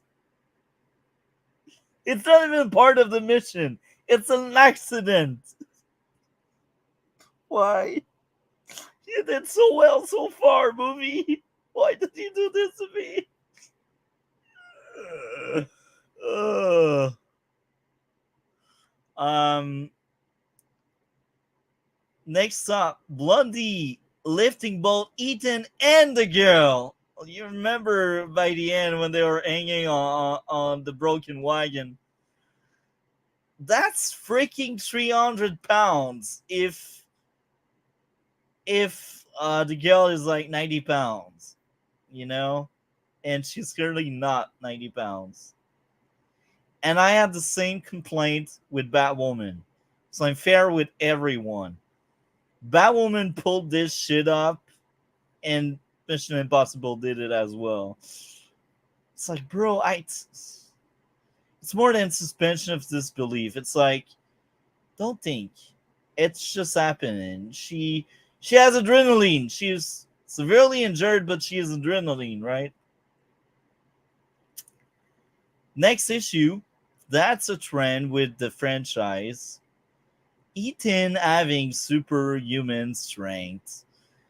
For how long he's been hanging and jumping around like there's no tomorrow, and he's hanging on that ledge one end, and the other end is lifting someone else on top of his own body. It's like, bro, no.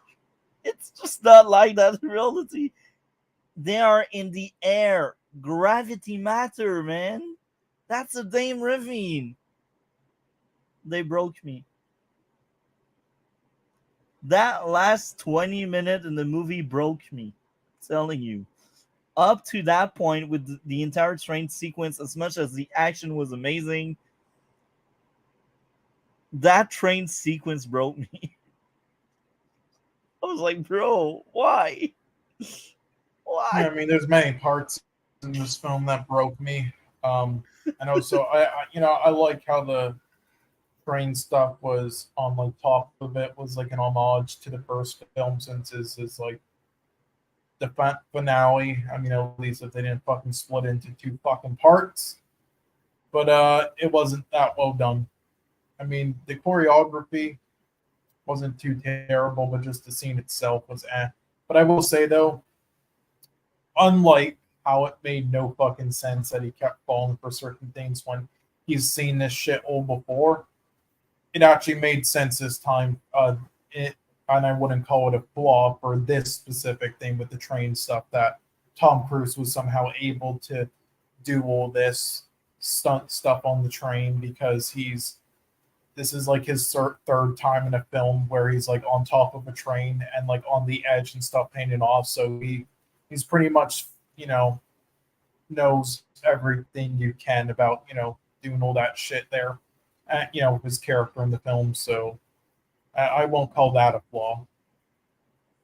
It's freaking convenient how strong he is. I get it if he was like Captain America, or if he had some kind of chip in his body. Franchise, though. Yeah, but remember, I keep saying it, and I said that that's a trope with this series. Almost every movie, there's the unbelievable sequence where he's just like Hulk level strong. He's like, yeah, and that's what staying makes there the for like forever. Yeah, that's just a trope I really hate. Yeah, well, I mean, in fairness, though, I mean, if Tom Cruise, if he pretty much did all this stuff like for real, so you can't really call it like unrealistic or Hulk level, because he for the most part like just genuinely did it, realist, like for real. And the same goes for like Jackie Chan action films and stuff. So I mean, yeah. But they were not on that train. That train was fake. Like maybe they not did that stunts. one, not that one, but almost every other one he's ever done. And also, again, with the train stuff, this is his third train thing. So I kind of give it leeway, as in he's very experienced at this by now, and with his strength, especially with the other stuff we've seen. And once again, this is a alternate universe. This isn't real life. Otherwise we wouldn't have like this AI stuff. So it's fine if there's a character that's like a bit OP like that, because it isn't real life. And same thing with like the AI character. So so to me, sort of just like a comic book movie universe. Not really like a flaw to me, or I'm like breaking like physics or anything. Yeah. Nonetheless, I was freaking entertained. I had a blast. I really liked it. I really had a blast, just hearing the word key and the AI 50,000 times. That was really entertaining. That's my favorite movie action wise. Like that's the longest, and this is the one that has the most to offer, I think. But you need to turn off your brain because it has so many flaws. I mentioned them. Um, in terms of quality, I'd say that one is somewhere in the middle. I can't remember the grade of the others. I know I like the third one and Ghost Protocol more, but I can't remember Rogue Nation and Fallout. Um, I know Fallout was my favorite prior this one in terms of enjoyment, but in terms of flaws and issues, I can't remember, man. So far with the franchise, the best one remains the first one. That's the one that had the highest score for me. I don't think it will be beaten. If it is beaten, that would be amazing. But I don't think that will happen. What would be your grade out of 10 for this one? 6. For me, this was a well-deserved 8 out of 10. Um, as I said, I will rewatch it most likely tomorrow or maybe next week. I don't know. We will see. I will try my best to watch it one last time in theater, but in English this time around. Because, man, the French version kind of sucked. Whoever did the dub for Ethan, bruh, you're not Tom Cruise. You did your best. I mean, you Congrats. can't listen. With live action dub, they literally just get like janitors from the back to do it because nobody cares about it. So yeah, but it's different from like anime dub. At least most, there's some other shit as well there. But yeah. Anyway, for next week though, I will say we can discuss Oppenheimer a second time. If you want, or at least let Parker do so next week, along with the Star Wars stuff to get his opinion on that. Yeah. Otherwise, the schedule will stay the same. Just the Black Mirror episode next week now. But yeah, 7:30 instead of 5:30 because Monday I do a quick visit in my family and I come back on Tuesday. Right, okay. So okay. Tuesday, well, 7:30. Hopefully, we have enough time. Then he shows up because he usually shows up later. But we'll see. Again, we can rediscuss stuff though on other streams like this 22nd and stuff, so it's fine. We just as long as you discuss it. But anyway, right. I will say I think I think the schedule there needs more editing, so I'll just again. I'll leave the ping thing as it is, but I'll just post also just the one we're doing right now as like the updated version of it because it needs some editing. Yeah. For each man. week. As usual, I had a blast. Also, what did you wanted to add? Yeah, there were 2 other things I was gonna add, but right, I think right, this was one of them, I think.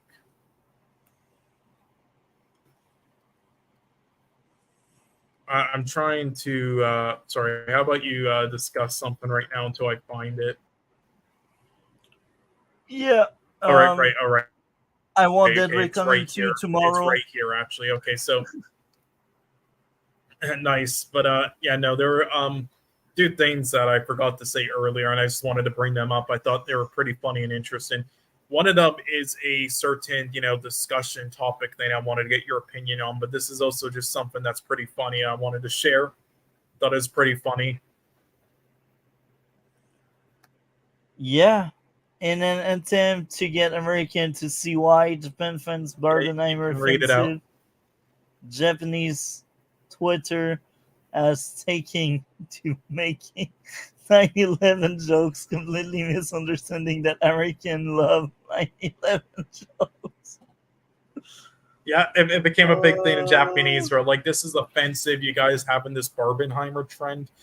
when there's like one of them's around that topic. So we're gonna show you why we're offended by doing this, and then everybody just like loved it because they all love 9/11 jokes. Yeah, So that was just that's hilarious. And then there was right, it involved Invincible, and Rosales is probably going to bring it up as a topic on next Sunday for stream.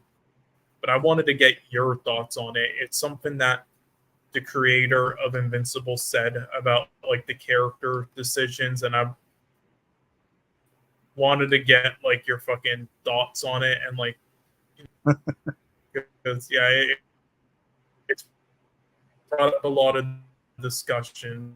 I'm just waiting for the fucking DM shit to load. Load properly.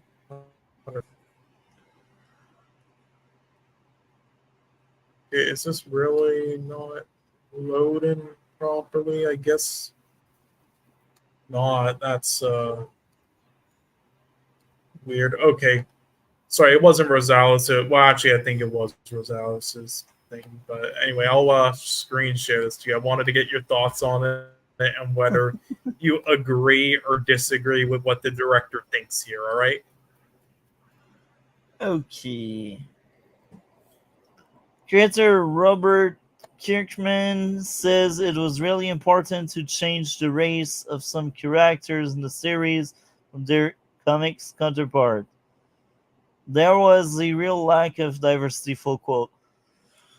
Oh, I think yeah, so that's the basic. Like, there's more into depth to the article. It's just the headline, but yeah, that's basically what he said. Though there's more into the headline. Yeah, well, yeah, he basically said that, and also thinking that it was needed just because the voice actor, like for example, for this character is black, so it was needed in their eyes. And yeah, so I just wanted to get your thoughts on that. But also, not only that, but he's the creator of the comics. So if he thought it needed more, why didn't he do it when he made the comics? Because it's almost like it doesn't matter. It's almost like he's just afraid to like offend people that there's too many white characters in it. Now that he's making it for fucking TV, like I swear. Yeah, it's brain dead. You know what? I will. Yeah. Since we are into diversity right now, I have diversity in my novel, you know, and everything has a logical reason, and I am the creator behind it. I am the one making the decision behind it. And I will give a perfect example. The best friend of my main character is a lesbian. And the reason why I did that is to make sure there would be no hints at any romance between them. And yeah, so she's a Chinese lesbian, you know, and that's fine. I created that character. So if for example some retard picks up my novel because one day, for example, I become popular or something, and they change that aspect of the character to suit their own agenda, then it's no more an adaptation. It's a destruction of the core idea of something, you know. It's dumb. And I agree there's a lack of diversity. You know what? To solve a diversity issue, don't erase what's been made. Create something new. And my main character in my novel is a black guy. Why? It's because I think most black guys, based on my experience, are more physical. They are bigger and stronger. I may be biased because I'm in security or something, but that's why I'm like, my main character will be a big guy, muscle and all. And yeah, and I feel like there's a lack of redhead because they all get race swap or gender swap because people hate redhead apparently. So there will be a redhead in my novel. justice for everyone, and these are my characters. And I I yeah, that's how I see it. Just if you want more diversity and representation, make your own shit instead of like using someone else. Because when someone created something, there is always an intent. Yeah. Sometimes it's subconscious and the But creator. again, that's the crazy thing, though, because it's the creator of the comic saying that shit. Well, it's stupid and incoherent. Maybe you just want things to trend, and there was Yeah. a time where white people were trending, and now Yeah, I don't know. It's almost like he was afraid, like in the adaptation, that people would point out that there's too many like white characters. So he's just like, yeah, let's do it. It's like it's almost like that because like it's like you're the creator of it. Like it doesn't change like the character. Like why would you do? I don't know. It's like if you want to make changes, okay, but to just do it for that, I don't understand that. And again, if you wanted more to begin with, why didn't you when you were laid out a second? Can you hear me now? yeah, yeah. There's Yeah, a my bad. delay, I but guess I there's can like a hear you. delay and someone it's lagging again.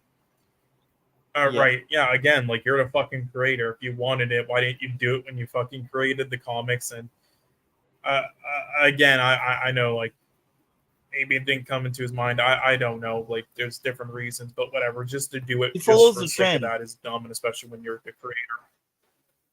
This is how I see it. It follows trend, and I will add Maybe. more to my I don't know. diversity stuff. I always see stuff big, and the novel I write right now will have prequels, and even the novel I write right now will have several volume because I have lots of idea I want to put out, and the prequels, it will be another main character, and that main character will be a woman.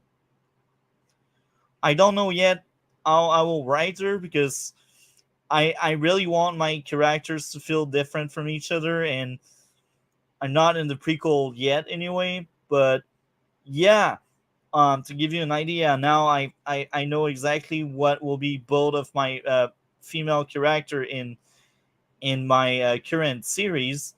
There's a tech girl, a bit like Felicity, but a bitch, a true bitch. Like she is like a leader, but she's a shit leader, and parts of her character arc is like becoming a better leader. But that's an arc that will last for like several volume and stuff like that. And on the prequel, because the main character will be a woman, I will increase the number of women in the prequels. I will always try to keep the ratio of characters being 6 characters for 9 chapter. So, um, in my current series I make with the black guy as the lead, there's four men and 2 women, and for the entire series with him as the main character, I will swap around some of the characters in the cast. Some will be killed off, others will be just written off. Um, and I will swap the cast around to have different women's and different men's. But the core idea of that series about the black guy is 4 men for 2 women during the entire story. But then when I will have my female led story, I will try to get more female perspective because more women will be written in that series. For the 6 characters, it will be the reverse. So instead of having 4 men, 2 women, it will be 4 women, 2 men. So I will clearly need some help to build the female character for the prequel. And Yeah. Oh, so did Jaded at all help? When you talked with him, did he give you any good advice? yes and no. He had lots of wisdom. I liked his wisdom. He did his best. He gave me good tips, but he didn't help much because it was like you need to build your story around your character instead of your character around the story. I can see where he's coming from, and I used to write the way he told me. But when I was writing the way he told me, my character always felt flat because I didn't know what kind of direction I would take them I into. see. So Yeah, I mean, I will say though that is kind of accurate, like a good tip, because yeah, a lot of people like focus on the characters and not as much as like the world build, and I think that's like backwards. You should definitely focus more on the world first. You know, like I think that's an amateur mistake to put in too much effort into just the characters, but it's still something important, obviously. because as I said, I used to do it the way Jaded suggested, and it didn't work that great with me. Um, and I'm like, if I wasn't really able to do it Jaded's way, I need to try something else. And what I ended up doing is like, I came up with that plan. I need to create my characters first, but of course I will tweak a few things as I write the story, you know. But if I have a profile for the character, I can click these checkbox so the reader can really see what kind of character um, they are reading about. You know, like to give you an idea, the first chapter will be one of the longest. Like the first chapter and one of the last few chapter of that novel, it will be a break. Like it will be centered around one character. Like the first chapter is about the main character, and like chapter 8 will be about the main villain. And because I already have like the profile of the character, all I needed to do is like have a few scenes to flesh out what I wrote down in my notes for the characters, and that really helped me out a lot to have a lot of ideas and bullet points to it with my main character. If I didn't add that profile, I don't think that first chapter would be as precise to flesh out my character as it would be. And I don't do like profile for every single character. I only do it for like the main cast, the main 6 I was talking about. Because there's clearly much more than just 6 characters, but these are the 6 big ones that will have character arc either in one volume or several volume, depending on which case. But yeah, I really want to build up my characters first, because I can already give them the flavor when I write the story. But yeah, my Yeah, mother fair really enough. my mother really helped me out a lot, Mm. because she's a writer. She wrote a novel. I read her novel.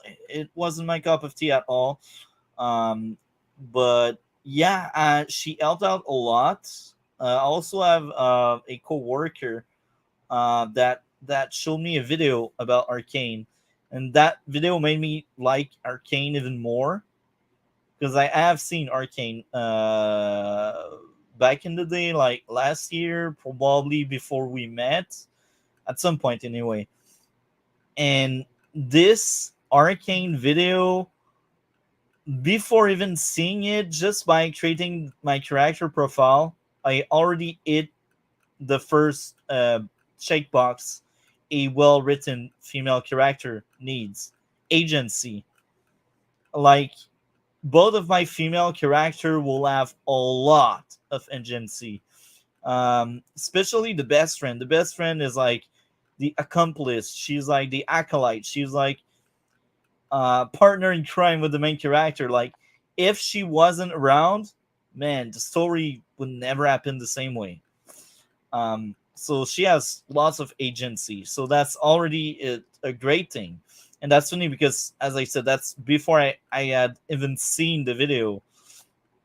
And the other character will be a leader, you know? She will be a boss. She will be a bad boss, but she will be a boss. So because she is a boss, she will have agency. She will affect directly the story, you know?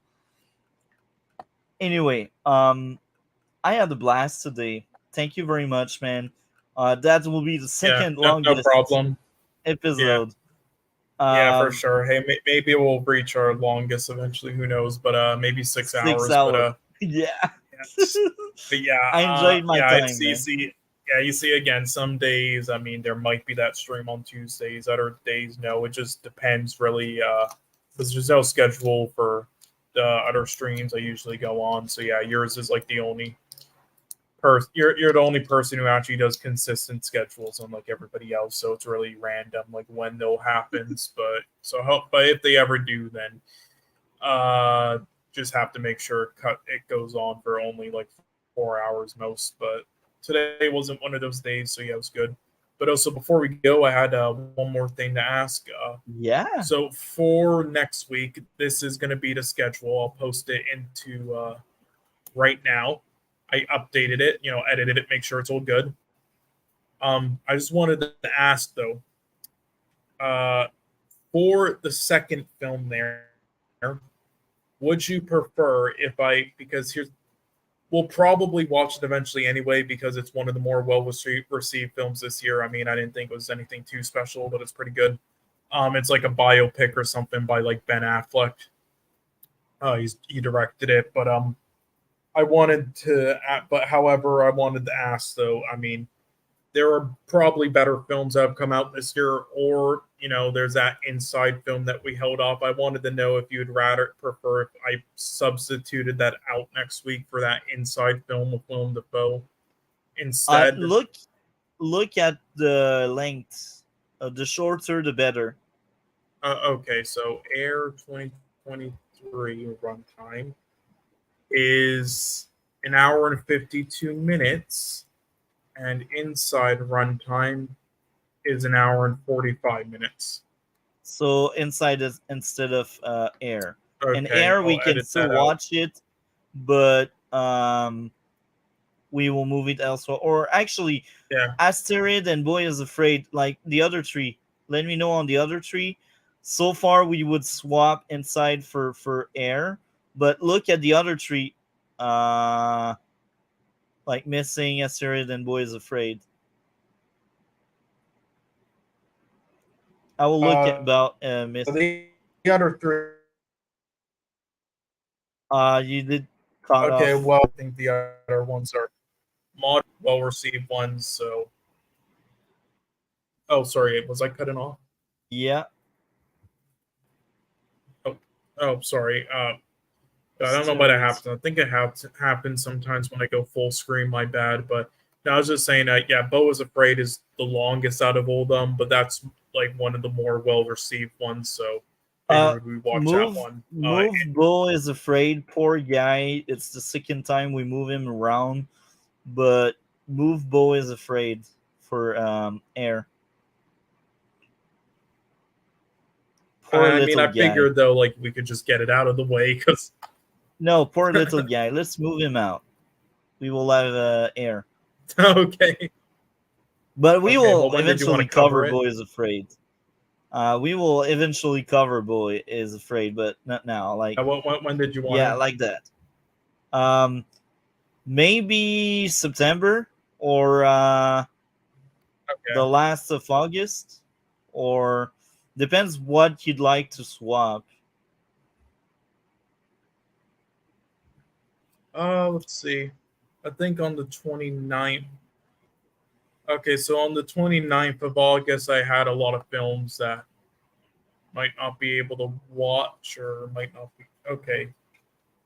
On the 29th of August, I'll swap out one of those for Beau's Afraid. Perfect. That sounds like a plan. Man, you are a golden co-host. I liked you a lot. You are doing amazing. I can count on you, and you have good ideas for planning. You know what you're doing. It's just very fun watching your recommendation. It's very fun talking with you about the movies and the shows. And our podcast is proof that we can still get along even if we have different opinion. Like we were four person with different takes on Dungeon and Dragon and Arrow and everything. So people, you can get along with different point of view. I know it's a scoop. No, fuck you. You didn't agree with me. All right, so fuck you. I'm never gonna talk to you again. Bye. I'm blocking you. Jesus Christ, it's gonna be like that Black Mirror episode. Holy fuck. You're amazing, Cole. Thank you very much. Is there anything else you'd like to add? No, that's about it. So yeah. That's officially our longest, man. We just defeated Shit. the other one. Oh, Anyway, I guess that's what happens when we go on long meander and rants near the end. We did that on purpose, totally. Yeah, totally. Thank you very much again. Have a great day and take care, and we will talk later. Yep. See ya.